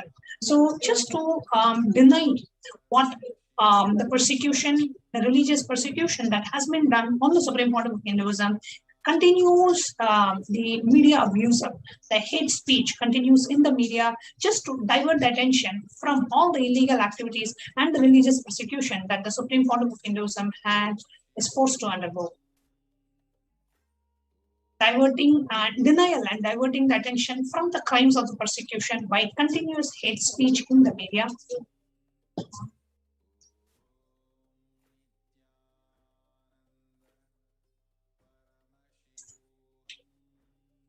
And as a part of the Hindu Genocide and Hindu Holocaust Awareness Month, we need to understand genocide, though it is made to look as an accident, is not an accident.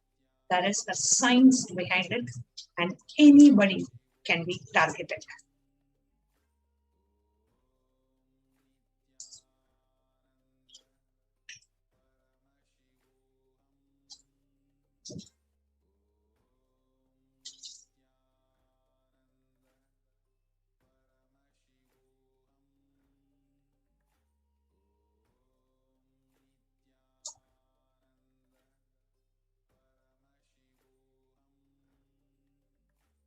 So, as a part of the Hindu Awareness Month, we share with you what are the 7 stages of persecution and how these 7 stages of persecution are being used to attack the Hindu leaders.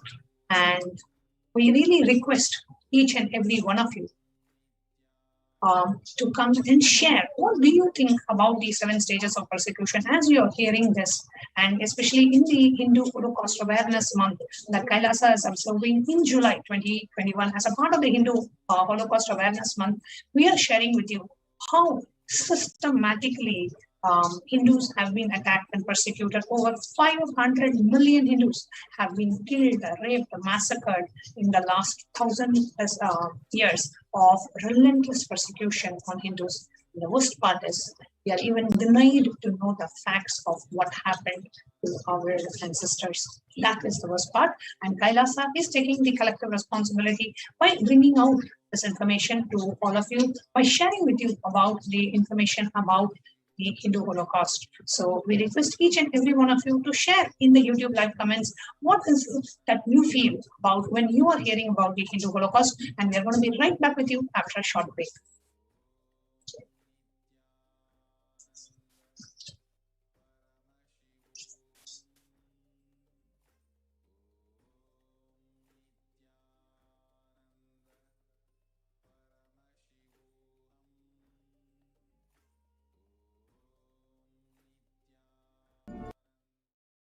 Wherever you are, if you cannot come to Kailasa, it's okay. Kailasa can come to you. Kailasa coming to you is E-Kailasa.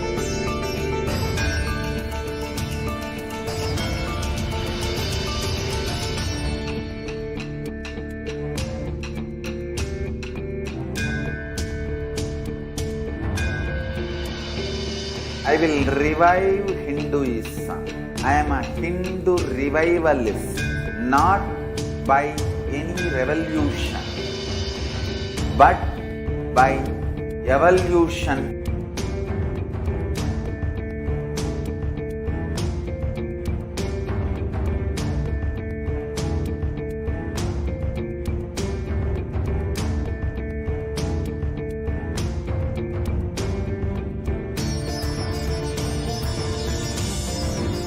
And setting model community.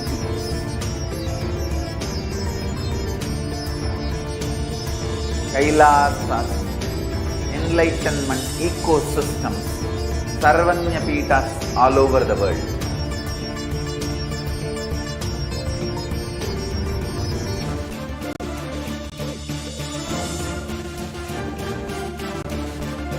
All powerful cognition, knowledge, only when you live, power manifestation and possibilities manifestation happens. It's a fundamental truth.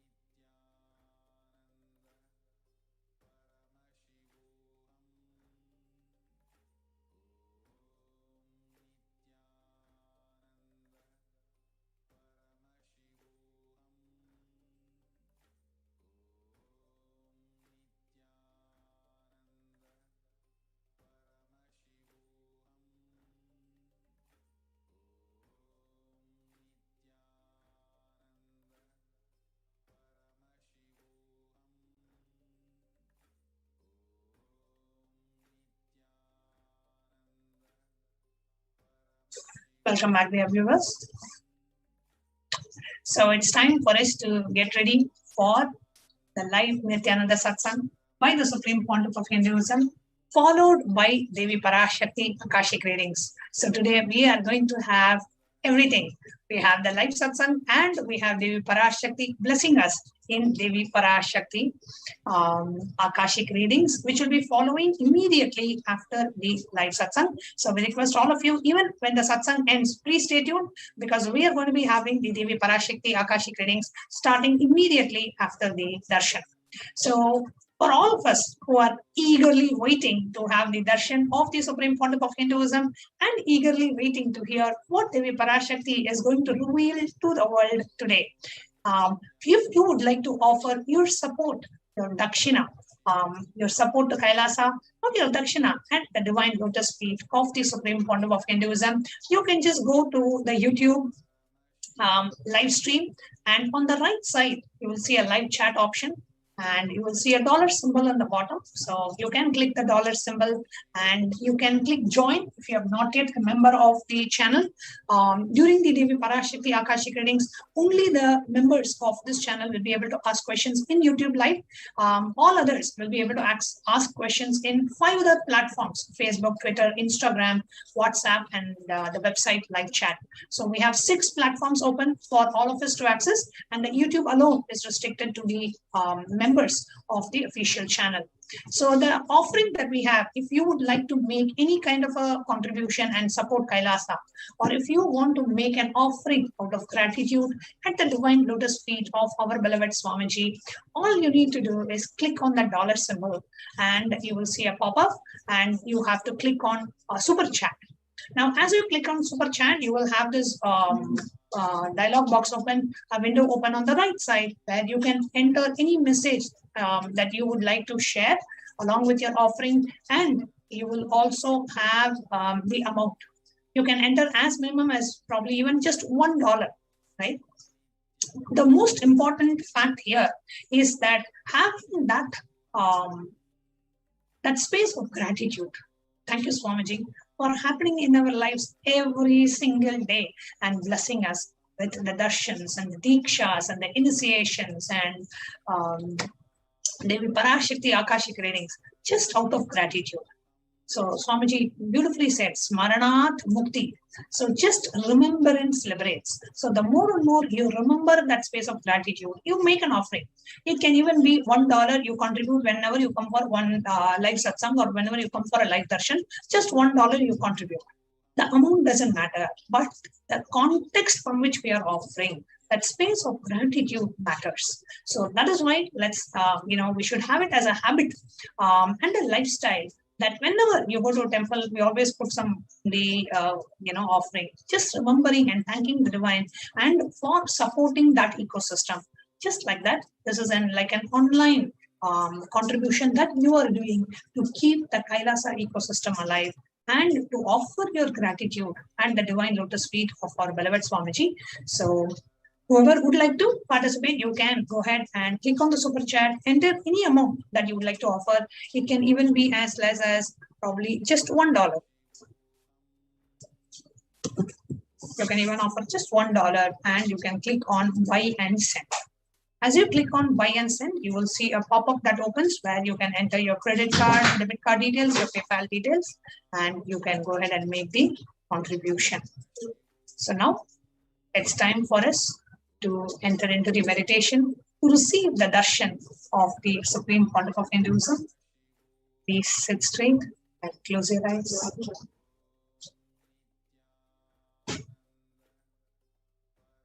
Bring your awareness to your breathing. Inhale and exhale as slowly as possible and as deeply as possible.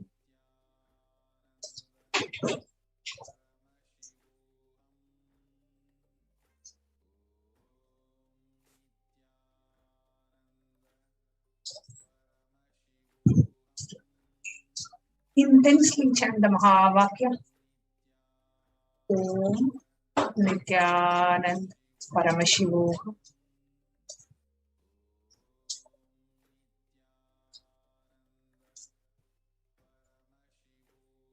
Intensely chant the Mahavakya as we connect to the Supreme Pontiff of Hinduism and get ready to receive the live darshan. To be able to get into the space, see the blessings, darshan, the grace of the Supreme Pontiff of Hinduism, Jagat Guru Mahasamidana, His Divine Holiness, Bhagavan Nithyananda Parashakti. As we are preparing ourselves for the Guru Purnima celebrations later this month, just consciously cherish every moment that you have had with your Guru, every powerful combination that the Guru has manifested through you, every blessing that you have received, every boon that you have received, every moment when you have felt the presence of the Supreme Pontiff of Hinduism in your life. Just relive all those moments. Remember each and every one of them, how Swamiji has made himself available. How life would have been without Swamiji. Just thinking about how life would have been without the Guru will make you feel a deep gratitude. Thank you, Swamiji. Thank you for accepting me as your disciple. Thank you for being there for us always. Let your entire being soak and melt in that space of gratitude and the divine lotus feet of beloved Swamiji. Intensely chant the Mahavakya. Om Nithyananda Paramashivoha.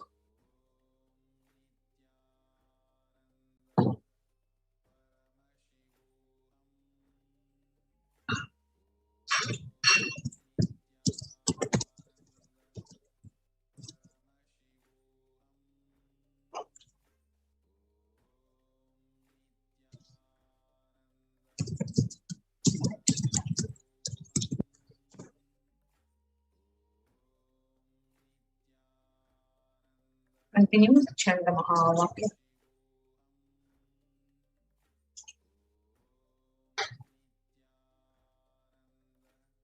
Nithyananda Paramashivoha.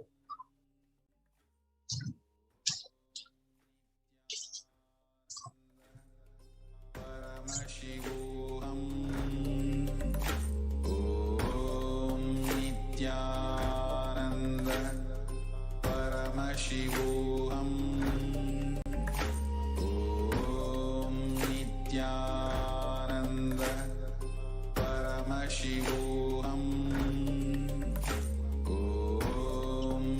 Remember all the moments you have spent, you have experienced Supreme Concept of Hinduism. How all your life has changed since the time you came to know about the Supreme Concept of Hinduism. How you have evolved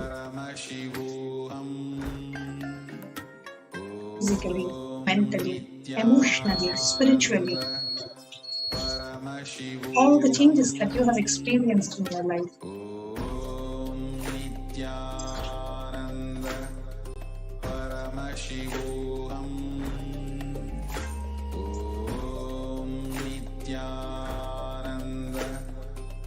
Intensely chant the Mahamari. Om Nithyananda Paramashivoham.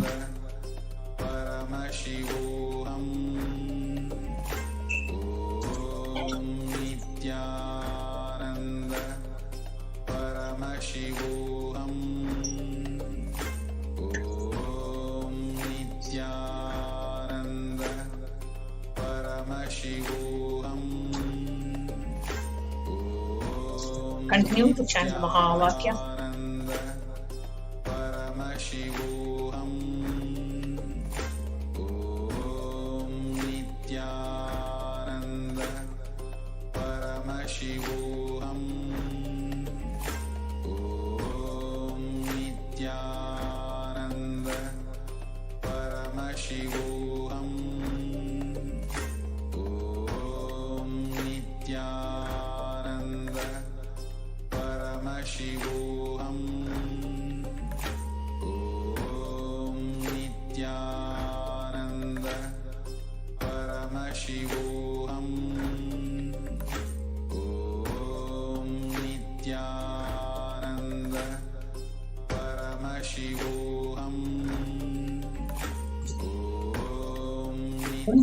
Nithyananda Paramashivoham.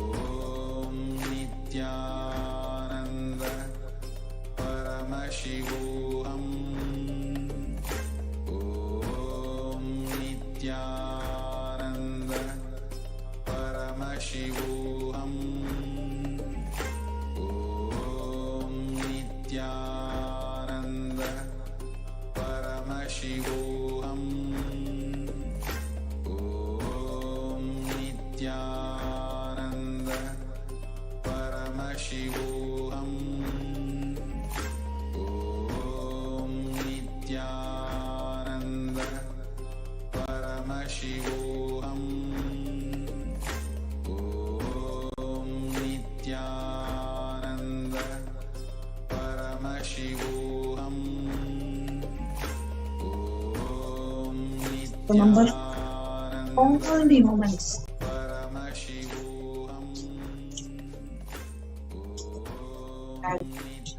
with your group, all the changes that you have experienced in yourself, the completion that you have experienced, the completion with all the obsessive compulsive patterns, the completion with all your past. Just look in and see all the changes that you have experienced in your life. since the advent of Supreme Pontificate into your life? How has your life changed? Just look back. How your life would have been if you did not have Supreme Pontificate. Let your whole body melt in the space of deep gratitude, ocean, surrender. Intensely chant the Mahavakya. Let your whole being reverberate with the Mahavakya. Om Nithyananda Paramashivoham.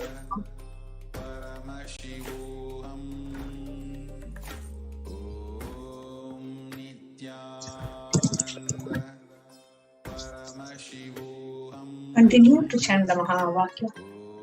Feel intensely connect with the Supreme Pontiff of Hinduism.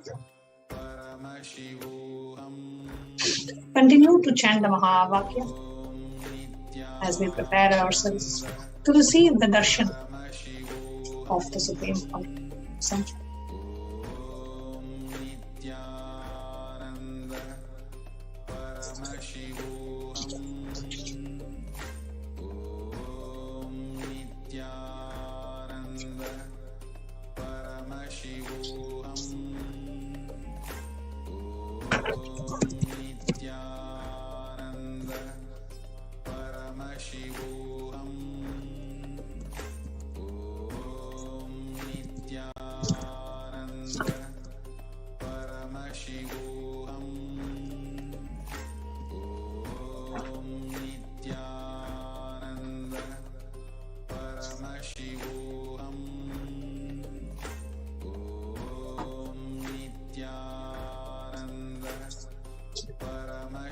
Continue to chant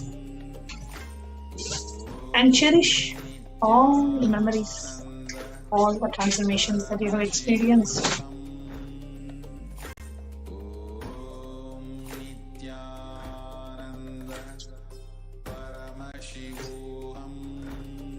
Let your whole being experience a space of being, gratitude, and surrender.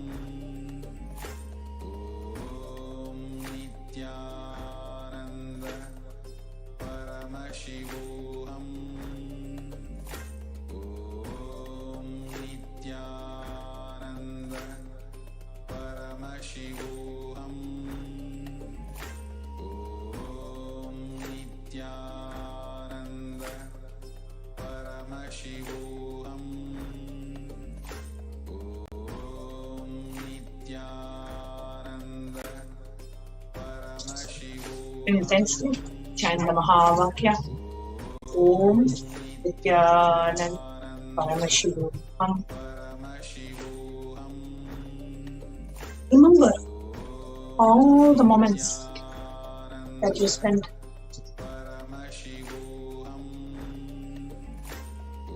in the presence of the Supreme Pontiff of Hinduism, physically or in the virtual presence. All the powerful cognitions that you manifested, how you are experiencing the divine, how every moment, the powerful cognitions literally installed in each and every one of us, that inner software that we have today, installed by the Supreme Founder of Hinduism, is helping us lead a powerful life, a life of completion at any point in time. Remember all the changes that you have experienced, the presence of the Supreme Founder, how every day the darshans, the power manifestations, just sitting and listening to the satsangs every day, empowering yourself with strategies on how to handle life, how to excel in life, how to live enlightenment without us putting any effort, just by the presence of the Supreme Founder of Hinduism, experiencing so much of a transformation, so many breakthroughs, leading life powerfully today.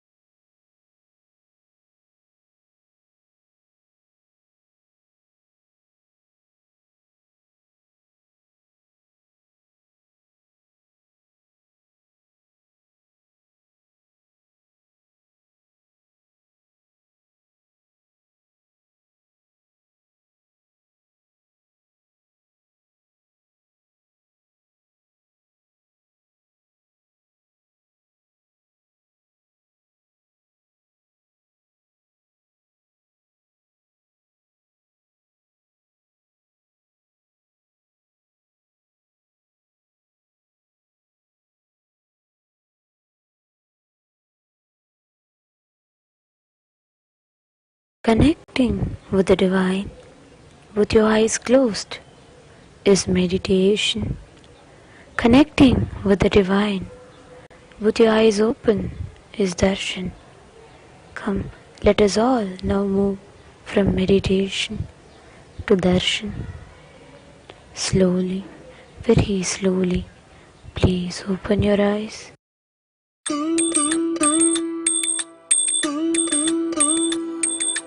Ayya Siva Siva Siva Siva Ragara Ragara Siva Siva Siva Siva Ragara Ragara Ayya Siva Siva Siva Siva Ragara Ragara Siva Siva Siva Siva Ragara Ragara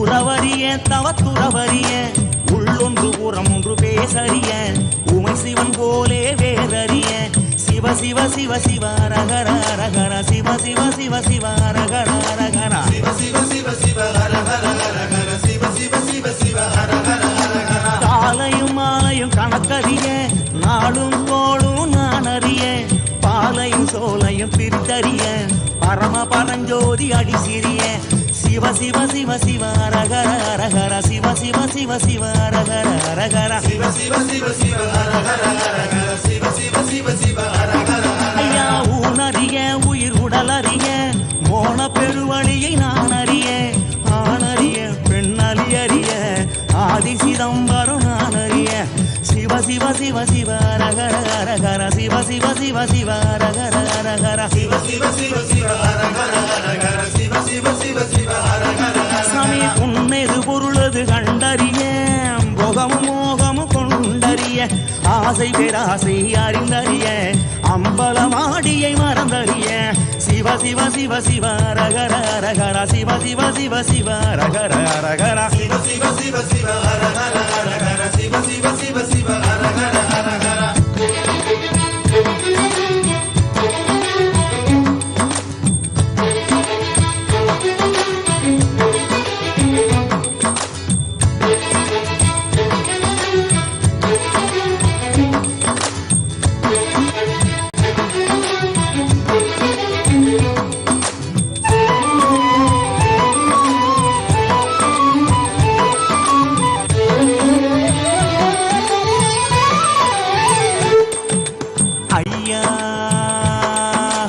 Shiva Shiva Shiva Shiva ரகர ரகர Shiva Shiva Shiva Shiva ரகர ரகர ஐயா சிவ சிவ சிவ சிவ ரகர ரகர சிவ சிவ சிவ சிவ ரகர ரகர ஆகம வேதங்கள் படித்தறிய 6 குளங்களில் குடித்தறிய யாகமும் யோகமும் செய்தறிய கோமுகம் பார்த்து பணிந்தறிய சிவ சிவ சிவ சிவ ரகர ரகர சிவ சிவ சிவ சிவ ரகர ரகர சிவ சிவ சிவ சிவ ரகர ரகர சிவ சிவ சிவ சிவ ரகர ரகர சும்மா ஒருபோது இருந்தறிய சுத்த அசுத்தங்கள் பார்த்தறிய ஆத்மனி வேதன செய்தறிய அர்த்தநாரீசன் அடி சிறிய சிவ சிவ சிவ சிவ ரகர ரகர சிவ சிவ சிவ சிவ ரகர ரகர சிவ சிவ சிவ சிவ ரகர ரகர சிவ சிவ சிவ சிவ ரகர சாமி ஏடறிய சொல் எழுத்தறிய ஏற்றமும் தாழ்வும் நான் அறிய வீடறிய குடும்பாடறிய சோமசுந்தரன மறந்தறிய சிவ சிவ சிவ சிவ ரகர ரகர சிவ சிவ சிவ சிவ ரகர ரகர சிவ சிவ சிவ சிவ ரகர ரகர சிவ சிவ சிவ சிவ ரகர உணவறிய ஊரும் உணர்வறிய உள்யது வெளியது நான் அறிய கணவறிய நனவறிய கனக சபாவரி அடி சிறிய Shiva Shiva Shiva Shiva ரகர ரகர Shiva Shiva Shiva Shiva ரகர ரகர Shiva Shiva Shiva Shiva ரகர ரகர Shiva Shiva Shiva Shiva ரகர ரகர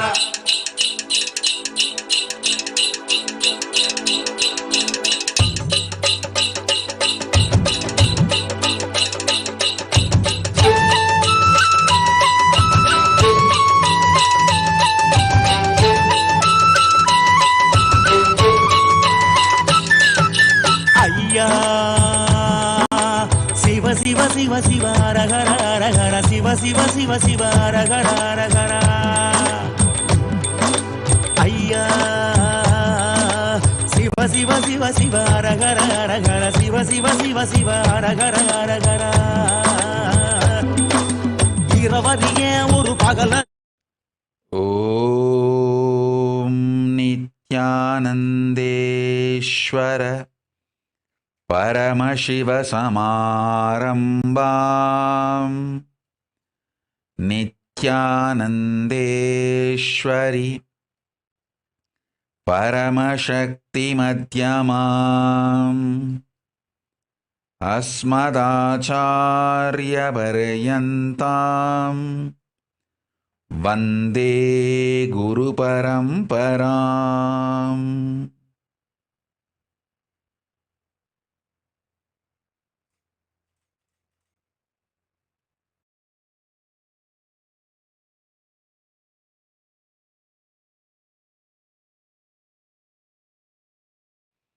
I welcome you all with my love and respect. I welcome all the devotees, disciples, samajis, satsangis, Shri Mahants, Mahants, Tanedar, Kotari, visitors, viewers, everyone sitting with us all over the world. I welcome you all with my love and blessings. Paramashiva's message directly from Kailasa. Listen.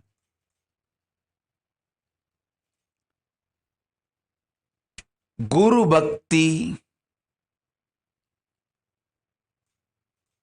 gives you the greatest achievement in the life, conscious sovereignty as a gift to you. Listen. The greatest achievement of any conscious being, anyone who is alive, human or animal, anyone who is alive, the purpose of his existence, life, goal,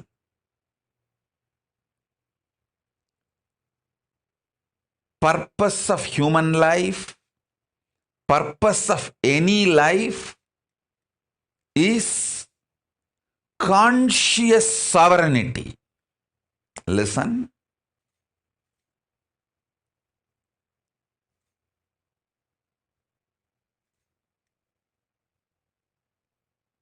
Only Guru Bhakti can make you manifest conscious sovereignty, because only Guru can give you conscious sovereignty. That is why even Paramashiva, when he wants to give you the conscious sovereignty, he manifests as Guru. Listen.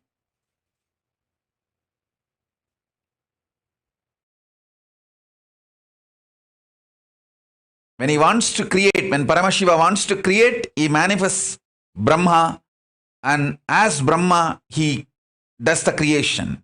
When he wants to do sustenance, he manifests himself as Vishnu, Parandama, and he does the sustenance.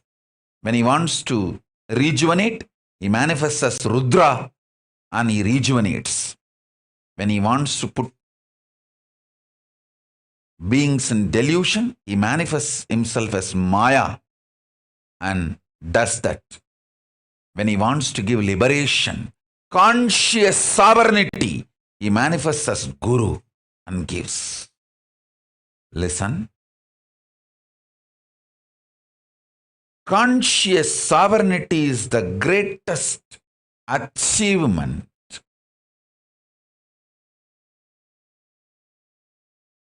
human beings should achieve. Conscious sovereignty is the goal of life, purpose of life,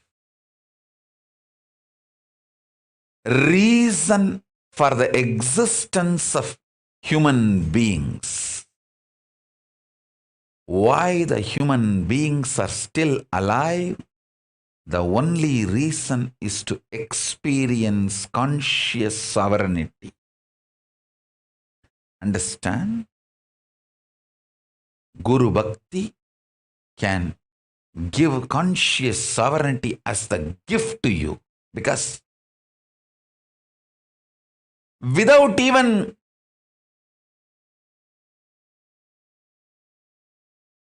you struggling, it can be given to you as a gift. Understand few things.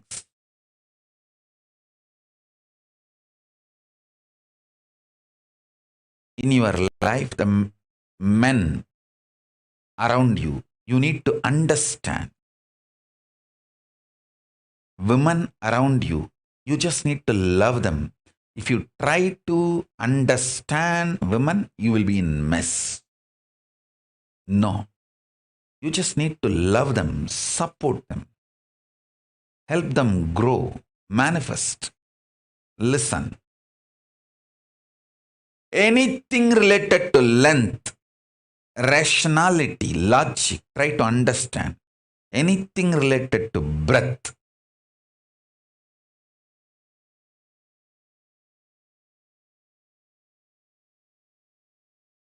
art, heart, emotion. Love them. Love it. Don't try to understand. Understanding is not the unit with which you can work with love, with emotion, with breath. Each dimension as a unit, as a methodology through which you can become part. You can manifest the best things. So understand,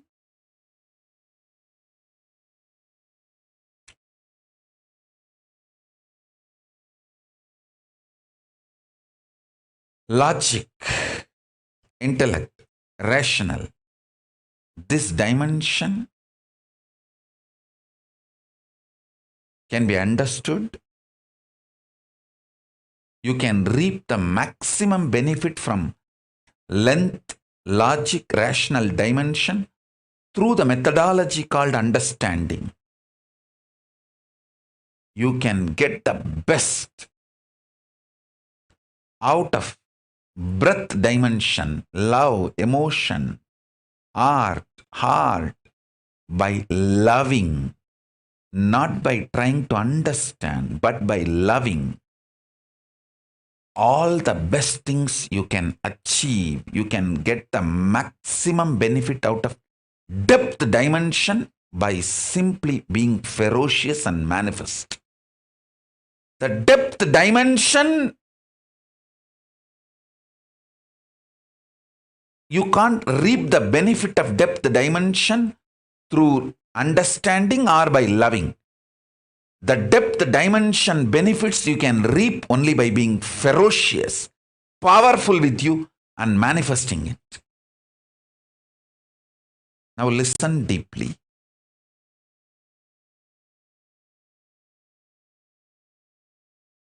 I'll give you elaborate examples.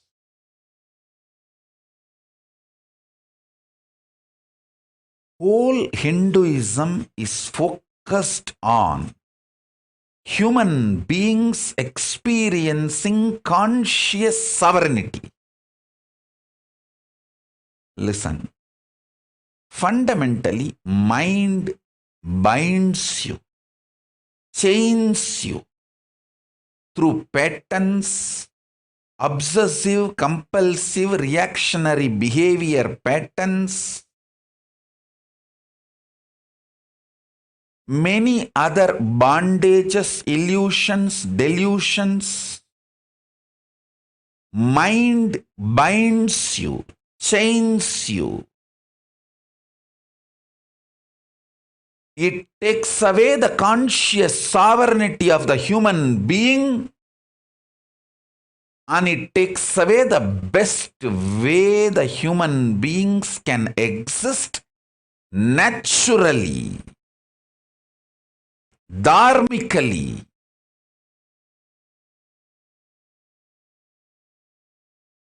A simple human existence. And the best things that simple human conscious existence can manifest, everything is hijacked, taken away, chained, bound by mind. And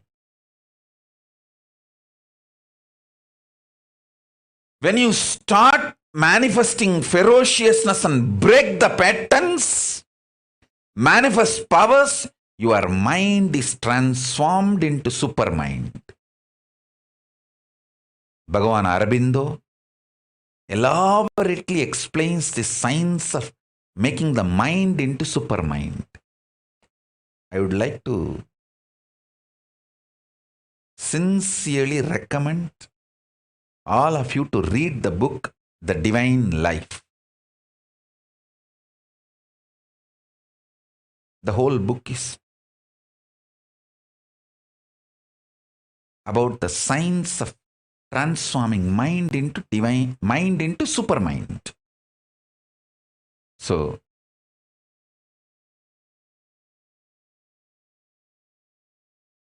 listen.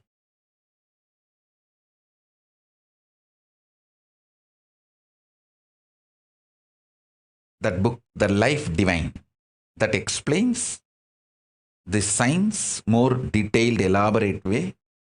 I'll be very happy if all my disciples get that book, all my followers get that book and read. Now let me give you the essence. Listen. The economical independence, social freedom, having the life of multiple choices, luxuries, comforts, having multiple options and choices as freedom. Cultural enlightenment.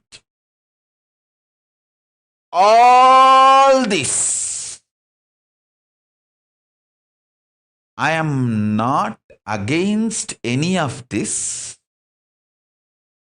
but conscious sovereignty is far beyond all this. Listen.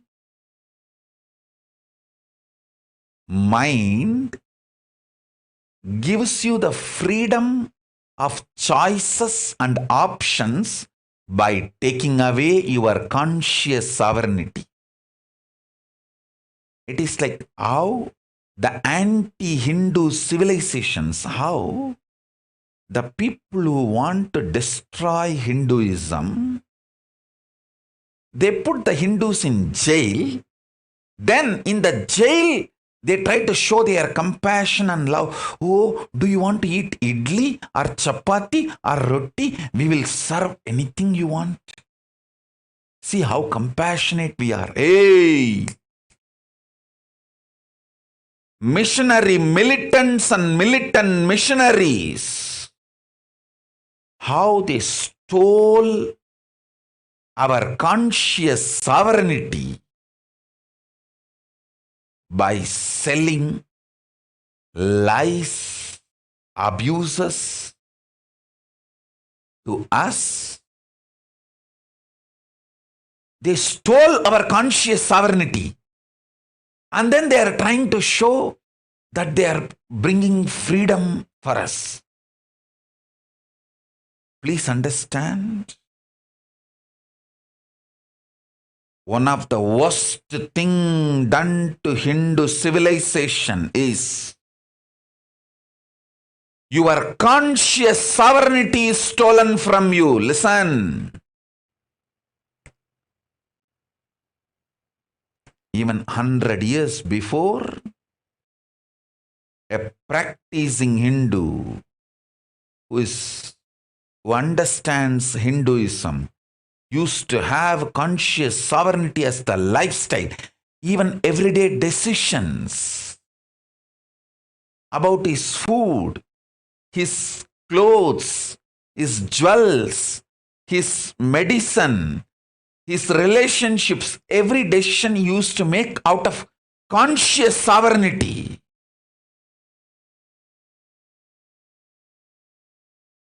Hey, when you have stomach pain,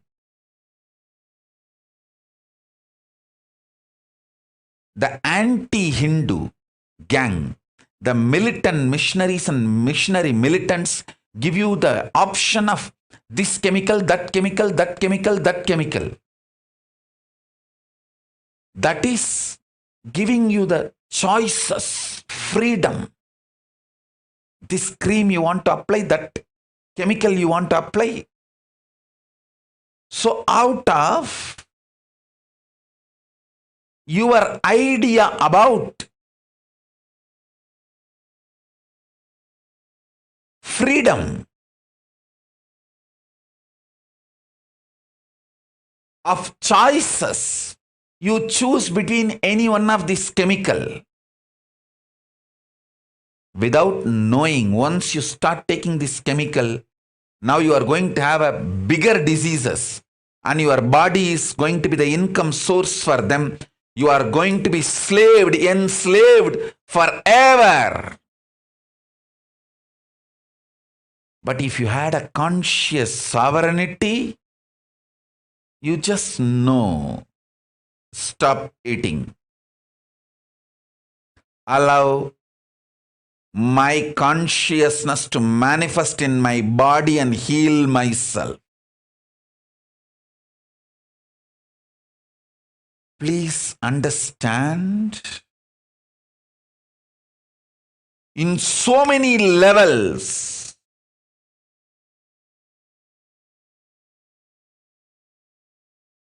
your conscious freedom, conscious sovereignty has been stolen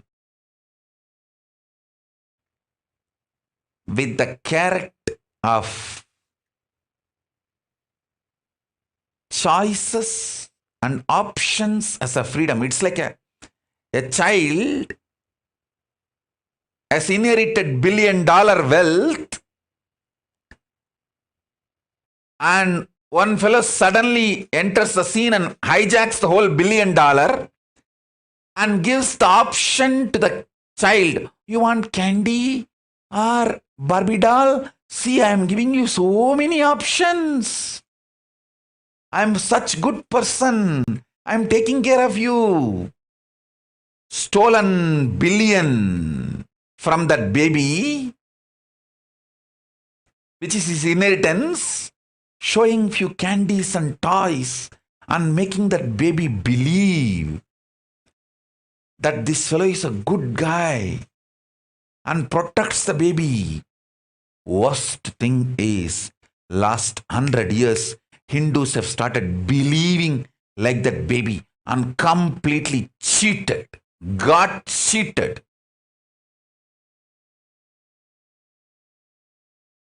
The militant missionaries and missionary militants have convinced Hindus the freedom of choices and options are more glorious, colorful, spicy than the conscious sovereignty. Listen, I am not against economical independence, political sovereignty, cultural enlightenment, having options and choices as freedom, luxuries of life. I am not against any of this. I am just against stealing your conscious sovereignty, showing all this. Understand? If needed, everything else can be given away just for conscious sovereignty. Conscious sovereignty is worthy of everything. Let me explain conscious sovereignty. Conscious sovereignty means I know I am consciousness. I manifested this body, this life, and I am going to be working on exhausting any bondage, chains put on me in the form of obsessive, compulsive behavior patterns, reactionary patterns, any other bondage put on me, I will exhaust those karmas and break from those bondages. I will be ferocious and break those patterns and liberate myself, manifest powers, and reclaim my conscious sovereignty. This is my life. How many ever births I take, I know this is my life. Having this clarity, and whether you are facing a headache or headache giver or worst thing you think in your life. For some people, poverty is the worst thing. They're ready to die, but they don't want to live in poverty. For some people, death is the worst thing. They are ready to go through anything, but they don't want death. For some people, loneliness is the worst thing. They're ready to go through anything, but they don't want loneliness. Listen.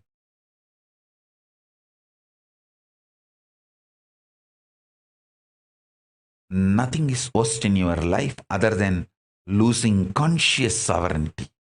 Even in the worst situations, if you make strategies, decisions from your conscious sovereignty, you already started living enlightenment. Conscious sovereignty is too important. Don't lose that. As I gave you the example, a rich father dies leaving his billions to his child, and a caretaker enters the scene, hijacks the whole billion and tries to satisfy the baby, cheats the baby with few candy and Barbie doll. That is exactly done by the militant missionaries and missionary militants to Hindus. See the fun? Of course, it's not fun. Thousands of residential schools run in Canada for indigenous children. Only few schools have been analyzed. Only few schools, they started digging. Just from that few schools, thousands of unmarked graves have been discovered. I was not talking about this issue. Today I decided I am going to open my mouth. All of you know it's going on all over the world. Listen, these missionary militants and militant missionaries, first they go and convince the indigenous people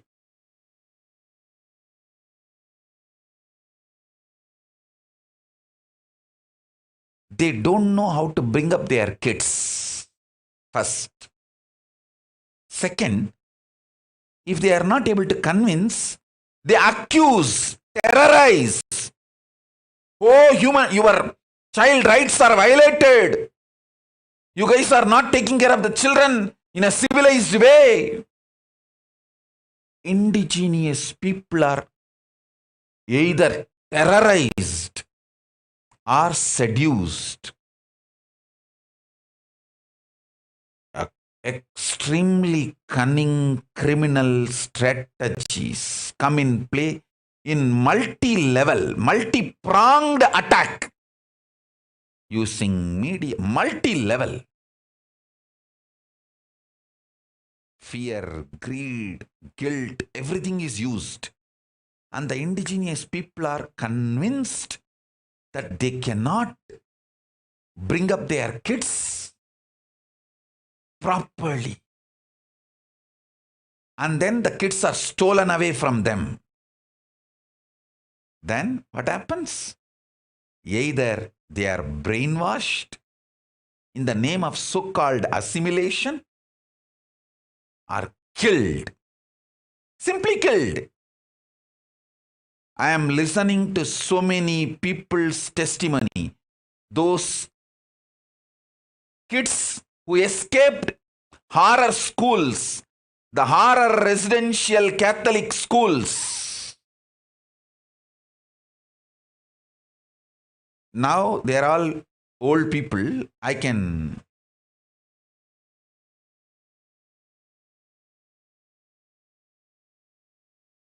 am hearing many of their testimonies. Oh God, how?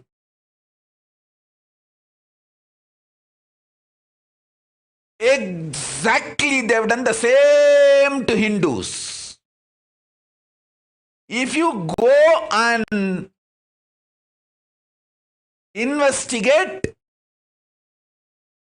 in India or all the countries where Hindus were there, India, Nepal, Malaysia, Sri Lanka, go and investigate.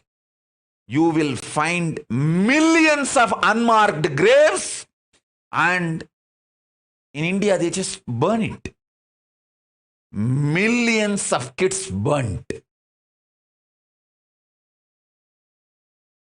Of course, millions are brainwashed and assimilated with the so-called assimilation and made to believe Hindus can't bring up their kids cultured. And worst thing is,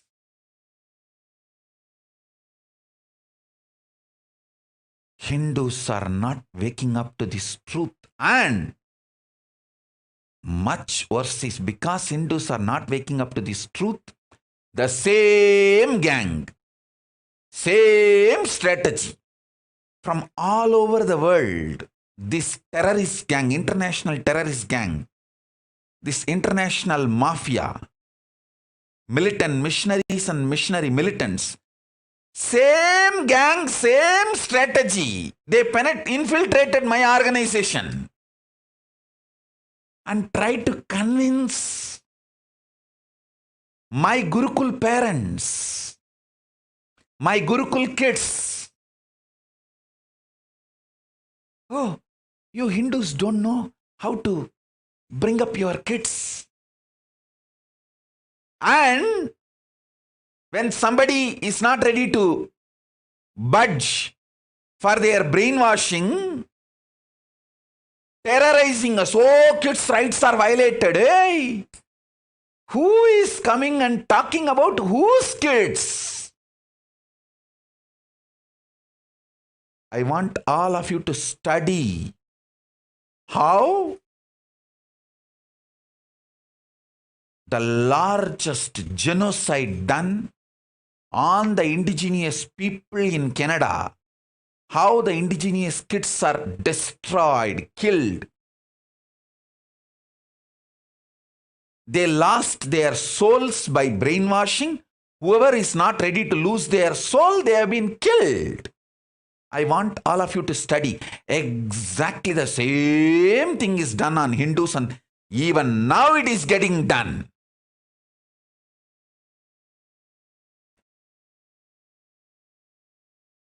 Exactly, they have done the same thing to my Gurukul.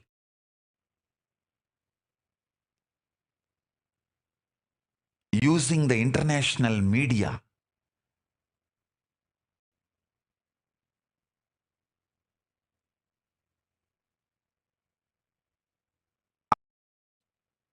Indian media is just shit. It is nothing but shit.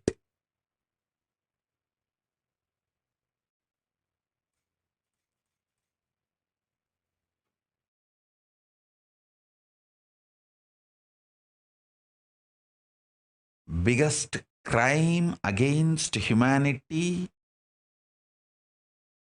against the Hindu kids, are still happening.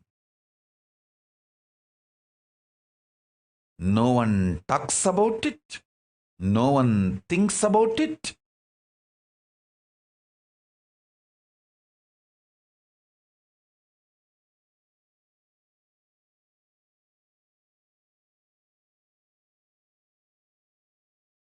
I am talking because I personally suffered the extension of this genocide happening to indigenous people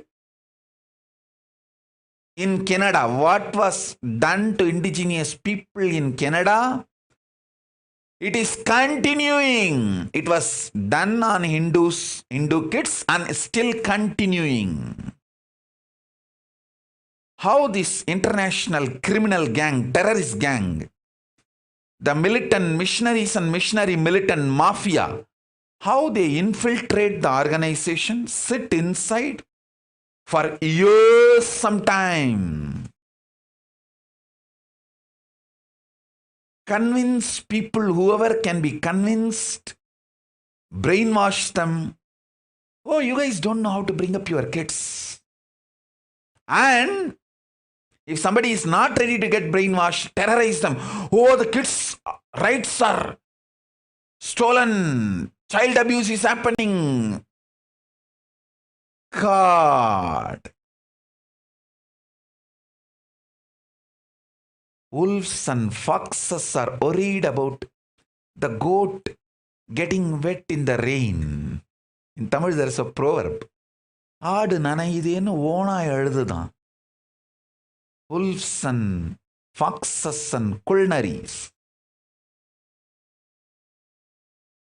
cry, saying, oh, the goats are getting wet in the rain.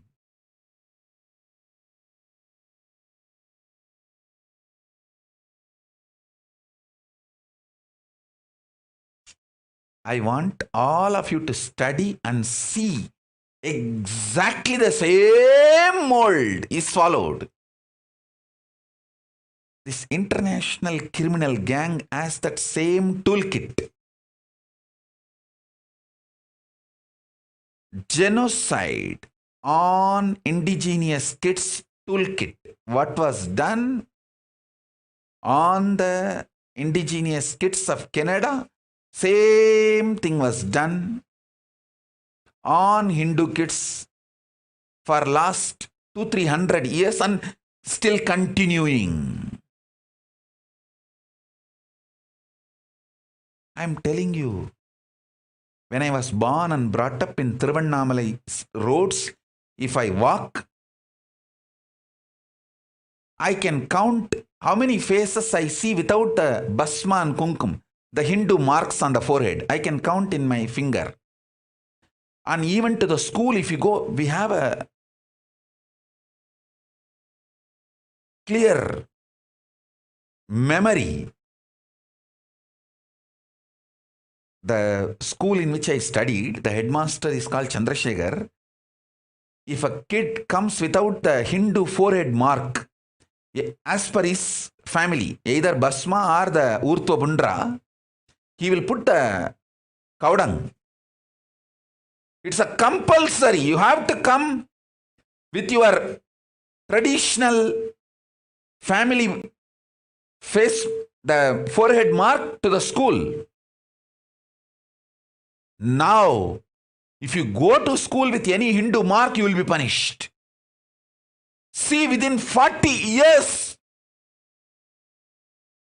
listen, if I stand in the streets of Thiruvannamalai and tell the people of Thiruvannamalai, 30 years before, when I studied in the schools, hey, after 30 years in the same place, your next generation kids, your kids will not be able to have the basma and kunkuma and freely go to the temple or school, they would not have believed me.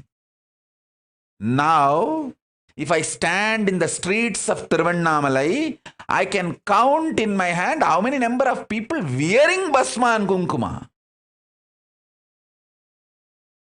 In 80s, 99% of the people will be wearing the basma and kumkuma, living Hindu life. Now in 2010, now I think 2020, 99% of the foreheads does not have basma and kumkuma. Only good news I have is Arunachala never gives up Thiruvannamalai. He protects it because he wants to have a conscious landing pad to land again and again to save the planet Earth. Whenever he wants to land as incarnation, he needs a conscious airport. For that, he keeps the Thiruvannamalai alive, and Thiruvannamalai will be protected. That's the good news. But now, whatever I am talking, 30 years before, when I was given Samay Diksha, Vishesha Diksha, if I told my community people, 30 years after, your kids will neither receive Samay Diksha, Vishesha Diksha, the habit that will not be there, they would not have believed. But now that is the truth. My family kids do not even know what is called Samay Diksha, Vishesha Diksha. The whole community do not know what is Samay Diksha, Vishesha Diksha. The community which kept the Saivam alive, the community name itself is Saiva Velalar, Adi Saiva Velalars. The kids do not know what is Saiva Diksha, Samaya Diksha, Visesha Diksha, Siva Diksha.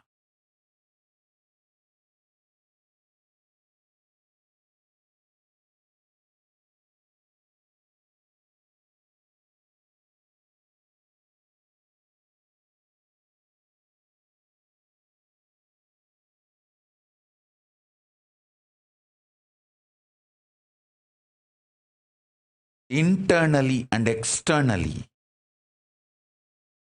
the crimes done against indigenous Hindus,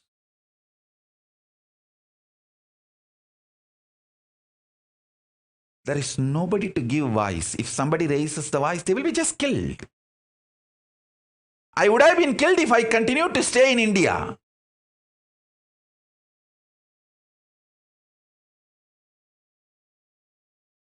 Because Paramashiva has protected me and protecting me, now keeping me in a safe place. Kalabhairava is continuously protecting me. I am able to even speak out.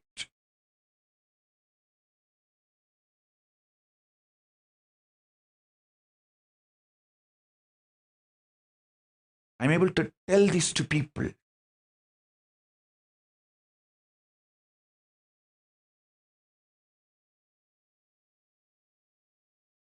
I tell you, all these militant missionaries,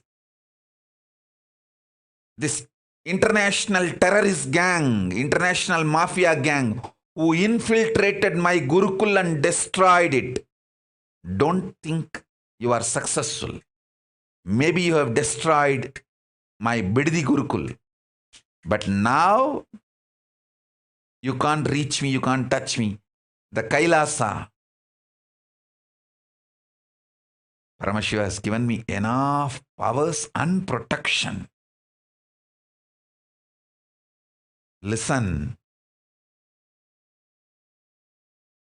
The great news I have is this powers and power manifesting science is still alive with me. Now it has become too powerful because last 3 years, I have not touched anyone, initiated anyone, sitting in samadhi, overflowing, bubbling. The moment this pandemic is over and Kailasa opens, you will see I will demonstrate thousands of my kids floating in the air, levitating, manifesting all kinds of powers. I will visibly demonstrate and show to the world the power of Hinduism, power of conscious sovereignty.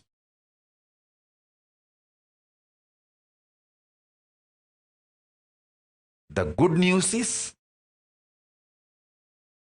Paramashiva has given me politically sovereign, safe place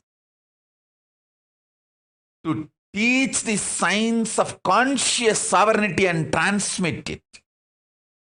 And still I have enough kids and parents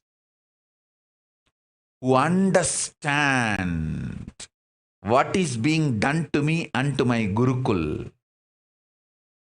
It is attack on the conscious sovereignty of Hindus. Understand, I am talking in multi-level. How your own mind binds you and takes away your conscious sovereignty, and how externally the terrorists, the militant missionaries and missionary militants entered, penetrated, infiltrated our Gurukul and tried to destroy our conscious sovereignty. Using the same method, the way the kids were killed in Canada. I tell you, this gang which entered infiltrated into our Gurukul, they actually want to take over the Gurukul and kill the kids. After slowly, without media attention, in few years they would have done it. They would have either driven out the kids, whoever is not ready to go, whoever wants the enlightenment, science, conscious sovereignty, they would have killed those kids.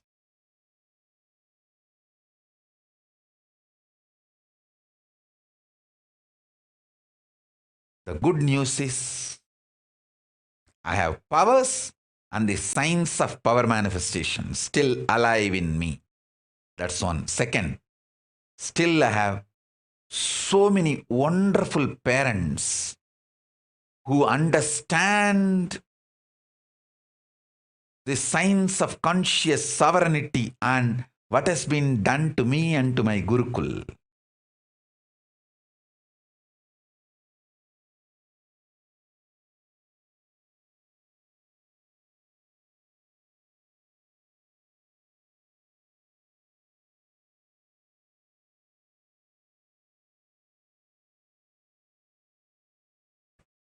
And many of even my kids have started understanding.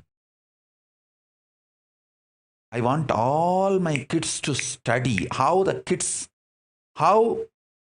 indigenous kids of Canada were killed by the militant missionaries and missionary militants, and how the same gang infiltrated our Gurukul. One side convincing the parents, oh, you guys don't know how to bring up your children. Other side terrorizing me, trying to terrorize me and the organization. Oh, children are abused and the children rights are taken away, and hey,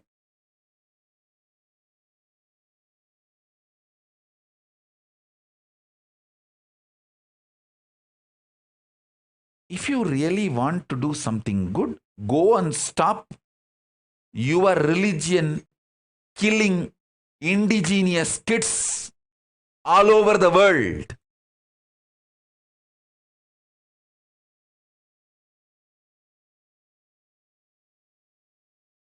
And do you know the funny thing? Even this animal rights gang and all will come to India only to attack Hindu rituals. You see, in Hindu rituals, we have a ritual called Jallikattu, where they play with the bulls and not a single bull is harmed with any weapon or anything. It is teaching the bulls the resistance power.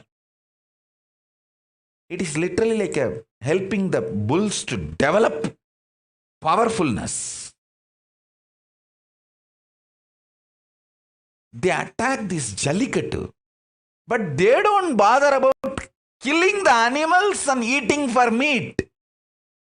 The meat eating and meat exports, they don't stop, or they don't even question.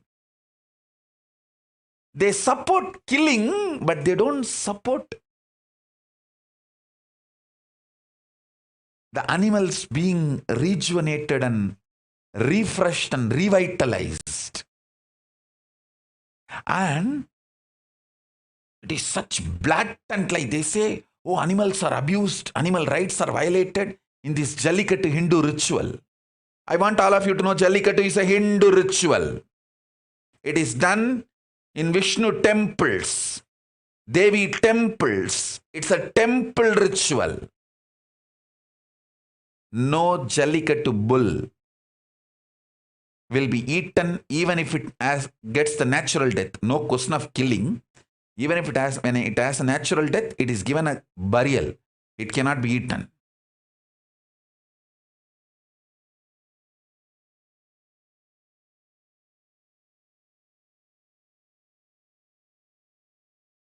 Branding Hindus as animal right violators. See, if there are 3 hotels, Hindu hotel, Christian hotel, Muslim hotel, constantly you attack Hindu hotel, abuse, put false accusations. It means what? You are making people to go and eat in the Muslim hotel and Christian hotel, brainwashing them. This is exact attack happening. Attack Hindu schools, Hindu education systems constantly, cunningly. So they are forced to go to the Muslim schools and Christian schools. Get converted. And unfortunately, Hindu parents are not realizing. I will produce now and show you guys. The power of conscious sovereignty is 10,000 times greater than any school education you can give in Christian schools and other religious schools. I'll show you guys.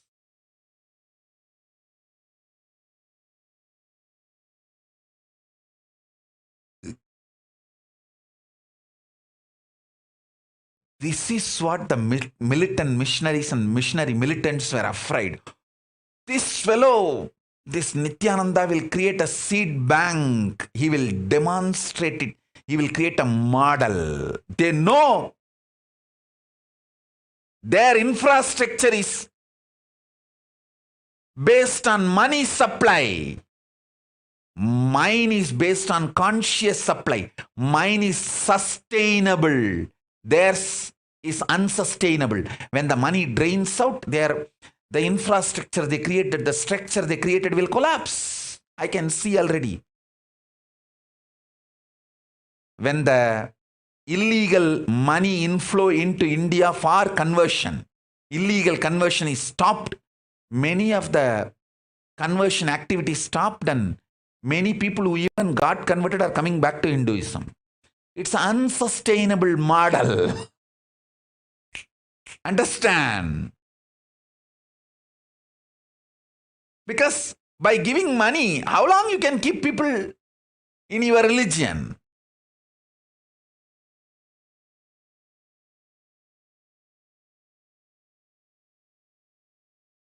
You guys are money givers. I am conscious giver. Mine is sustainable system. I'll show you how sustainable system is mine.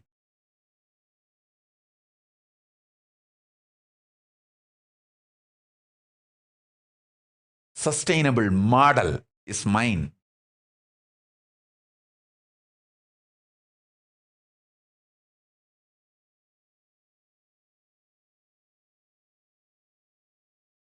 Listen. I want all the Hindus to wake up. The multiple level your conscious sovereignty is stolen. See, once your conscious sovereignty is stolen, once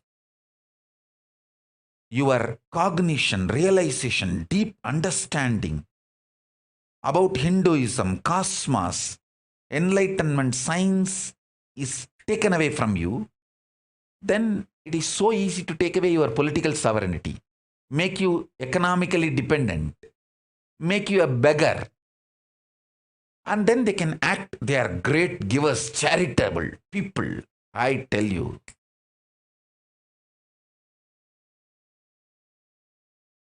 Charity done after stealing the conscious sovereignty is the worst cruelty.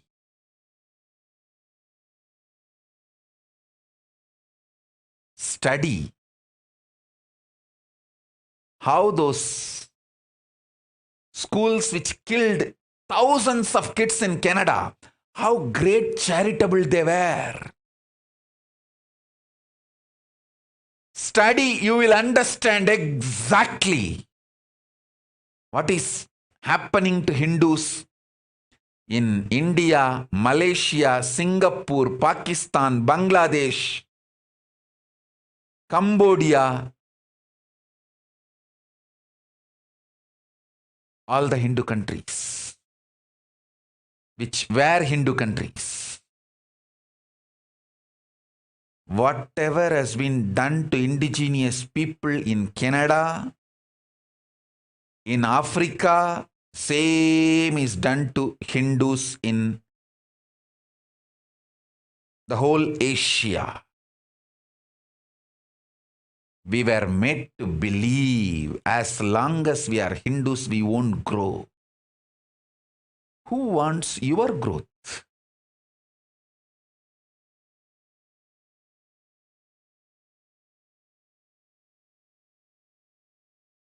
They steal, rob our conscious sovereignty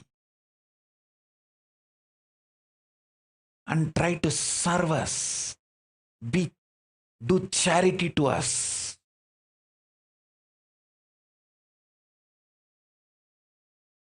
If we retained our conscious sovereignty, these millions of problems today forced upon us would not have been there.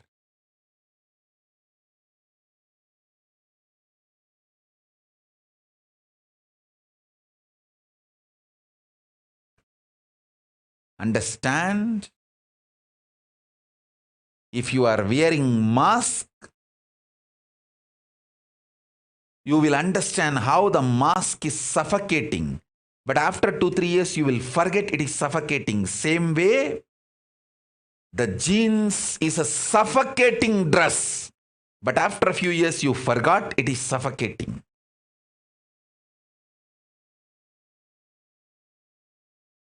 Mask suffocates your nose, the prana flow.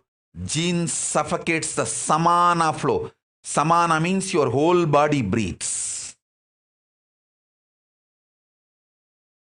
Toxic food, toxic dress, toxic medicines, toxic housing style.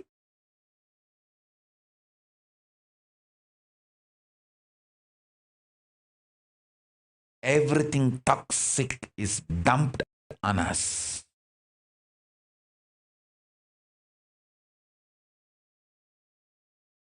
Everything we know.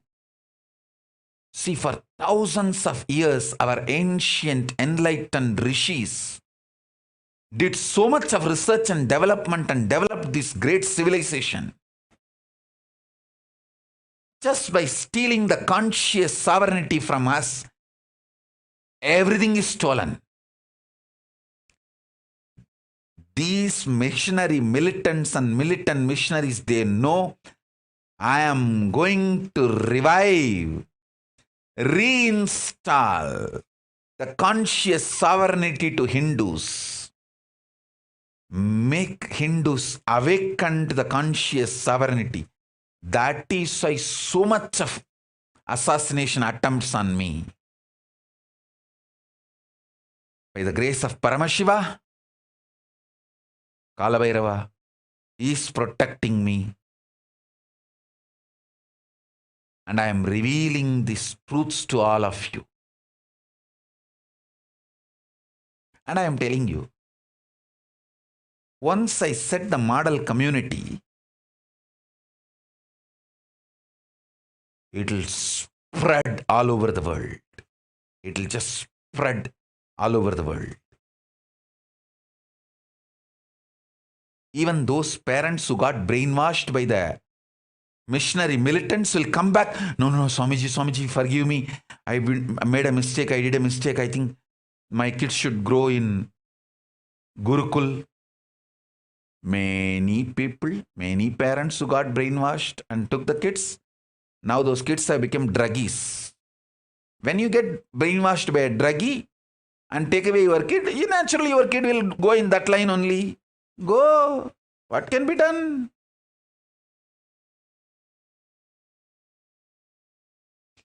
Those kids who withstood, I want to tell all those kids who withstood. Hey, I tell you guys, I can name all those kids who withstood all this brainwashing and stood strongly. And those parents, I want to tell you all who withstood this brainwashing and threat and stayed back with me in Kailasa. You guys are blessed. I can name each one of you.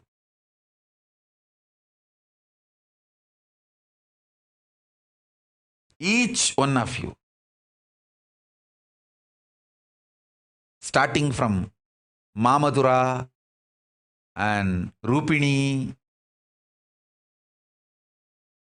Skandamata, all the parents and these kids who withstood, all you guys are blessed.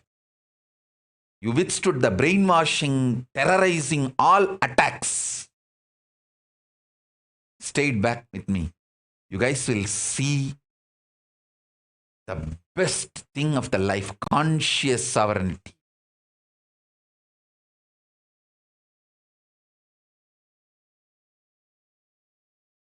Listen.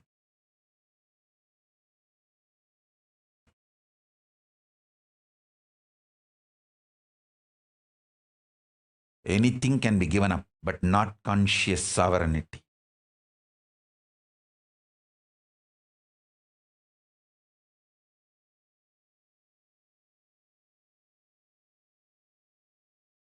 Somebody asks Prabhupada, how many of you know Srila Prabhupada, one of the greatest devotee of Bhagavan Sri Krishna, came to planet Earth, who revived the Krishna consciousness on the planet Earth. I want all of you to read his biography. Somebody asked him, see, he came to West all alone in the ship, had heart attack in the ship while he was traveling to US, but finally reached US and established the Krishna Conscious Society SKUN, revived, went back to India, built so many temples, and during his last period, before leaving his body, those few days, somebody asked him, whom you think is your best devotee, to whom you want to give the credit of the best tyaga, sacrifice, devotion, whom you will name, who you will name in your list. He says, I have so many people I have to name. The first name will be one watchman, security guard, with a deep devotion, without getting any salary, just protected my Guru Parampara hut. See, he received a small ashram, a kind of hut from his Guru Parampara, which was practically abandoned when he left India and came to US. It was a small ashram, like a hut. He may not even be legally owning it. It's given from his guru to him. There was nobody to maintain. One devotee, this great Srila Prabhupada, was not even having money to pay him salary. But just out of his love and devotion for Prabhupada, he protected that ashram.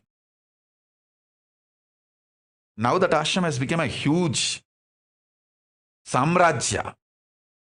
He says, that guy who protected the root when I was away, I feel he is the first name I should mention. Because that one person protected, you see, that building, that small hut, still there, it is there in Mayapur. Now where they are building the world's largest temple, Hindu temple, is getting built there. Billions of dollars is being poured and built, getting built there. You go and study, you will understand what I am talking. That small hut, Prabhupada says, that hut is the connection between the glorious past and the glorious future. That's the connecting point. All I inherited from the glorious past and all the ISKCON, all the things ISKCON is going to manifest for the glorious future of the humanity. This hut was the building This hut is the bridge.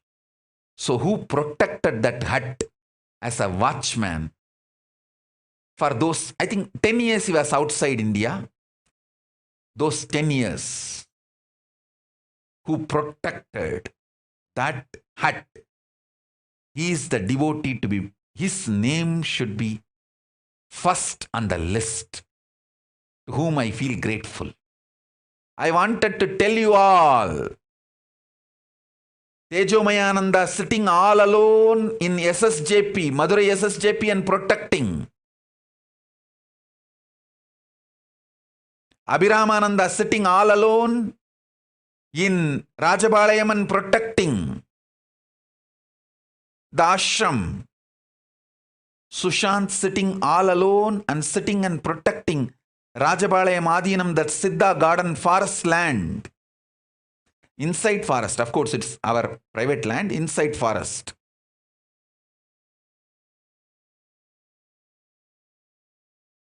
One brahmacharini, Mahakalananda, sitting all alone and protecting Tiruchangoda ashram, Tiruchangoda Adinam. All of you guys, one brahmachari, Ramanathananda, sitting all alone in the Ichapuram palace in Kailasagiri and protecting that palace of Surangi Samrajyam. Ramanathananda, all of you understand, you guys are going to be the first name when I make the list, to whom I will be grateful, because you guys are protecting the glorious past and the glorious future I am going to manifest. The bridge. Listen. Once this pandemic is over, I start with the Paramashiva's grace, I start meeting public and start initiating people, and the Gurukul manifests. All this happens in few years. We will have millions of Kailasavasis. And each of these ashram will be overpopulated. Biddi alone will have at least 10,000 residential Adinavasis. Rajabalayam will be having 200 minimum. Rajabalayam, the Siddha garden, will be having 100. Doing agriculture, growing the spiritual Hindu medicine herbs. Madurai SSJP will be overflowing. Ichapuram Palace will have a Rajavidya Gurukul with at least 10,000 kids. All this will simply manifest in next few years. This glorious future and the glorious past, this connecting bridge. That bridge, whoever is protecting now, all you guys are blessed. The parents who withstood the fear and greed attacks of the militant missionaries and missionary militants and stayed back with me, who did not allow the brainwashing, the character assassination done on me,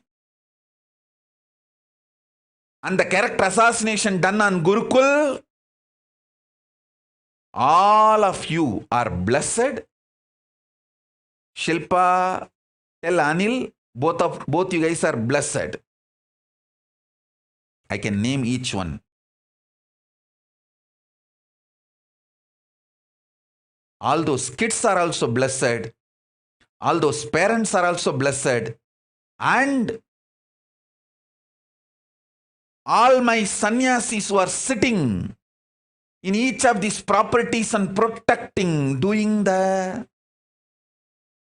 watchman job, all of you are blessed. Be very clear. Even you guys don't know what you are protecting.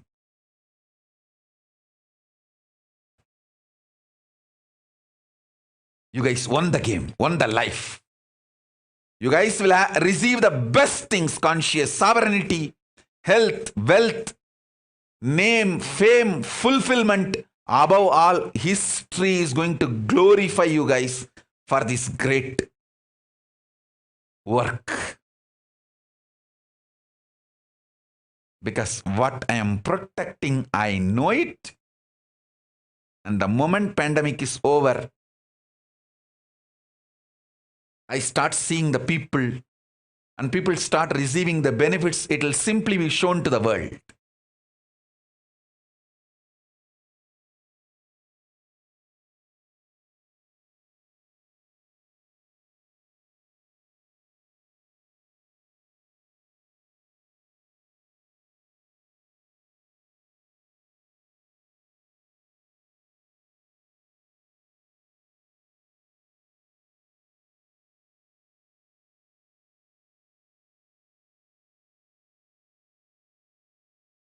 I'm just waiting for the pandemic to be over and the flight services to resume. The moment it starts, you guys will receive invitation. Soon I will be releasing the video, beautiful video. Me walking in the Kailasa forest, beautiful forest. And Shiva Yoga holding my Trishul and walking behind me. And that Shiva Yoga's pet, that lion cub, jumping and trying to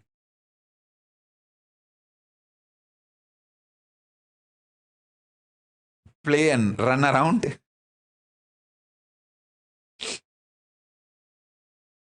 You guys will receive the video. I'm just waiting for the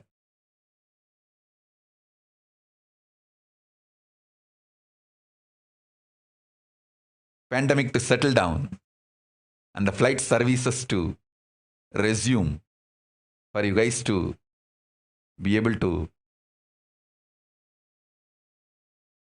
come to Kailasa and receive initiation.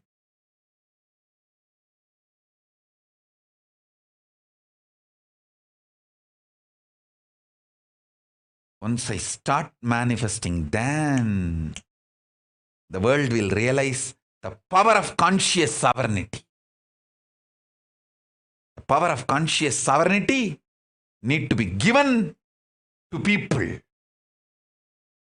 As I said, in every dimension, there are different methodology to work. The dimension of length, logic, analysis, understanding is the methodology to reap the best benefits of the length dimension. Best methodology to reap the benefits of the breadth dimension. Heart is to love, love, love.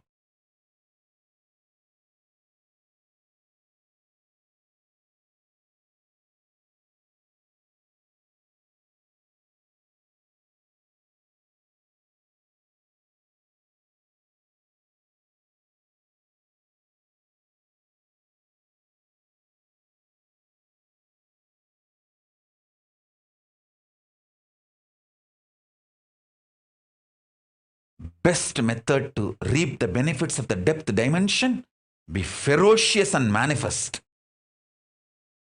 Best method to receive and manifest conscious sovereignty is Guru Bhakti. Guru just transmits it. And you just know the power of conscious sovereignty.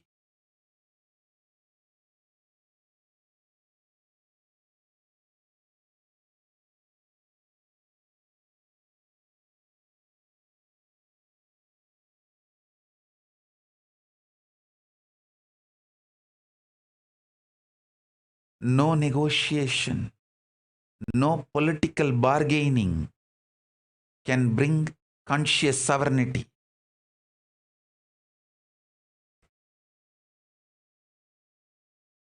In Guru Bhakti, you just start manifesting the consciousness in which Guru is residing, and you reclaim, yes, I am also consciously sovereign.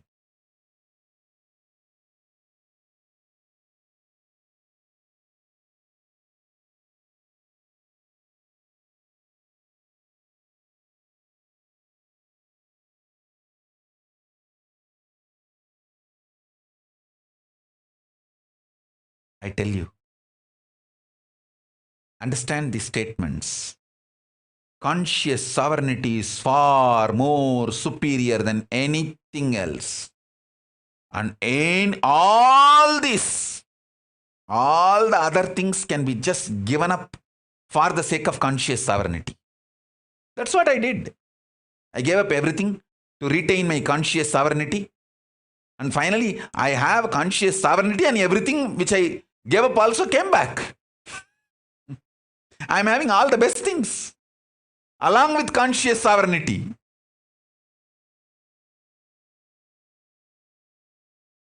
So don't give up conscious sovereignty for anything. You will have conscious sovereignty and all the things.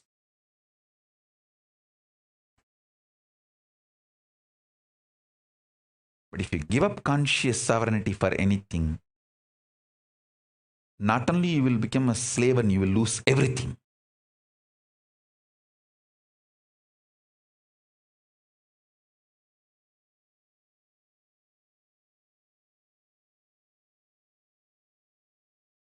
I'll show you guys.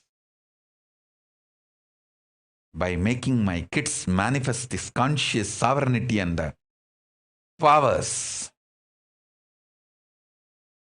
I'll prove to you guys.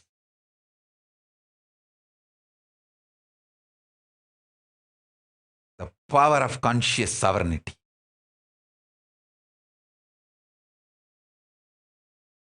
To protect which I went through all these struggles.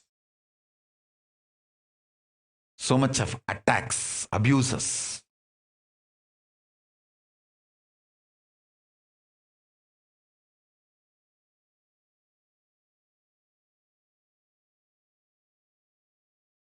People who cheat Hindus, political sovereignty is important, economical independence is important, cultural enlightenment is important. So drop the conscious sovereignty. They are not going to finally give you even the other things they promised to give you. They will take away your conscious sovereignty. Then it's not that they are going to give you political sovereignty or economical independence or all the other things they promised. That also they will deny and just make you slave. That's all. It's an extreme cunning game. Oh, Hindus, wake up.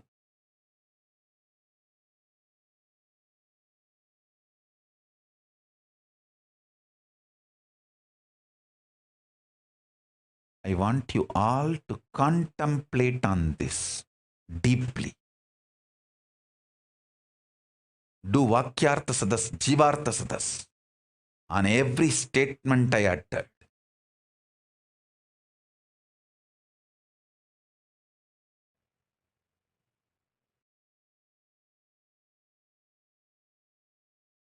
See,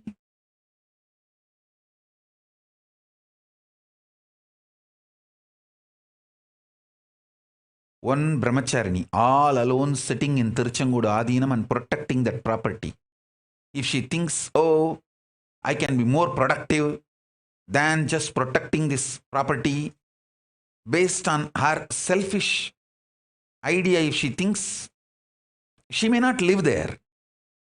But she understands the glory of the past and the glory of the future. It's going to manifest.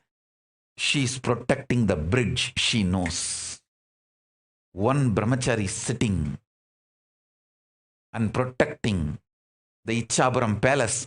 One brahmachari remotely sitting and protecting Tanjavur Adinam. All of you understand, you guys are blessed and you are going to be part of the history.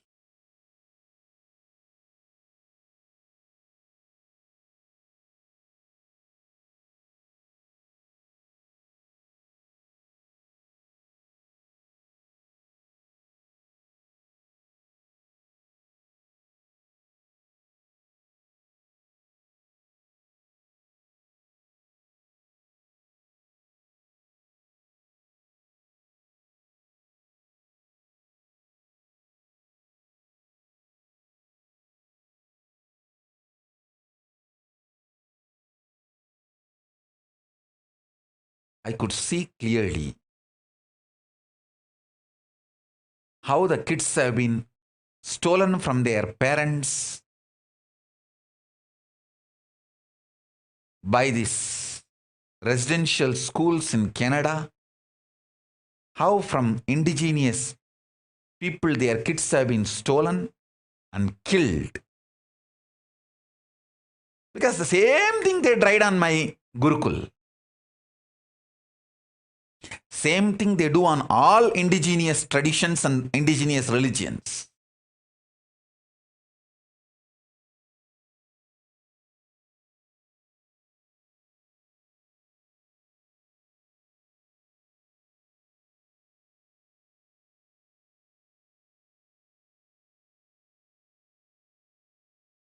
When you believe, I've seen now many parents are repenting that they allowed their kids to come out of Gurukul, or they took their kids from Gurukul. What can I do? You believed a druggist words, druggist ideas, and their words they uttered. So naturally you will fall into their consciousness and you will manifest their life. So go. What can I do? Whoever believed my words, you will vibrate with my consciousness and you will experience sovereignty of consciousness, conscious sovereignty. That's all.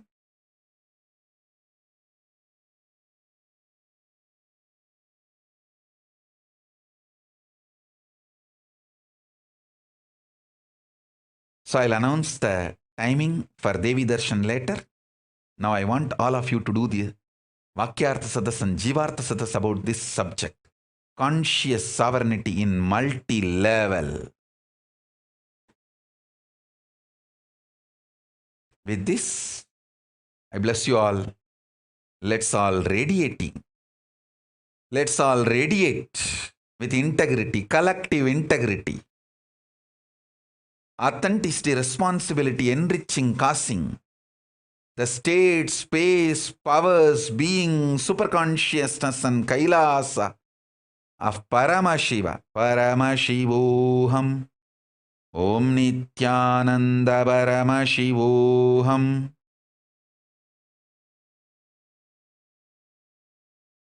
I bless you all. Let's all radiate the integrity, collective integrity, authenticity, responsibility, enriching, causing, living Paramadvaitam. Shuddhadvaita Saivam. The state, space, powers, being, superconsciousness and Kailasa of Paramashiva. Paramashivoham. Om Nithyananda Paramashivoham. The eternal bliss Nithyananda. Thank you. Be blissful.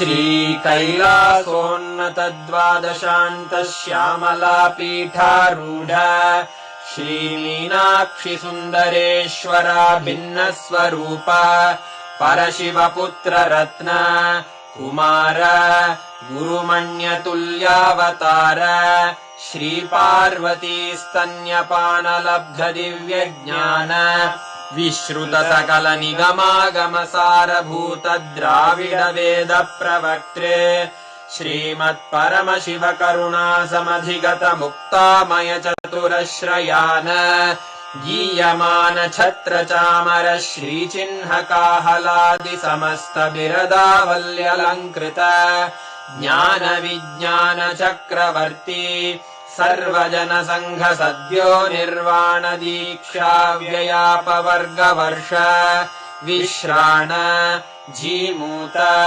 परमतकलभकेसरी शैवसिद्धान्तस्थापनाचार्य श्रीराजाधिराजपाण्ड्यमहाराज गुरु क्षपणशाक्यादिमहान्धकारनिवारणज्ञानभानु वीक्षणानर्हार्हध्वजोच्छेदनपूर्वक श्रीमद्वृषभध्वजस्थापक शैव समयकर्त्रे सर्वज्ञपीठारूढ श्रीजगद्गुरु श्रीज्ञानसम्बन्धदेशिक स्वामि वागीशसुन्दरमाणिक्यवाचक स्वामिनाम् अवतारभूत श्रीज्ञानसम्बन्ध स्वामि पुनरुद्धृत श्यामलापीठ सर्वज्ञपीठ त्रिनवत्युत्तरद्विशततम गुरुमहासन्निधान अरुणगिरियोगीश्वर परम्परागत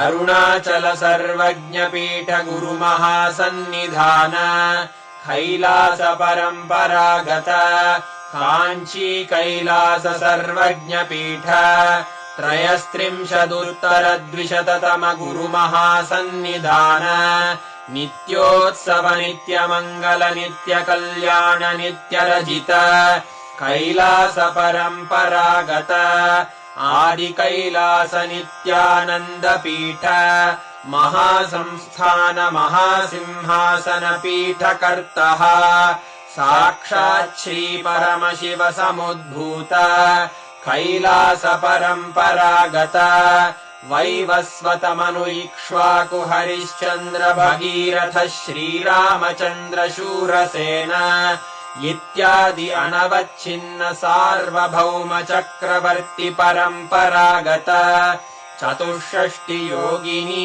मण्डित चतुष्षष्टि सम्प्रदाय प्रवर्तक मनुधर्मशासन सूर्यवंश प्राप्त सर्वज्ञपीठ सुराङ्गी साम्राज्य मूर्धाभिषिक्त चूडा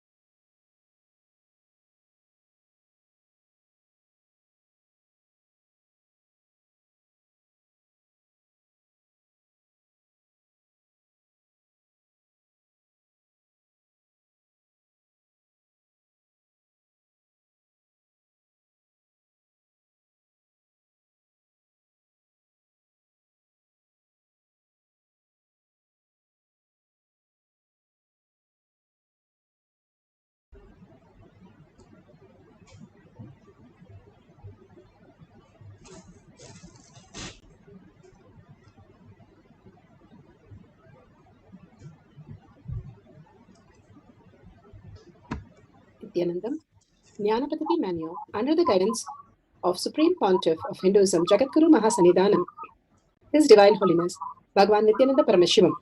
Let's start with the Sadguru Vandanam. Nithyanandam Paramasukhanam Kevalam Jnanamurtim Dvandvatitam Gaganasadusham Dattamasyadi Lakshyam Ekam Nityam Vimalamachalam Sarvadi Sakshi Bhutam Bhavatitam Trigunarahitam Sadgurum Tam Namah